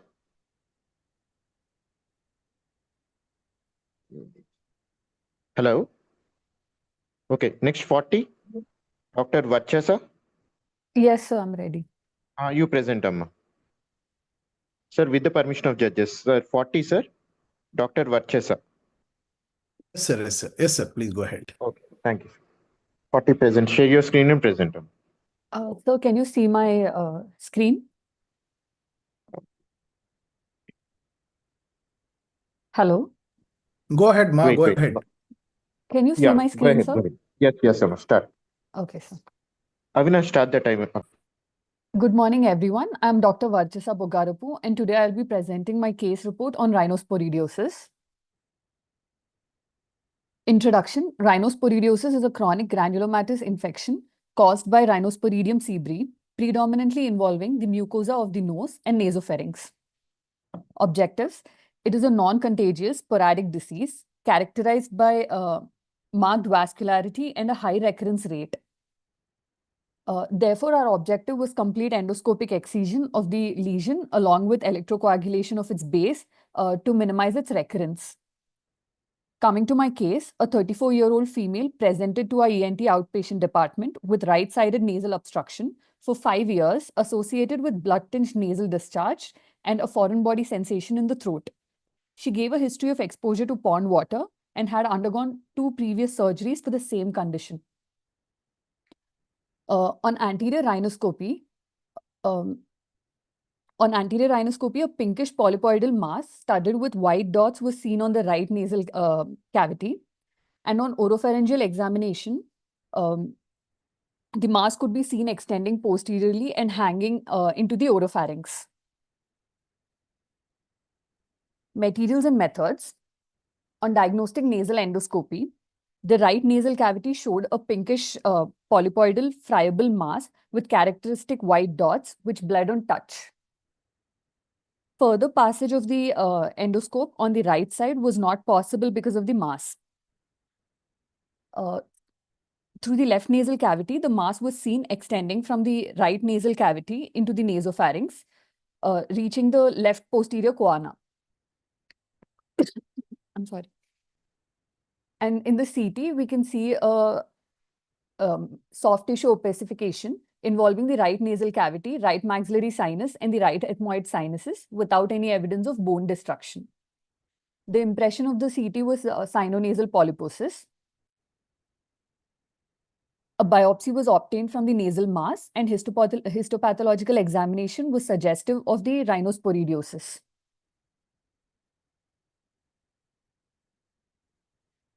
Result, the patient subsequently underwent endoscopic excision under general anesthesia. Intraoperatively, attachments were identified over the posterior septal mucosa, inferior turbinate, and middle turbinate.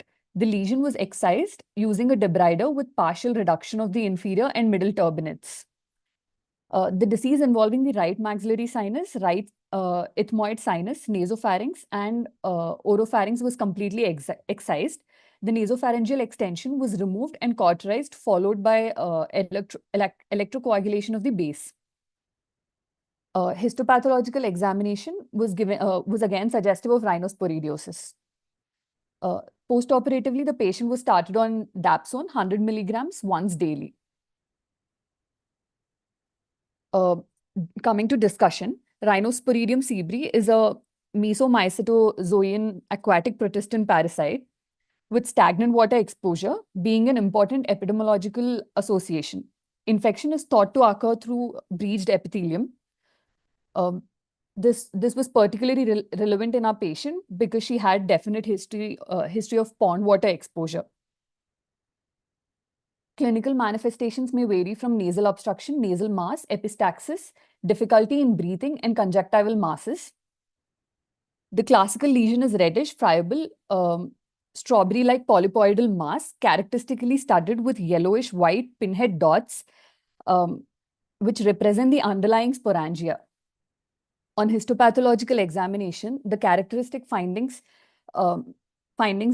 is large, thick-walled sporangia containing numerous endospores accompanied by an inflammatory infiltrate.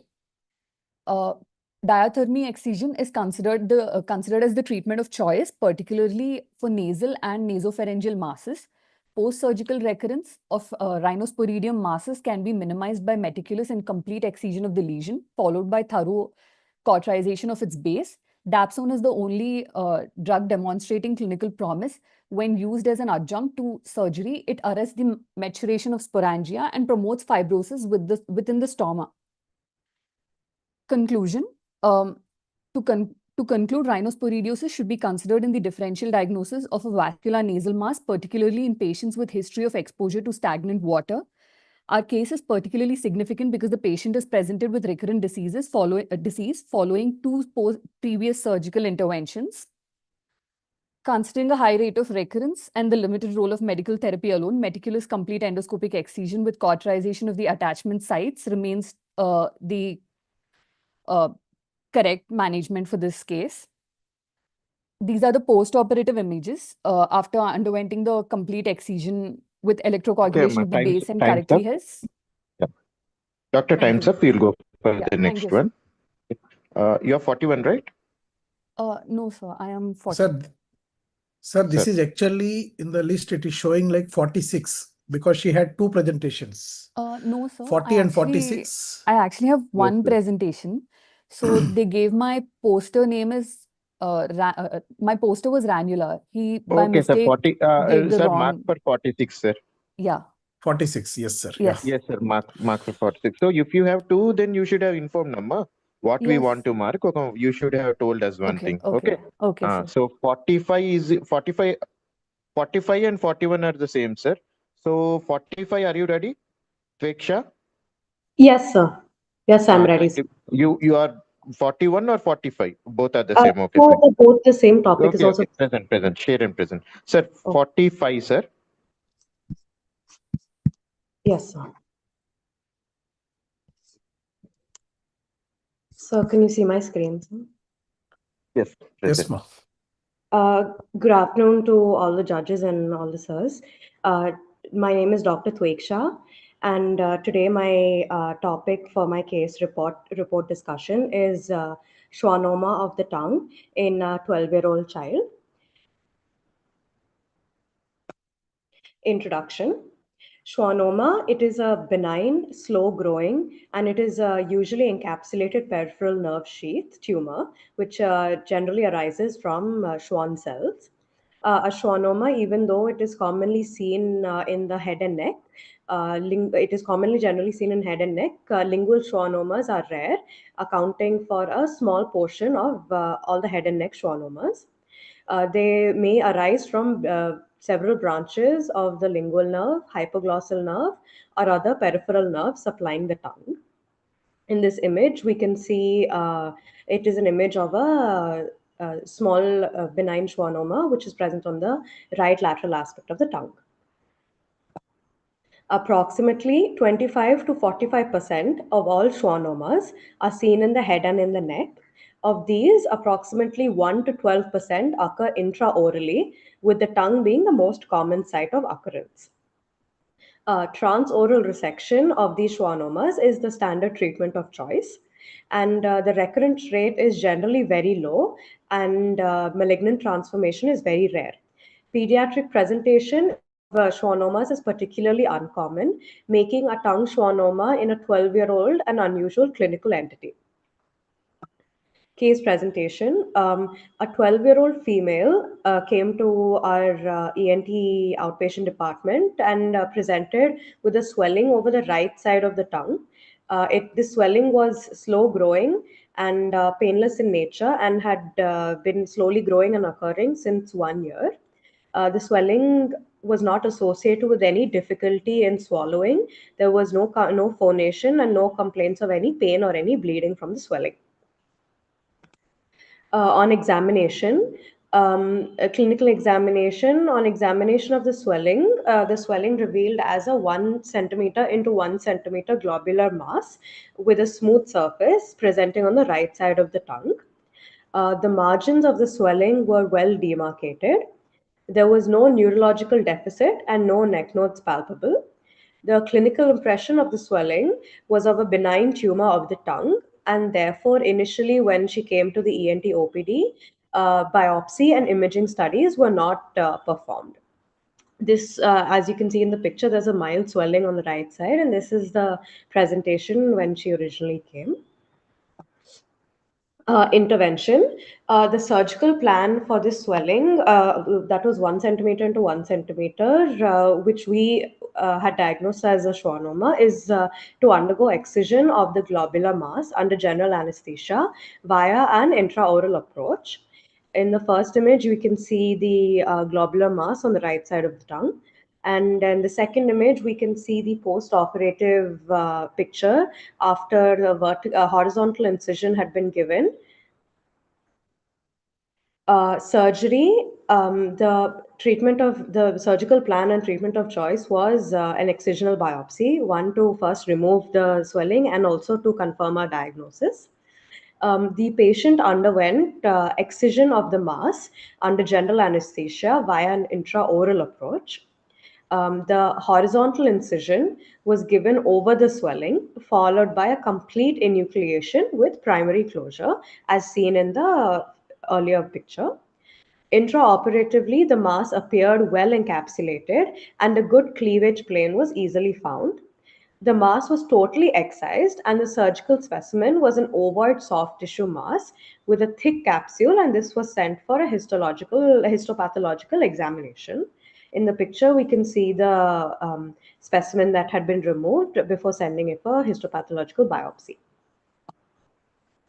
Histopathological examination. On histopathological examination, a capsulated tumor composed of spindle cells and wavy nucleus is observed. The other characteristic features observed were a hypo and hypercellular area, Antony A and B verrucae bodies, and foci of hyalinization. And all these histopathological features are indicative of schwannoma. Discussion and conclusion. Schwannoma usually occurs in adults and is not commonly seen in a younger age group. This disease is generally asymptomatic. Biopsy and imaging has an important role in making preoperative diagnosis of any lesion of the head and in the neck. In our patient, both investigations were not done because the clinical diagnosis was of a benign tumor of the tongue. Time's up, doctor. We'll go for the next one. Thank you, sir. Fine. Dr. Manasa, are you present? Hello? Dr. Swati? 49. 50, Dr. Srija. Okay. 51, Dr. Sayeda Unisa. 52, Dr. Banu Pravalika. Yes, sir, I'm present. You present, Amasa. 52, sir. Banu Pravalika. Okay, sir. Okay, sir. Okay, sir. There has been a lot of duplications and some people are absent, sir. So we are going to 52, sir. Yeah, Okay, present, sir. Amma. Pravalika, present, please. Yes, sir. Yes, sir.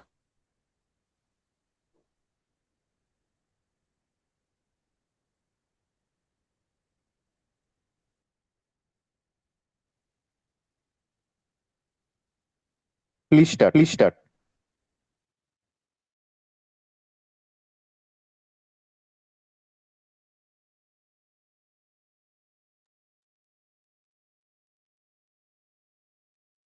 Start your presentation. We are able to.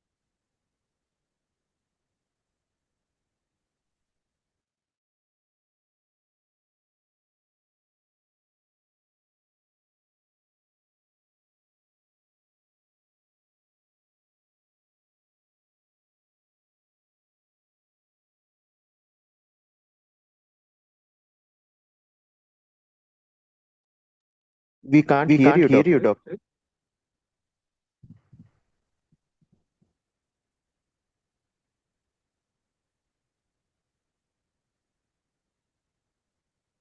Avinash, can you refresh the timer and see what's the problem? Sir, am I audible? Now you're audible. Now you are audible. Yes, sir. Yes. Good afternoon, everyone. I am Dr. Pravalika, second year ENT resident. Today, my case report presentation topic is ameloblastoma.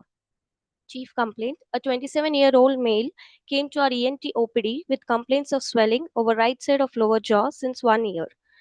The patient was apparently asymptomatic 1 year back, gradually developed the swelling, which was insidious in onset, progressive in nature, occasionally associated with dull intermittent pain.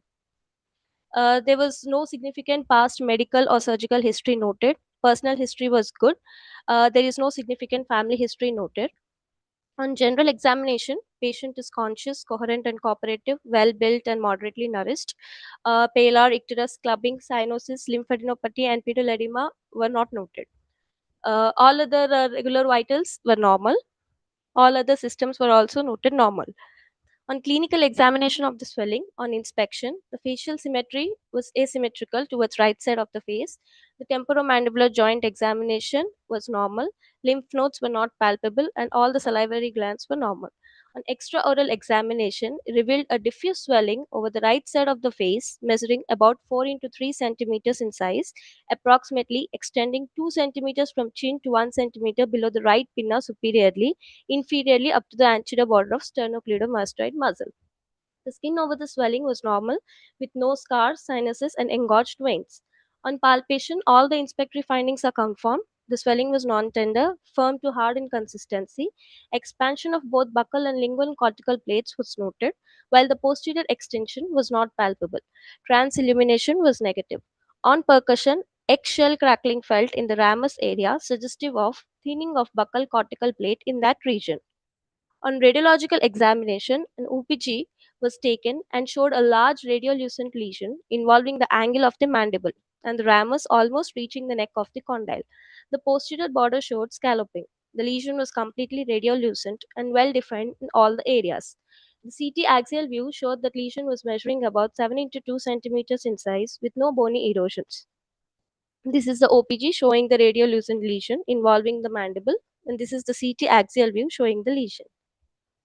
The management, we did an incisional biopsy and the specimen was sent for histopathological examination. The surgical management involved excision of the tumor with segmental resection of the mandible and reconstruction using the titanium plating and screws under general anesthesia. These are intraoperative images. We can see the mass which is present over the right mandibular area. We removed the mass, a segment of the mandible, and then we constructed it using titanium plates and screws. The differential diagnosis of this ameloblastoma can be the lateral part of face involving parotid tumors, epidermoid or dermoid cyst, lipoma, vascular tumors. In mandibular region, ameloblastic fibroma, odontogenic myxoma, dentigerous cyst, reactive metastatic lymph nodes, and odontogenic infection. And also lateral part of neck, which can be brachial cyst, cystic hygromas, ectopic thyroid, infective causes, and carotid body tumor. Now, discussion: ameloblastomas are true neoplasms of odontogenic epithelial origin, which are slow growing and locally invasive, that runs a benign course in most cases. A painless swelling or expansion of the jaw is the usual clinical presentation, with sometimes causing facial asymmetry. It is the second most common odontogenic neoplasm. The clinical classification of ameloblastoma includes central, peripheral, pituitary, and malignant. Histopathologically, they can be classified into follicular, plexiform, acanthomatous, granular, basal cell, desmoplastic, ameloblastomas. Curettage and enucleation with or without cautery is the best surgical approach. Other treatment options also include radical and conservative surgical excision, en bloc resection, curettage, chemical and electrocautery, chemotherapy, and radiation. These are the histopathological types of ameloblastoma: plexiform, follicular, acanthomatous, and granular. Conclusion: in this scenario, a 27-year-old male with progressive swelling over right side of mandible was evaluated using the clinical examination, radiological examination, and confirmation of ameloblastoma was done, followed by management with incisional biopsy and surgical excision of tumor with segmental resection of mandible and reconstruction using titanium plates and screws under general anesthesia. The tumor was sent for histopathological examination and was of follicular type. These are my references. Thank you. Sir, any Why did questions? why did you choose segmental resection rather than curettage? Because you only have mentioned curettage is the best treatment of choice. Yes, sir. So there was a part of mandible also involved. So it actually required a segmental resection. It was actually an intraoperative decision, sir. We planned for curettage, but then when we opened the patient, then we had to do a segmental resection, sir. We changed our So mode of operation. what are the disadvantages of curettage in these cases? Recurrence can be common, sir. Any part if Yeah, it is left perfect. without taking Perfect. it out What immediately. So how did you achieve the margin intraoperatively? Like, how did you assess the margin of resection? Uh, I have to go through about it, sir. Right, ma. Okay, thank you. Thank you, sir. Next 43, sir. Next 43 candidate wants to present. She came right now. Number 43, are you ready, Amma? Yes, sir. Yeah, please share the screen. So 43 number, sir. Okay, sir. Thank you, sir. Thank you, sir.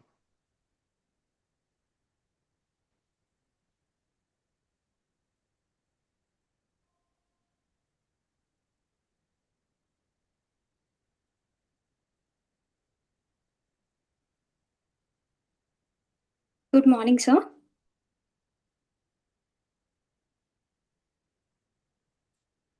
Start, Amma. Yes, sir. Good morning, sir. I'm presenting a case of massive hemorrhage following adenoidectomy due to an aberrant ascending pharyngeal artery. It is a rare cause of severe post-adenoidectomy bleeding. Abstract: post-adenoidectomy hemorrhage is uncommon, but severe arterial bleeding can be life-threatening. In this case, a 15-year-old boy developed massive delayed nasopharyngeal hemorrhage after microdebrider-assisted adenoidectomy. Initial control measures were insufficient. Hemodynamic instability prompted definitive vascular evaluation. CT angiography followed by digital subtraction angiography demonstrated an aberrant ascending pharyngeal artery supplying the adenoid bed. Selective endovascular embolization with polyvinyl alcohol.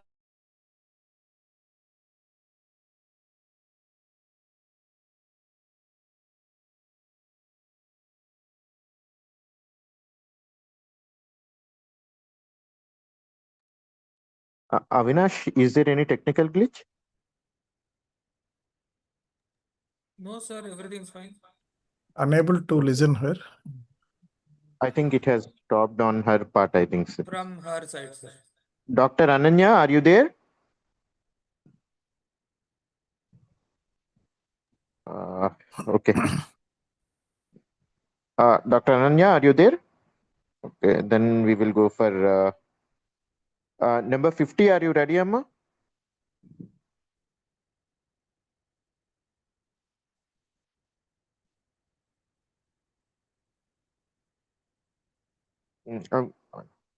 Number 50. Hello, Dr. Srija. Srija, I think. Yeah. Dr. Srija, are you ready? You're also not ready. Okay, fine. Next, who is ready? Okay, fine. Srija is not ready. 50, 51. 51, Sayeda Nahid Unnisa, are you ready? No. Dr. Ruben? Yes, sir, I'm ready, sir. Yeah, please present. Okay, sir. 1 minute. Sir, 53, sir. Dr. Ruben CS, AV malformation of pinna, a rare case presentation. Okay, sir.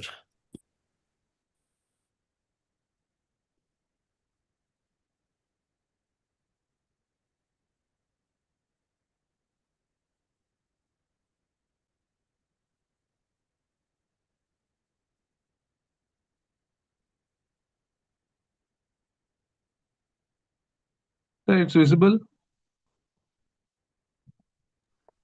No. Yeah, your name was seen, but Your that's what. presentation is not visible. Yeah, Avinash guide him, I First, think, first sharing open of your screen will be. PPT and then come to Zoom and click on share.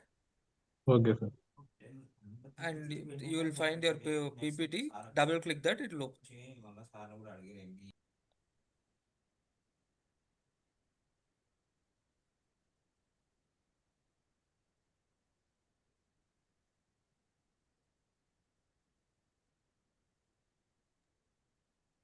Still facing issue, Dr. Ruben? Sir.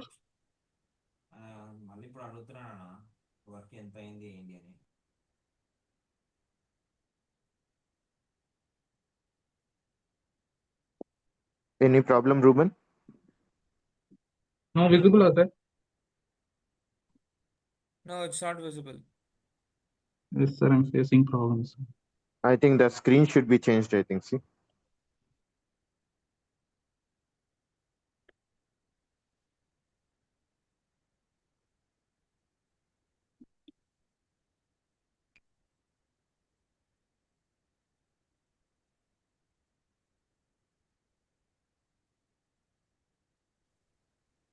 Okay. See, in Zoom, click on share. You will Okay, find your Monica, are you PPT. ready? Hello? Dr. Monica? Hello, sir. Number 50, I'm ready, sir. Srija, sir. Sir, Monica, I'm ready, sir. Let Monica present, Amma. Monica, you are ready? Share your screen, Yes, Amma. sir, I'm ready, sir. Yeah, please share your screen. Rest of the people sort out your technical difficulties, please.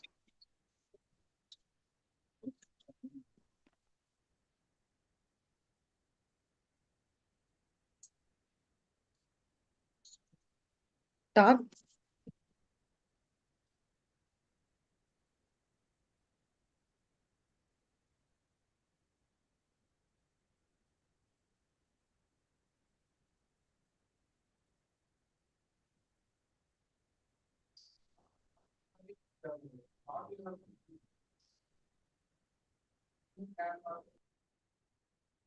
Avinash, I think you have to guide her again. Sir, I'm not able to share the screen. Can you give me 2 minutes, sir? After other presentation, Dr. I Monica, will just start presenting. first open your PPT and then come to Zoom and click on share. Okay. Yes, sir. If you click on share, a window will open. Select your PPT, double click that, it will open. I'm trying it.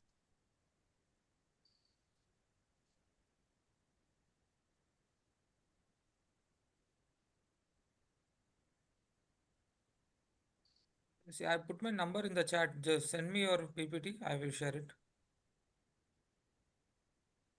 In meantime, if next any presenter is ready, they can present. Okay. Neha, are you present? Hello? Yes, sir, I'm present, sir. Can you share? Yes, Sir, sir. can you see my PPT, sir? No, we can't see. I have Neha, please opened. share. Okay. We can't see. Okay, let's go for Neha. Amma. You talk with Avinash. He has given his number to you. Neha, can you share?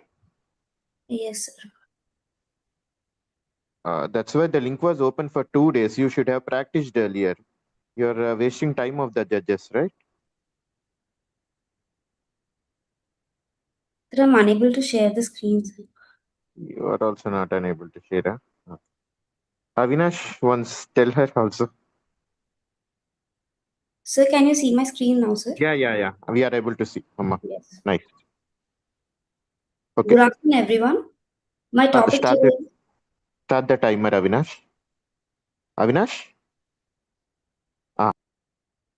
Start 'em.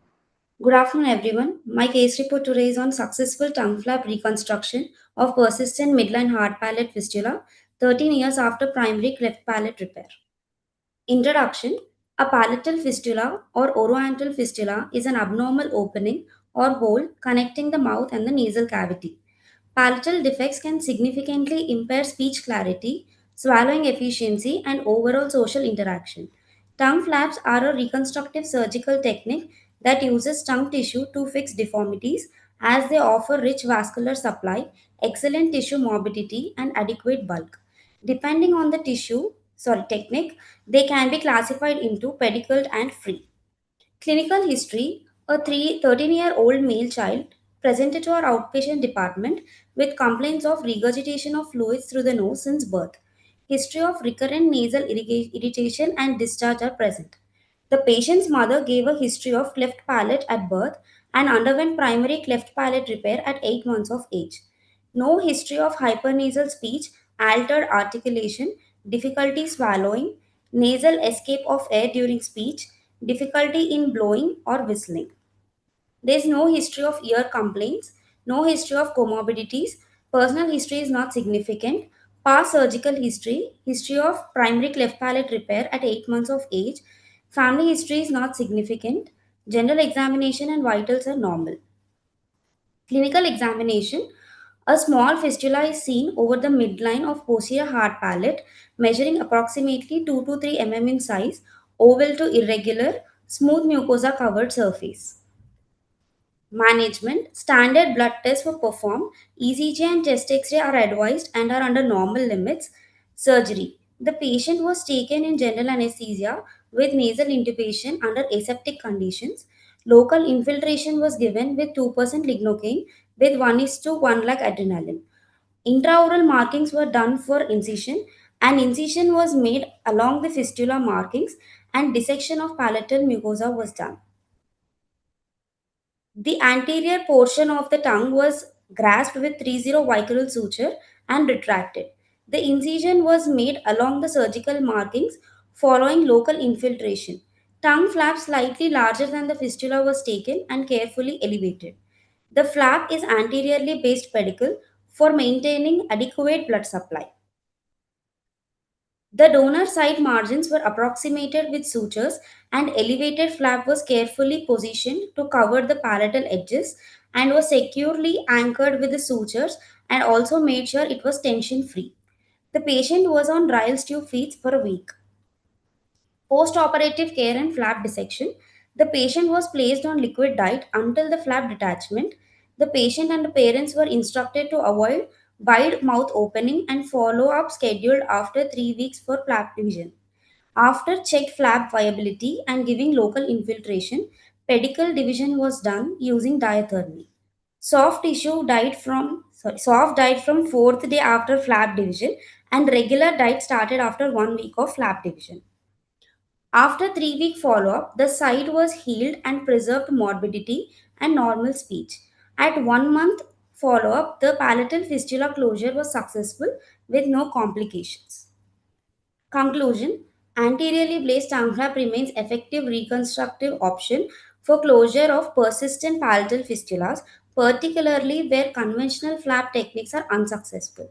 It may cause temporary discomfort but gives better outcomes. Good postoperative management is essential. Overall, it is an important option in management of complex recurrent palatal fistulas. My references and thank you. Sir, any questions?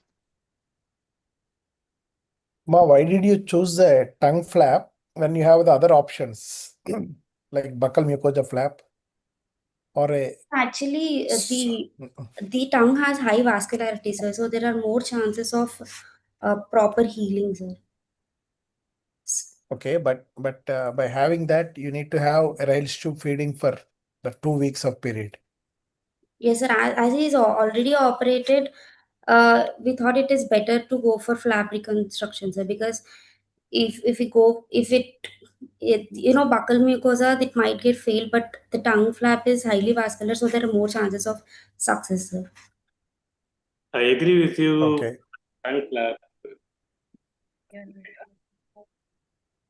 But the tongue flap, the vessels are end arteries. So by Yes. taking the mid part of the tongue, you used it like a random flap. But congratulations for you, because even though it's a random flap, it was successful because of high vascularity. Yes, sir. Yeah, it's a little bit daring, I should say. Thank you. Thank you, sir. Sir, next 53, are you ready? Yes, sir, I'm ready, sir. Kindly share your screen. Yes, sir. Ruben, right? Yes, sir. So 53, sir. Next case. Visible, sir? Yes, start. Good afternoon, everyone. I am going to present about AV malformation of pinna. A 26-year-old female presented to ENT OPD with the complaints of swelling over right pinna for 4 years. History of presenting illness. The patient was apparently normal 4 years back, after which she developed swelling, which was insidious in onset, progressive in nature, not associated with pain. History of subjective tinnitus present. Clinical examination. On inspection, a pulsatile swelling of size 2 × 3 cm was seen over right lobule of pinna. No discoloration of skin noted. On bimanual palpation, the swelling was soft, non-compressible, non-tender, no warmth, and pulsatile in nature. On auscultation, a continuous brew was heard, which was synchronized with the pulse of a patient. Radiological examination on color Doppler, dilated tortuous anechoic vascular channels showing marked internal vascularity with AV waveforms in right earlobe extending into right infraparotid region for a length of 2 cm. AV malformation. On MR angiography show nidus with the posterior auricular artery as feeder vessel.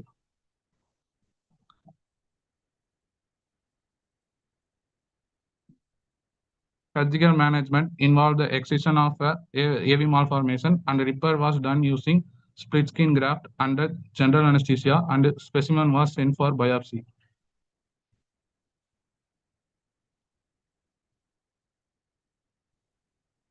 This preoperative video showing swelling with the pulsation is visible over the swelling.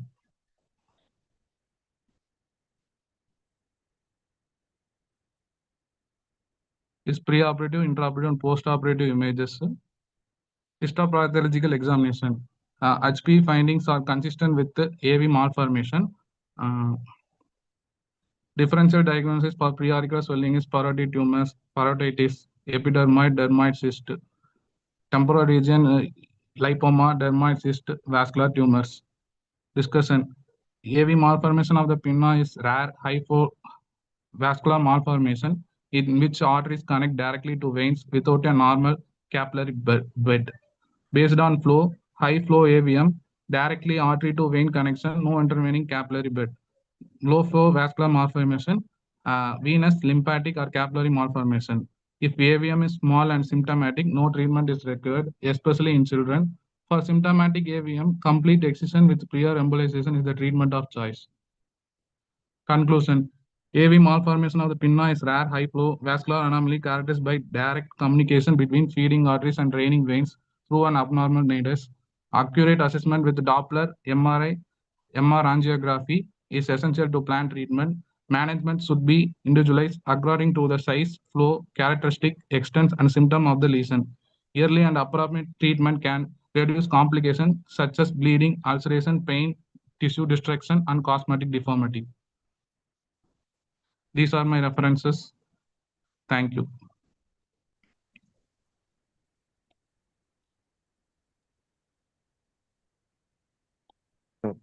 Any questions, sir?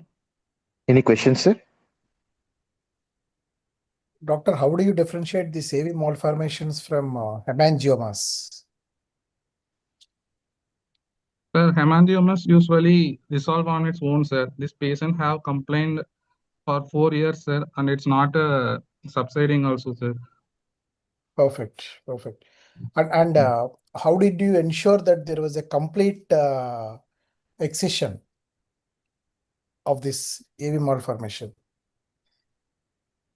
Did you ensure because incomplete excision of AV malformation in fact worsens the lesion post-operatively? Yes, sir. I have So to what study factors? about it. Right, doctor. Thank you. Dr. Okay. Rude, Yes, sir. is a high flow arterial. Did you try to embolize the patient, embolize the artery? For this patient, we didn't do, sir, actually. Because that could have given almost a bloodless feed for you. Yep. Yes. Yeah. Okay. Thanks. 54, are you ready? Yes, sir, I'm ready, sir. Share your screen.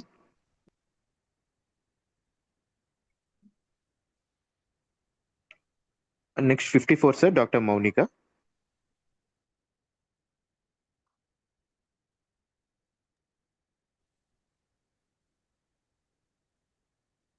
Tatum.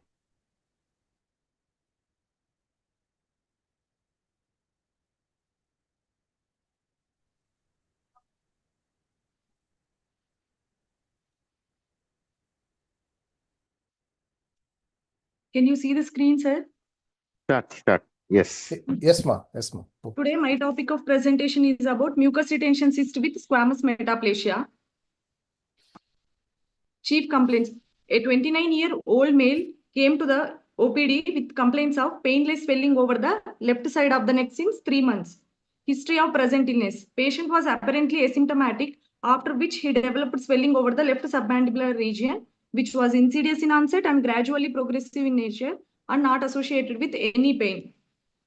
His past history was normal. In general examination, everything used to be normal. Clinical examination. On inspection, a solitary swelling of 5 into 5 centimeters noted in the left submandibular region. Skin over the swelling appears to be normal. On bimanual palpation, the swelling is cystic to firm in consistency, mobile in all the directions. There was no tenderness and no local rise of temperature is noted.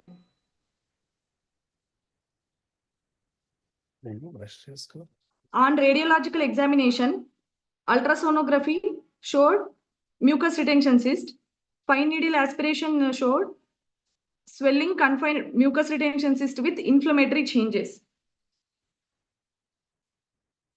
Management involved surgical excision under general anesthesia.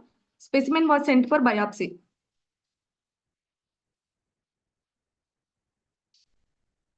These are preoperative images, intraoperative images showing the excision of the gland. Cyst. Histopathological examination. Biopsy report confirmed it has mucus retention cyst with squamous metaplasia. Differential diagnosis. Mucoepidermoid carcinoma, primary squamous cell carcinoma, brachial cyst, cystic hygromas, laryngocele, lymphangiomas, silidinitis, ectopic thyroid. Discussion. Mucus retention cyst with squamous metaplasia is a type of salivary duct cyst that forms due to obstruction of mucus glands, leading to the accumulation of mucus and formation of fluid-filled sac. This cyst may exhibit epithelial transformation characterized by squamous metaplasia or presence of goblet-like cells. Mucus retention cyst with squamous metaplasia is a benign cystic lesion that can occur in areas such as salivary glands. It's generally benign and often asymptomatic, though it can cause discomfort if it grows to a large size. Squamous metaplasia refers to change in cell type lining the cyst. Normally, mucus-producing areas are lined by glandular epithelium, but with chronic irritation and inflammation, epithelium can change or undergo the metaplasia to squamous type, which is more resilient but does not produce mucus. Conclusion. Mucus retention cyst with squamous metaplasia, though rare, can develop in minor salivary glands of mouth. For the solitary lesion of mucus retention cyst with squamous metaplasia, surgical excision is the treatment of choice. There is usually no recurrence after conservative local excision of the lesion. These are my references. Thank you.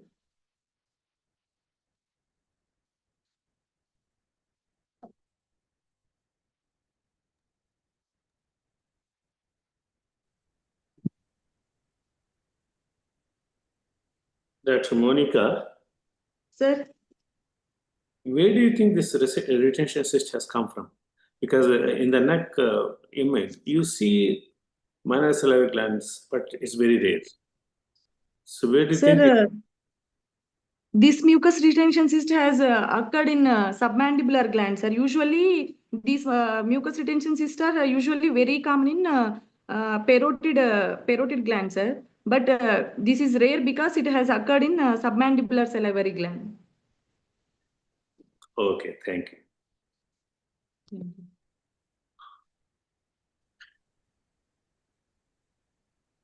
Sir, next 55. Sir, I'm ready, sir. Kind present.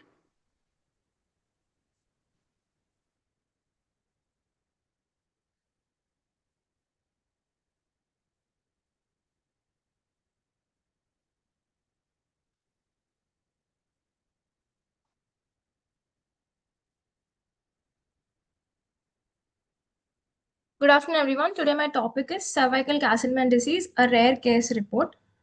Introduction. Castleman disease was first described by Castleman in 1954. Castleman disease is a group of rare lymphoproliferative disorders where lymph nodes become enlarged and immune system produces excessive inflammatory proteins. It is a rare cause of hyperplasia of lymph nodes.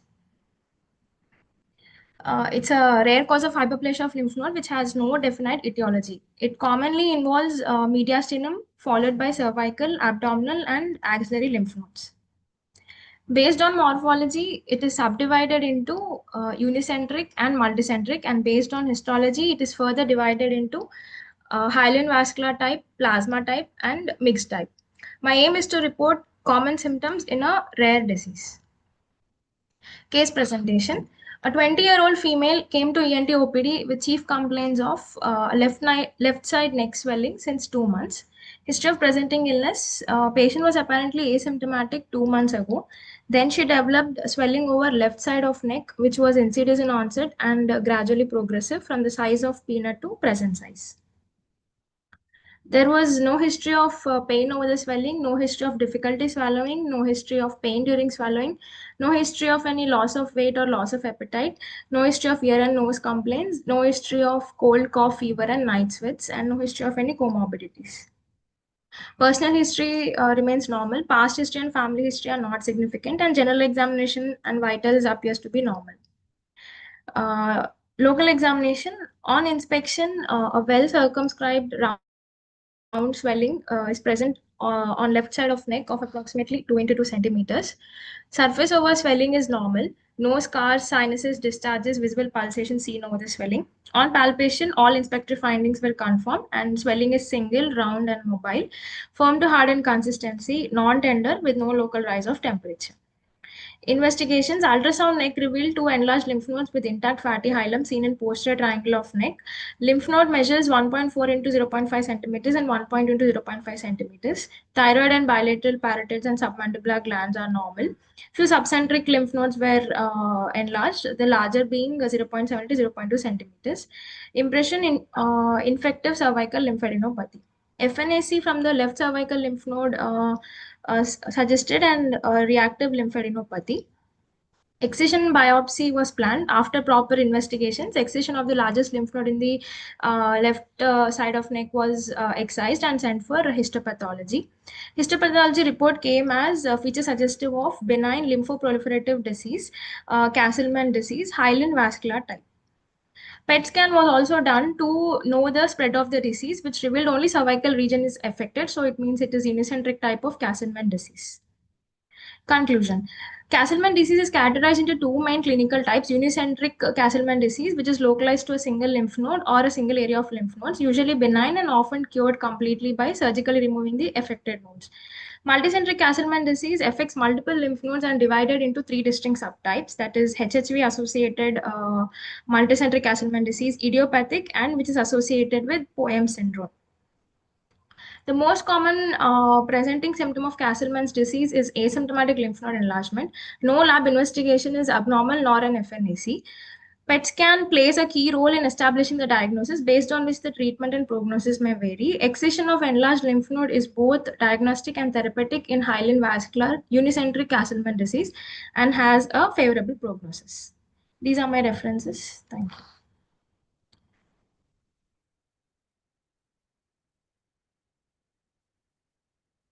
Sir, any questions? No, sir, from my side, no question. Next 50, Srija, are you ready to present? Yes, sir, I'm ready, sir. Please present. Yes, sir.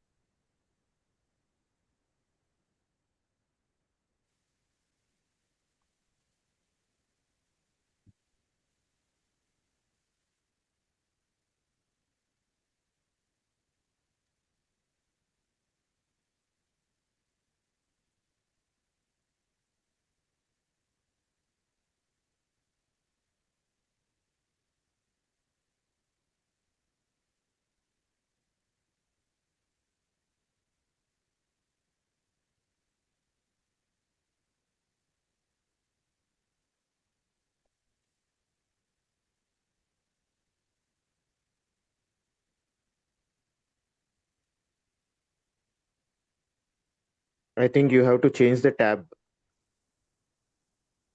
The other tabs down. Yeah, that one. Yes. Present it. Keep the slide share and present it. Don't do anything, just present it. Keep slide share and present it. Present it, Amma. Avinash, can you start the timer? She's on mute, sir. Actually. Avinash? Sir, she's on mute, sir. She's on mute. Oh, unmute. Yaar. Dr. Srija, you're unmute now. Sir, am I audible, sir? Yes. Now you're audible. That is, start the timer. Yes, sir. Yes, sir. Good morning, everyone. Myself, Dr. Srija, and I will be presenting pediatric sinonasal embryonal rhabdomyosarcoma. So coming to the introduction, embryonal rhabdomyosarcoma is the most common soft tissue sarcoma in the children and a rare malignant tumor of the sinonasal tract. Owing to its non-specific presentation, it frequently mimics benign inflammatory conditions such as rhinosinusitis or nasal polyposis, resulting in delayed diagnosis. Early recognition with radiological evaluation and histopath confirmation is essential for timely management in such cases. Coming to the aims and objectives, to report a rare case of embryonal rhabdomyosarcoma presenting as a sinonasal mass in a 4-year-old child, and to emphasize the importance of early diagnosis and multidisciplinary management in such cases. So coming to the case report, a 4-year-old female patient presented to ENT OPD with mouth breathing and snoring since 1 month, which was initially suggestive of an inflammatory sinonasal pathology. So coming to investigations we have done on anterior rhinoscopy, bilateral polypoidal grape-like mass with mucopollulant discharge is seen.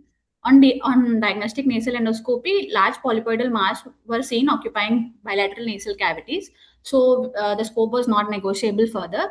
And CT scan PNS was done, and on that 4 into 2.3 centimeter polypoidal lesion involving right maxillary sinus, posterior ethmoids, and bilateral posterior nasal cavities extending into the nasopharynx with suspicious bony erosion was seen. So intraoperatively, these were the findings. After a fleshy friable grape-like mass is seen on the screen, and after suctioning of all the mucopurulent secretions, we were able to see a mass attached to the roof of the nasopharynx and floor of the sphenoid sinus, which was hanging into the nasopharynx, and that has been visualized on the endoscopic video. And this mass was excisional biopsy was performed for this mass, and the sample has been sent for histopath examination. On histopath examination, small blue round to spindle cell tumor with intersecting fascicle, myxoid areas and a cambium layer is seen. This is a cambium layer on the histopath. And immunohistochemistry was also done, and which came out to be desmin and myodin positive. Coming to the results, histopath examination confirmed it as embryonal rhabdomyosarcoma and presence of cambium layer, myxoid areas, and myogenic marker positivity. All this supported the diagnosis, and the patient was referred for staging and multidisciplinary oncological management. Coming to the discussion, sinonasal rhabdomyosarcoma, it's an uncommon pediatric malignancy, and on CT scan showing the bony erosion should raise a suspicion of an aggressive or neoplastic lesion like this, and on histopath showing cambium layer and desmin and myodin positive on IHC. So this all are coming to a conclusion of embryonal rhabdomyosarcoma, and management in such cases is multimodal, incorporating chemotherapy, radiotherapy, and surgical management. Coming to conclusion, embryonal rhabdomyosarcoma should be considered in the differential diagnosis of pediatric sinonasal masses with nasal obstruction, snoring, mouth breathing, and persistent nasal discharge, especially when imaging is being demonstrating bony erosion. Early diagnosis and multidisciplinary management in such cases is essential. These are the references. Thank you, sir.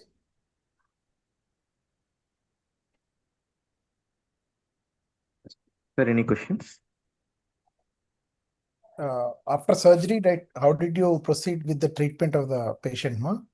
Yes, sir. Sir, after surgery, the patient is undergoing IMRT, sir, intensive modified radiotherapy, sir. Okay. Only radiotherapy, or did you opt for any chemo also? No, sir. Only radiotherapy, sir. Only radiotherapy. Okay. Yes, sir. Right. Yes. Okay. Thank you. Thank you. Thank you, sir. Number 66, Kirtan, are you ready? Sir, I am ready, sir. Share your screen. Sir, 66, sir, number? Is my screen visible, sir? No.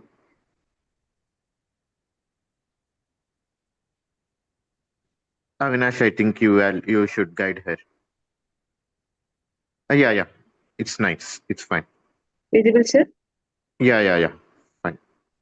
Start Good present. afternoon, everyone. Myself, Dr. Kirtana. Today, my case report is regarding a case report of glomus tympanicum, a rare middle ear tumor. Coming to introduction, glomus tumors are 1 minute, sir.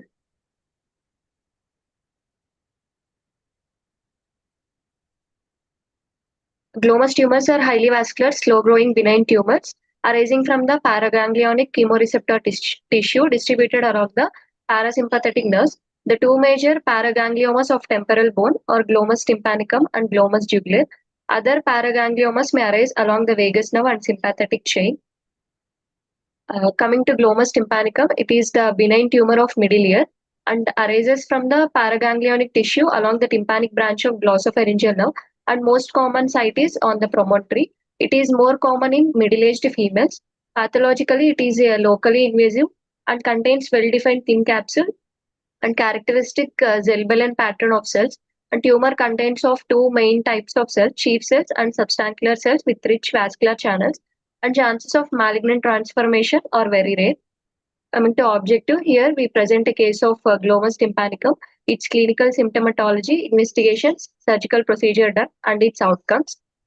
Case report, a 44-year-old female reported to ENT OPD with chief complaints of ringing sensation in left ear since 2 years and left ear hard of hearing since 2 years. History of presenting illness. Patient was apparently asymptomatic 2 years back, after which she developed ringing sensation in left ear, insidious in onset, intermittent in nature, pulsatile, and synchronous with heartbeat with no aggravating and relieving factors. History of hard of hearing in left ear since 2 years. History of left ear pain since 4 months, and history of left ear fullness since 4 months. No history of ringing sensation or right ear pain or fullness in right ear. No history of ear discharge, no history of giddiness, headache, vomitings, or fever. Coming to local examination, pinna, preauricular region, postauricular region, and external auditory canal of both ears were normal. On tympanic membrane of left ear revealed reddish pulsatile mass behind the tympanic membrane. Blanching of the tumor was seen on applying pressure. Coming to tuning fork test, Rinne's test was positive on right side and negative on left side. Weber's test was lateralized to left ear, indicating a conductive type of hearing loss. Coming to radiological findings, a small soft tissue density nodular lesion was noted in middle ear cavity lateral to cochlear promontory. The lesion shows moderate enhancement with IV contrast and size is about 4.5 mm transversely, 3.5 mm antero-posteriorly, and 6 mm craniocaudally. Coming to the treatment option, surgical resection is the treatment of choice, and case posted for surgical resection of the tumor under general anesthesia. Complete resection of the tumor was done through transcanal tympanotomy approach. Other treatment option based on the age of the patient and comorbidities and various other factors, we can go for a stereotactic radiosurgery or radiotherapy. These were the surgical steps. This was the pre-op findings and this was the post-op. We were able to completely resect the tumor. Coming to histopathology report, growth from left middle ear, edge biopsy, section studied showed bits of the tumor tissue with capsule and made up of multiple number of vascular channels and sheets of round cell with moderate cytoplasm and round nucleus. The features are suggestive of glomus tumor solid type. Conclusion, this case report highlights the need for glomus tympanicum to be included in the differential diagnosis of the soft tissue mass of middle ear cavity. Surgical resection is the treatment of choice, and the site and extension of the tumor usually decide the approach. And surgical outcomes relatively show very good prognosis with no recurrence and less complications. These are my references, sir. Thank you, sir.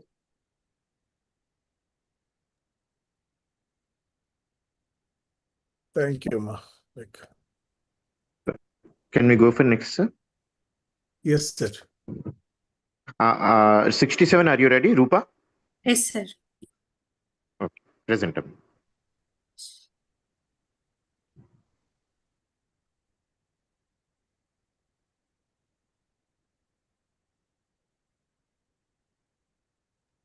Only next two, sir. After next two, we will close the session, sir.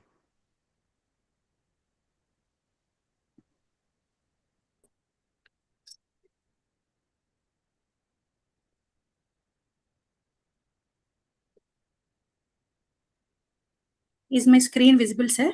Yeah, present. Good afternoon, respected judges. Today I am going to present a case report on mastoid osteoma, which is a painless tumor. Introduction: osteomas are benign bony tumors of head and neck, which are frequently found in the front ethmoid region. They are rarely found in the temporal bone, but when they present, external auditory canal is the predominant location. They are rarely present in mastoid region and squamous portion of temporal bone, inner ear canal, and middle ear. These are benign tumors and are mesenchymal osteoplastic in nature, which are composed of well-differentiated osseous tissue with laminar structure. When located in mastoid, they are solitary, sessile, or pedunculated. Temporal bone osteomas in general constitute 0.1 to 1% of all benign tumors of the skull. Causes which are included in literature are trauma, previous surgery, radiotherapy, chronic infection, and hormonal factors. Case description: a 23-year-old female patient presented to our ENT OPD with chief complaints of painless swelling behind right ear since 5 years. History of presenting illness: patient was apparently asymptomatic 5 years back. Then she developed swelling in right postauricular region, which was insidious in onset, gradually progressing from size of peanut to present size, which are not associated with any aggravating and relieving factors. She had no history of trauma, no history of fever, no history of loss of weight, no significant ear, nose, throat complaints. Past history: she is not a known case of hypertension, diabetes, asthma, thyroid disorders, and tuberculosis. She had no history of previous ear, nose, throat surgeries, no history of blood transfusions. Personal history is nil significant. Family history is nil significant. General examination: patient is conscious, cooperative, coherent, moderately built and nourished. Vitals are stable. Coming to local examination, ear, right postauricular region. On inspection, a single ovoid swelling of 3 into 2 into 1.5 centimeters is present. Skin over swelling is smooth. It is not associated with any redness, discharging sinuses, or punctum. On palpation, all the inspectory findings are confirmed on palpation with no local rise of temperature, no tenderness, and the swelling is non-fluctuant. Swelling is bony, hard in consistency. Skin over swelling was free. Swelling is non-mobile, fixed to underlying bone. Other ear, nose, throat examination is normal. Workup, all routine blood investigations are within normal limits. Radiological investigations, ultrasound showed a well-defined echogenic lesion with posterior acoustic shadowing in the mastoid region, likely presenting a bony lesion such as osteoma. Preoperative CT temporal bone showed a homogeneously osseous density, which is pedunculated lesion, measuring 27 into 20 mm, arising from mastoid part of right temporal bone, likely osteoma. Based on the clinical and radiological findings, we came to a provisional diagnosis of osteoma. Then we planned for surgical excision. A post-auricular incision was made over the mastoid region. Skin and subcutaneous tissues were dissected and the mastoid cortex was exposed. Osteoma was identified. It is arising from the outer cortex of mastoid. Lesion was carefully delineated from the surrounding normal bone using a cutting where osteoma was excised in toto and was sent for histopathological examination. Remaining bony prominence was drilled down and the mastoid cortex was smoothened using a diamond burr. Care was taken not to avoid injury to facial nerve, sigmoid sinus, mastoid hair cells, and underlying structures. Histopathological report, specimen showed a mature lamellar cortical type of bony architecture in an orderly trabecular pattern with intervening fibrovascular connective tissue. There is no significant cellular atypia, pleomorphism, or abnormal mitotic activity. Features are consistent with benign osteoma with no evidence of malignancy. Discussion. This is a rare case of benign mastoid osteoma and is successfully managed with surgical excision.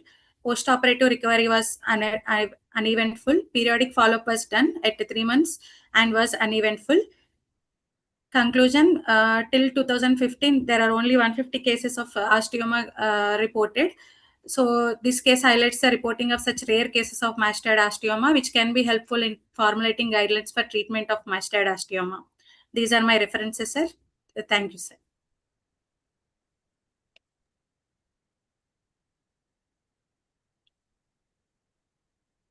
Sir, any questions? Sir, nothing, but in the sheet that has been given, it was showing Yes, as sir. rhinosporidiosis. Yeah, that need to be changed. Okay. Okay, Yeah. sir. Okay, sir. That I will do it, sir. I will do it, sir. Okay, sir. Next, 69. Hello. Sir, good afternoon, sir. 69 present, sir. Sir, share your screen. Am I audible, sir? I am 69 Sriram. Yes, yes. Yes, sir. Yes, I know. I know. You.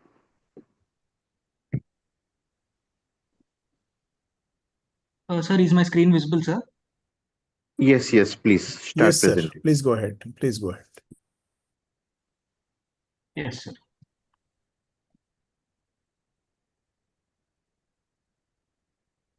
Good afternoon, sir. I am Sriram. My case report is on patient-specific titanium reconstruction following segmental mandiblectomy for plexiform ameloblastoma. Introduction. Ameloblastoma is a benign but locally aggressive odontogenic tumor. Recent advances in virtual planning, patient-specific 3D titanium reconstruction have improved mandibular rehabilitation. A 35-year-old male presented to ENT OPD with chief complaint of progressively enlarged swelling over right mandibular region since 3 months. Patient was apparently asymptomatic 3 months ago. Then he developed swelling over right mandibular region, which was gradually progressive. Swelling was painless and associated with facial asymmetry. History of loosening and displacement of tooth in the involved mandibular regions was present. Past, family, and systemic history were unremarkable. Clinical examination, on extraoral examination, on inspection, a solitary diffuse swelling over right lower third of face, swelling measuring approximately 5 into 4 centimeters. Here we can see the AP and lateral view of the patient with swelling. Surface of swelling is smooth and with well-defined margins. Skin over the swelling appears normal, mild facial asymmetry present, no scars, ulceration, sinus or discoloration over swelling. On palpation, swelling is hard, smooth, non-tender. Smooth surface with well-defined margins, overlying skin is pinchable and freely mobile. Swelling appears fixed to the underlying mandible. On intraoral examination, on inspection, diffuse expansile swelling involving the right mandibular alveolus extending from canine region to the second molar region. Mucosa over the swelling appears stretched but intact. Evidence of missing or extracted tooth in the involved region was present. Loosening of tooth of adjacent teeth were present. On palpation, swelling is non-tender, firm to hard in consistency. Buccal and lingual cortical expansion palpable. Mucosa freely mobile over the lesion. We have done X-ray OPG along with CECT face and neck along with CT 3D facial bones. On X-ray OPG, we have seen there is a well-defined heterogeneously enhancing soft tissue density, and along with that, we can see the lesion is causing destruction and resorption of lower half of canine, second premolar, first and second molar tooth, with non-visualization of second incisor and first premolar tooth. On CECT face along with 3D facial bones, we can see there is a well-defined expansion, heterogeneously soft tissue density lesion causing thinning of bony cortex involving body and symphysis mentae of a right half of mandible. The lesion measures approximately 50 into 29 into 42 mm. Lesion is associated with adjacent soft tissue swelling. Above findings are suggestive of amyloblastoma. Differential diagnosis: odontogenic keratocyst, odontogenic myxoma, central giant cell granuloma, dentigerous cyst, aneurysmal bone cyst, unicystic amyloblastoma. Now we have planned for virtual surgical planning and 3D reconstruction workflow. CT-based 3D reconstruction determined the extent of bony involvement and planned resection margins were accurately assessed. Virtual surgical planning was done based on radiological extent of the lesion. Patient-specific 3D printed model was fabricated from CD data. This is a 3D printed titanium model, sir, which we have used for 3D reconstruction of the mandible. Why 3D reconstruction? Because we'll be getting a pre-bent plate along with a reduced operating time and better mandibular symmetry. Surgical excision and reconstruction. Segmental hemimandibulectomy was done in view of locally aggressive nature of plexiform ameloblastoma and cortical destruction. The specimen included the involved mandibular segment with associated tooth. These are specimen. The Intraoperatively, we have done 3D titanium reconstruction. Immediate mandibular reconstruction was carried out using a customized titanium reconstruction plate. Restoration of mandibular continuity, facial contour, and occlusion alignment was achieved.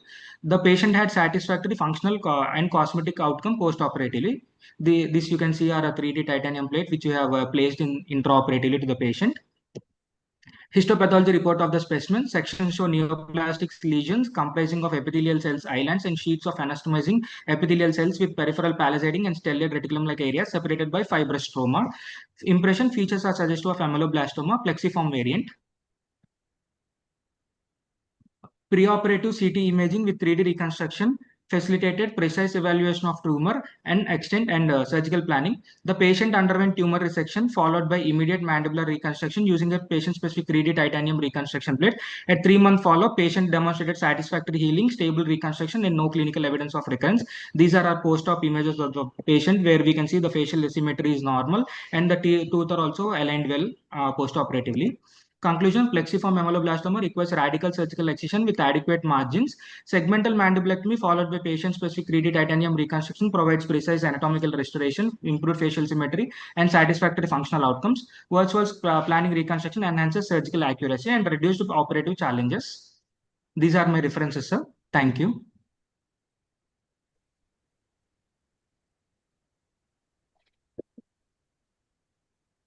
Thank you, doctor. Number 70, Fauzia, are you ready? Hello. Dr. Fauzia? Number 70?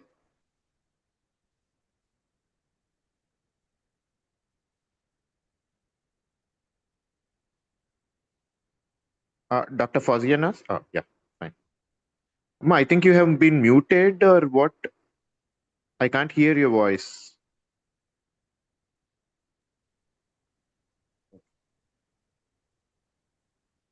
Present.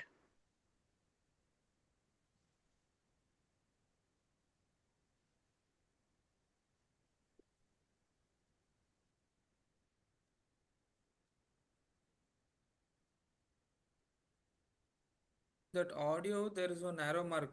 Click on that and select the microphone as same as system or whichever is there, select that.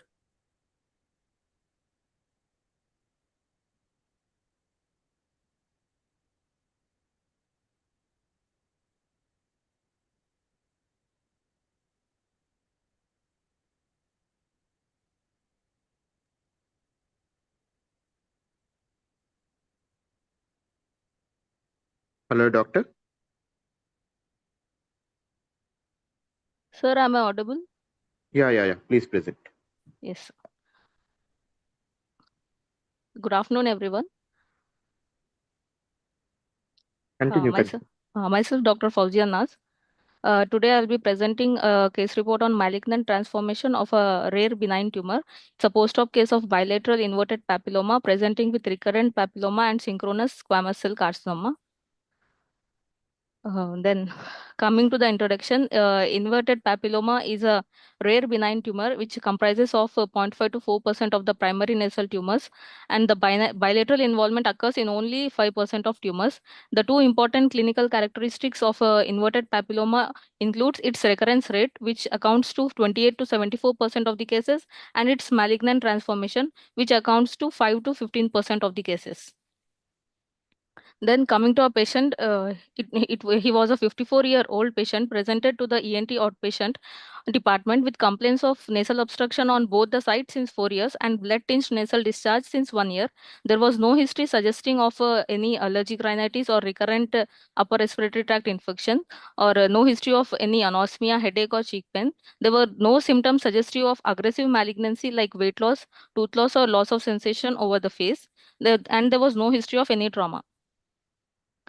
Then the clinical examination on anterior rhinoscopy, a pale polypoidal masses arising from both a bilateral middle meatai was seen. On probe testing. It was sensitive to touch. It didn't bleed on touch, and the probe couldn't be passed laterally. The septum was pushed towards the right side.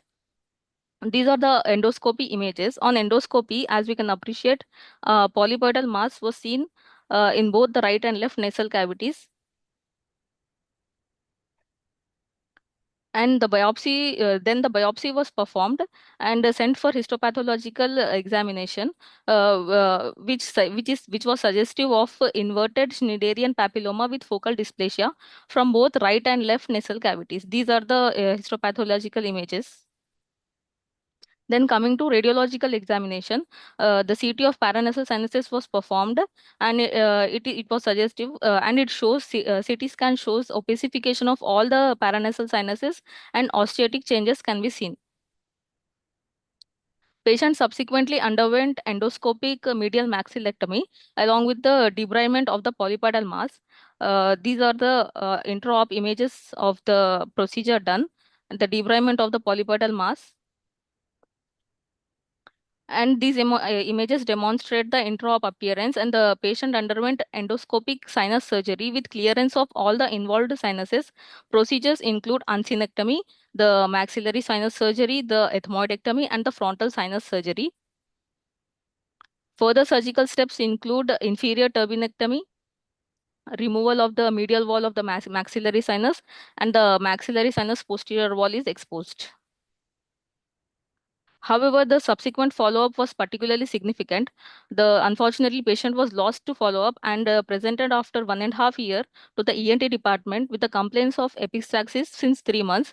On anterior rhinoscopy, a pinkish proliferative mass was seen in the right nasal cavity. On probe testing, it was sensitive to touch and it didn't bleed on touch, and the septum was deviated to the right. The findings were confirmed with the diagnostic nasal endoscopy, and the biopsy was performed and sent for histopathological examination, and it was suggestive of squamous cell carcinoma in situ arising in the nasal papilloma. Despite of our counseling, the patient refused further investigations and treatment. Coming to the discussion, inverted papilloma is a benign epithelial neoplasm arising from the lateral wall. Mostly it presents with the complaints of nasal obstruction, epistaxis, headache, and cheek pain. Surgery is the primary modality with complete removal of the tumor.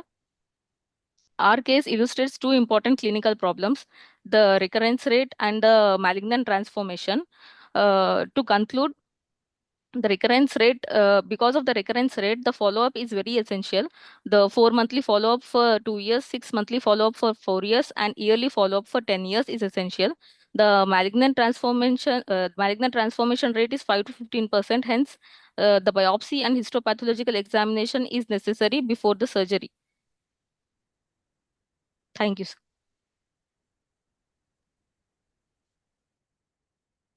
Sir, any questions? Sir, nothing from my side. So it's a good case. Yeah, thank you. Thanks. Thanks. Sir, we conclude the session, sir. Thank you, Dr. Suresh, sir, and thank you, Dr. Pradeep, sir, from AOI TG CON Mehboob Nagar, for giving your valuable time on a holiday. And sorry for the technical disturbances, sir. No worries. Thank you very much, sir. Thank you very much, sir. Thank you, sir. It's a pleasure.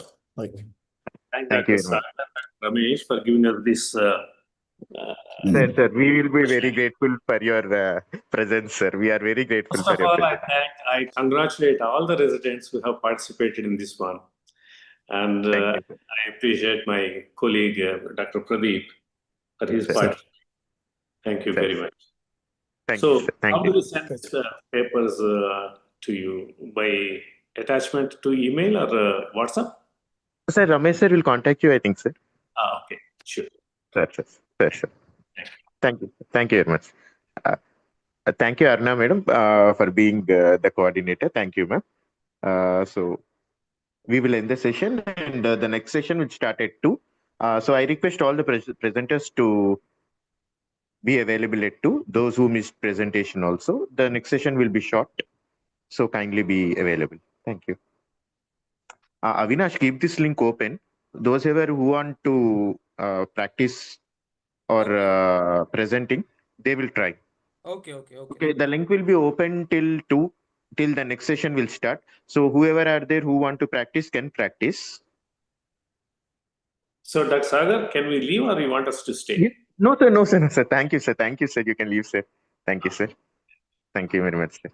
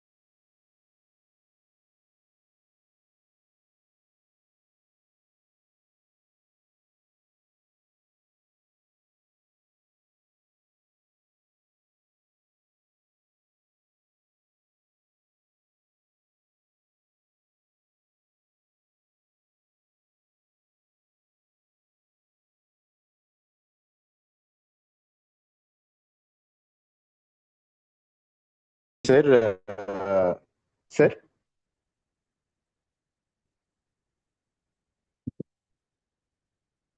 Good afternoon, Ravi, sir. Hi, Sagar. Good afternoon. Dr. Hi, Murthy. sir. Hi, sir. Hi, sir. Hi, sir. Judge Ravi sir is there, sir. Okay. I am asking, sir. Sir could not hear, I think. Okay. No problem. I'll be in a silent mode only. Okay. Sir, I think these people went for BCG. Sir, sir. Okay, sir. Okay, sir. I'll be in silent only. Okay. Okay, sir. Okay, sir. Okay, sir.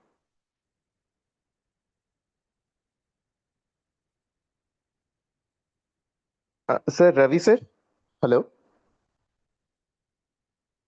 Hello.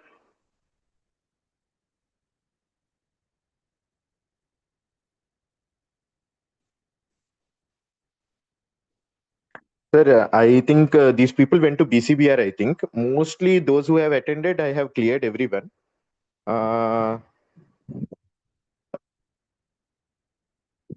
So we will keep the link open and wait for the participants to join. I will keep in AOI TG CON also, sir. Okay. Okay.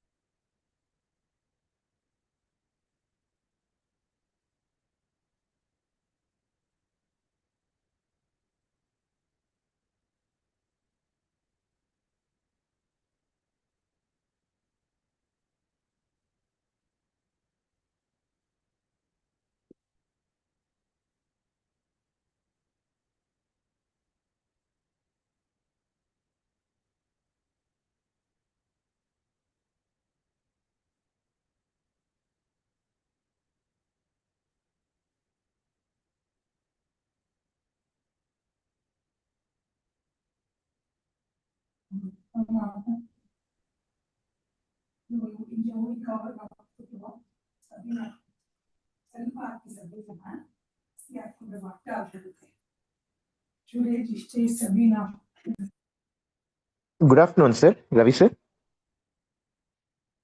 Yeah, good afternoon. Sir, we can wait till 2:20, sir. I think the participants are not there. Okay, So okay. you can come Yeah, you again just at call me. Once they're there, you just yes, call me. yes, sir. I'll Yes, join. sir. Yes, Okay. sir. Yes, sir. Yeah. Yes. Thank you. Okay. Thank you very much, sir. Okay.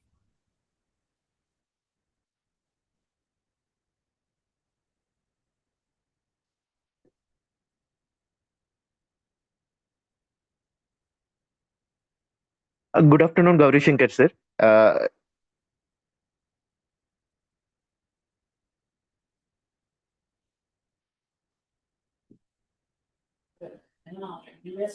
good afternoon, sir. Good afternoon, sir. Sir, good afternoon, sir.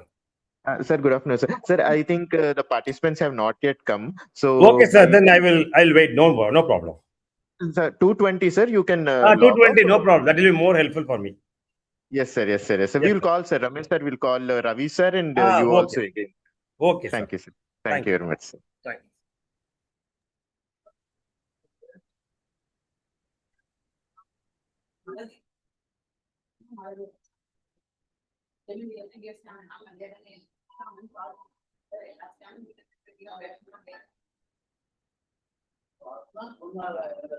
Sir, they told 220. I will come, sir. No problem. Yes. Okay. Okay, sir. Okay, sir. You call me, sir. I will log in that time. Anything is there, you call me. That time I'll come. No problem. Is it over, sir? Presentation over? Okay, sir. Okay, sir. Sir, if some judges are there, then no problem, sir. I will come next year. You call me, sir. If needed, you call me. I will talk. Okay. Okay.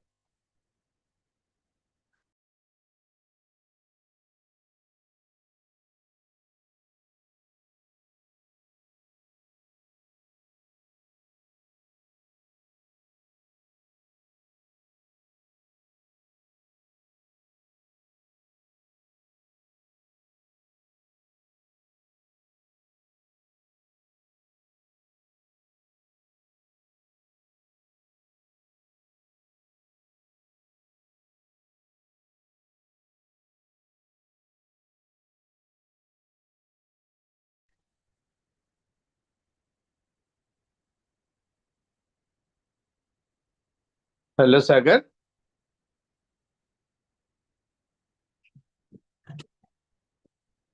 Sagar. Sir, yes, sir. Good afternoon, sir. Good afternoon, sir. ఎవరైనా ఉన్నారా participants ఎవరు లేరు sir, participants ఒక్కరు కూడా లేరు. Almost over గా sir, చాలా మంది మిస్ అయ్యారు యాక్చువల్ గా. వాళ్ళంతా బీసీబీఆర్ కి వెళ్ళినట్టున్నారు. తర్వాత వచ్చి మేం చేస్తాం అంటారు. Okay sir, good afternoon Ravi sir.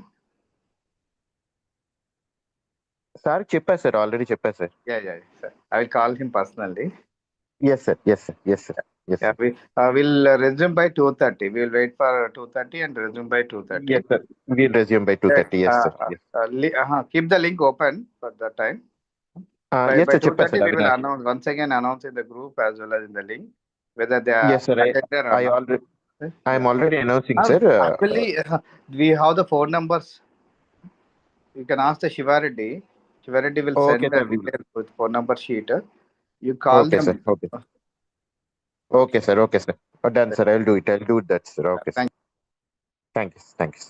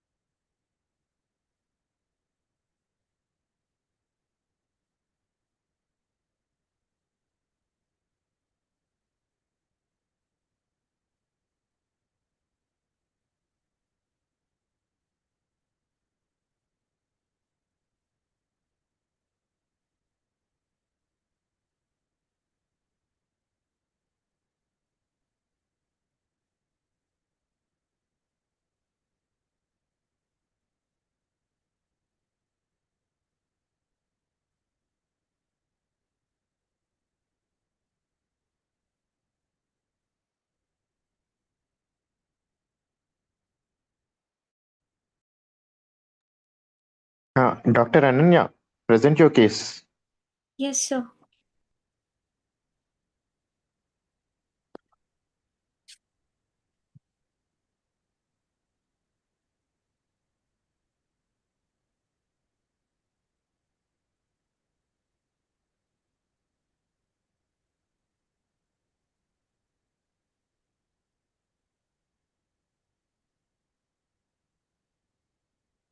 Sir, I'm audible, sir? Yes. Present up. Yes, good afternoon, sir. My case is massive hemorrhage following adenoidectomy due to an aberrant ascending pharyngeal artery, a rare cause of severe post-adenoidectomy bleeding. Post-adenoidectomy hemorrhage is uncommon, but severe arterial bleeding can be life-threatening. In this case, a 15-year-old boy developed a massive delayed nasopharyngeal hemorrhage after microdebrider-assisted adenoidectomy. Initial control measures were insufficient. Hemodynamic instability prompted definitive vascular evaluation. CT angiography followed by digital subtraction angiography demonstrated an aberrant ascending pharyngeal artery supplying the adenoid bed. Selective endovascular embolization with polyvinyl alcohol particles achieved hemostasis. Awareness of atypical arterial anatomy is essential when bleeding is disproportionate, recurrent, or difficult to control. Introduction. Adenoidectomy is generally a safe procedure, but significant postoperative hemorrhage is uncommon. An aberrant or anomalous arterial supply to the adenoid bed can create a potentially life-threatening bleeding source. The ascending pharyngeal artery is a branch of the external carotid artery and may have clinically important variations. Recognition of an unusual feeding vessel and rapid vascular imaging are crucial when bleeding is severe or persistent. The adenoid bed receives arterial supply predominantly from branches of the external carotid artery, including the ascending pharyngeal and sphenopalatine artery, with contributions from the facial and lingual arterial branches. An aberrant or enlarged feeding branch reaching the adenoid bed can therefore create a potentially significant hemorrhagic risk. This is the anatomy of ascending pharyngeal artery. Post-adenoidectomy hemorrhage is usually uncommon and manageable with conventional measures. However, the severity and the volume of bleeding in this case were disproportionate to the expected operative bleeding and raised suspicion of an underlying vascular abnormality. The ascending pharyngeal artery is a branch of the external carotid artery and is usually a relatively small vessel. It gives branches supplying the pharynx and adjacent deep structures. An aberrant or enlarged feeding branch reaching the adenoid bed can therefore create a potentially significant hemorrhagic risk. In this case, approximately 1000 ml postoperative blood loss with hemodynamic instability instability suggested that simple mucosal bleeding was unlikely. CT angiography followed by DS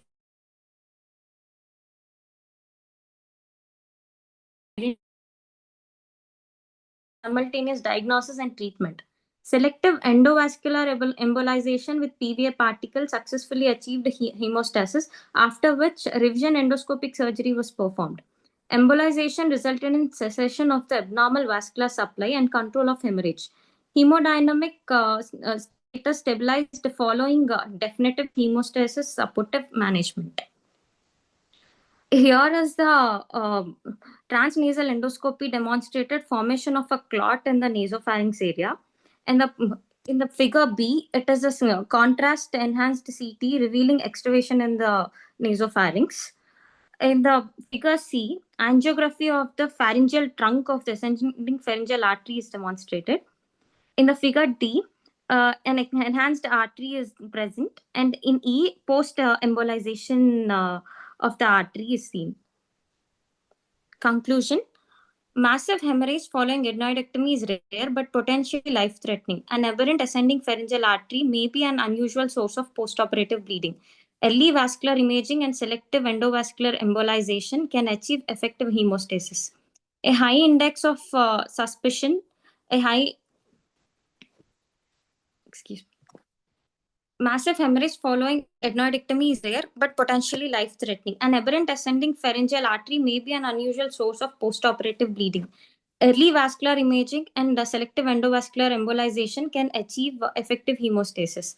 A high index of suspicion and prompt multidisciplinary management are key to a favorable outcome.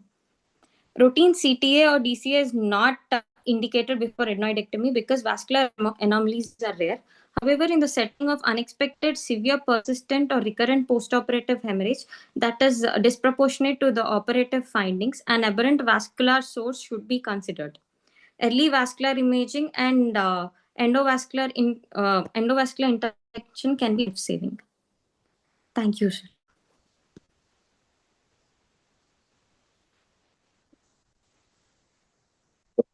Sagar, anybody left over? I think no one, sir.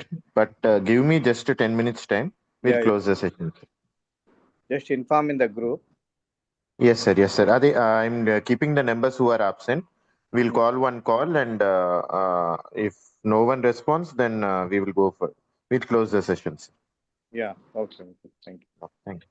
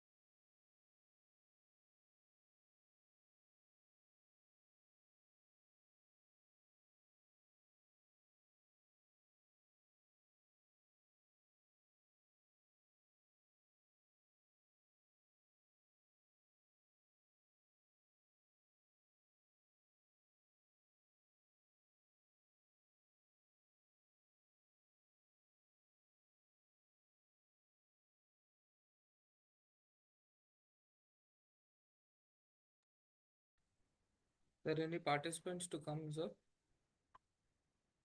Are you expecting any?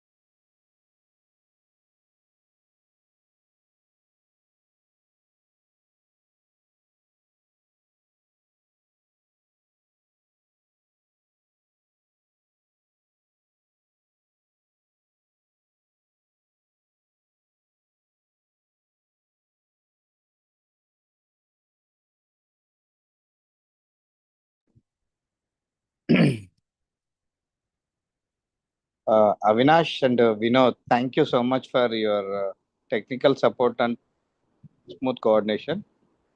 Thank you, Sagar, and our Thank you, entire sir. team. Thank you, sir. We can now conclude the session. Yes, yes, sir.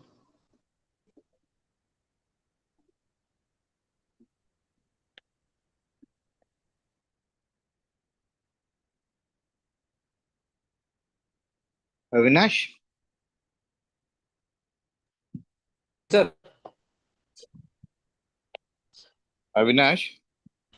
Sir చెప్పండి sir చెప్పండి మీ voice వినబడట్లేదు.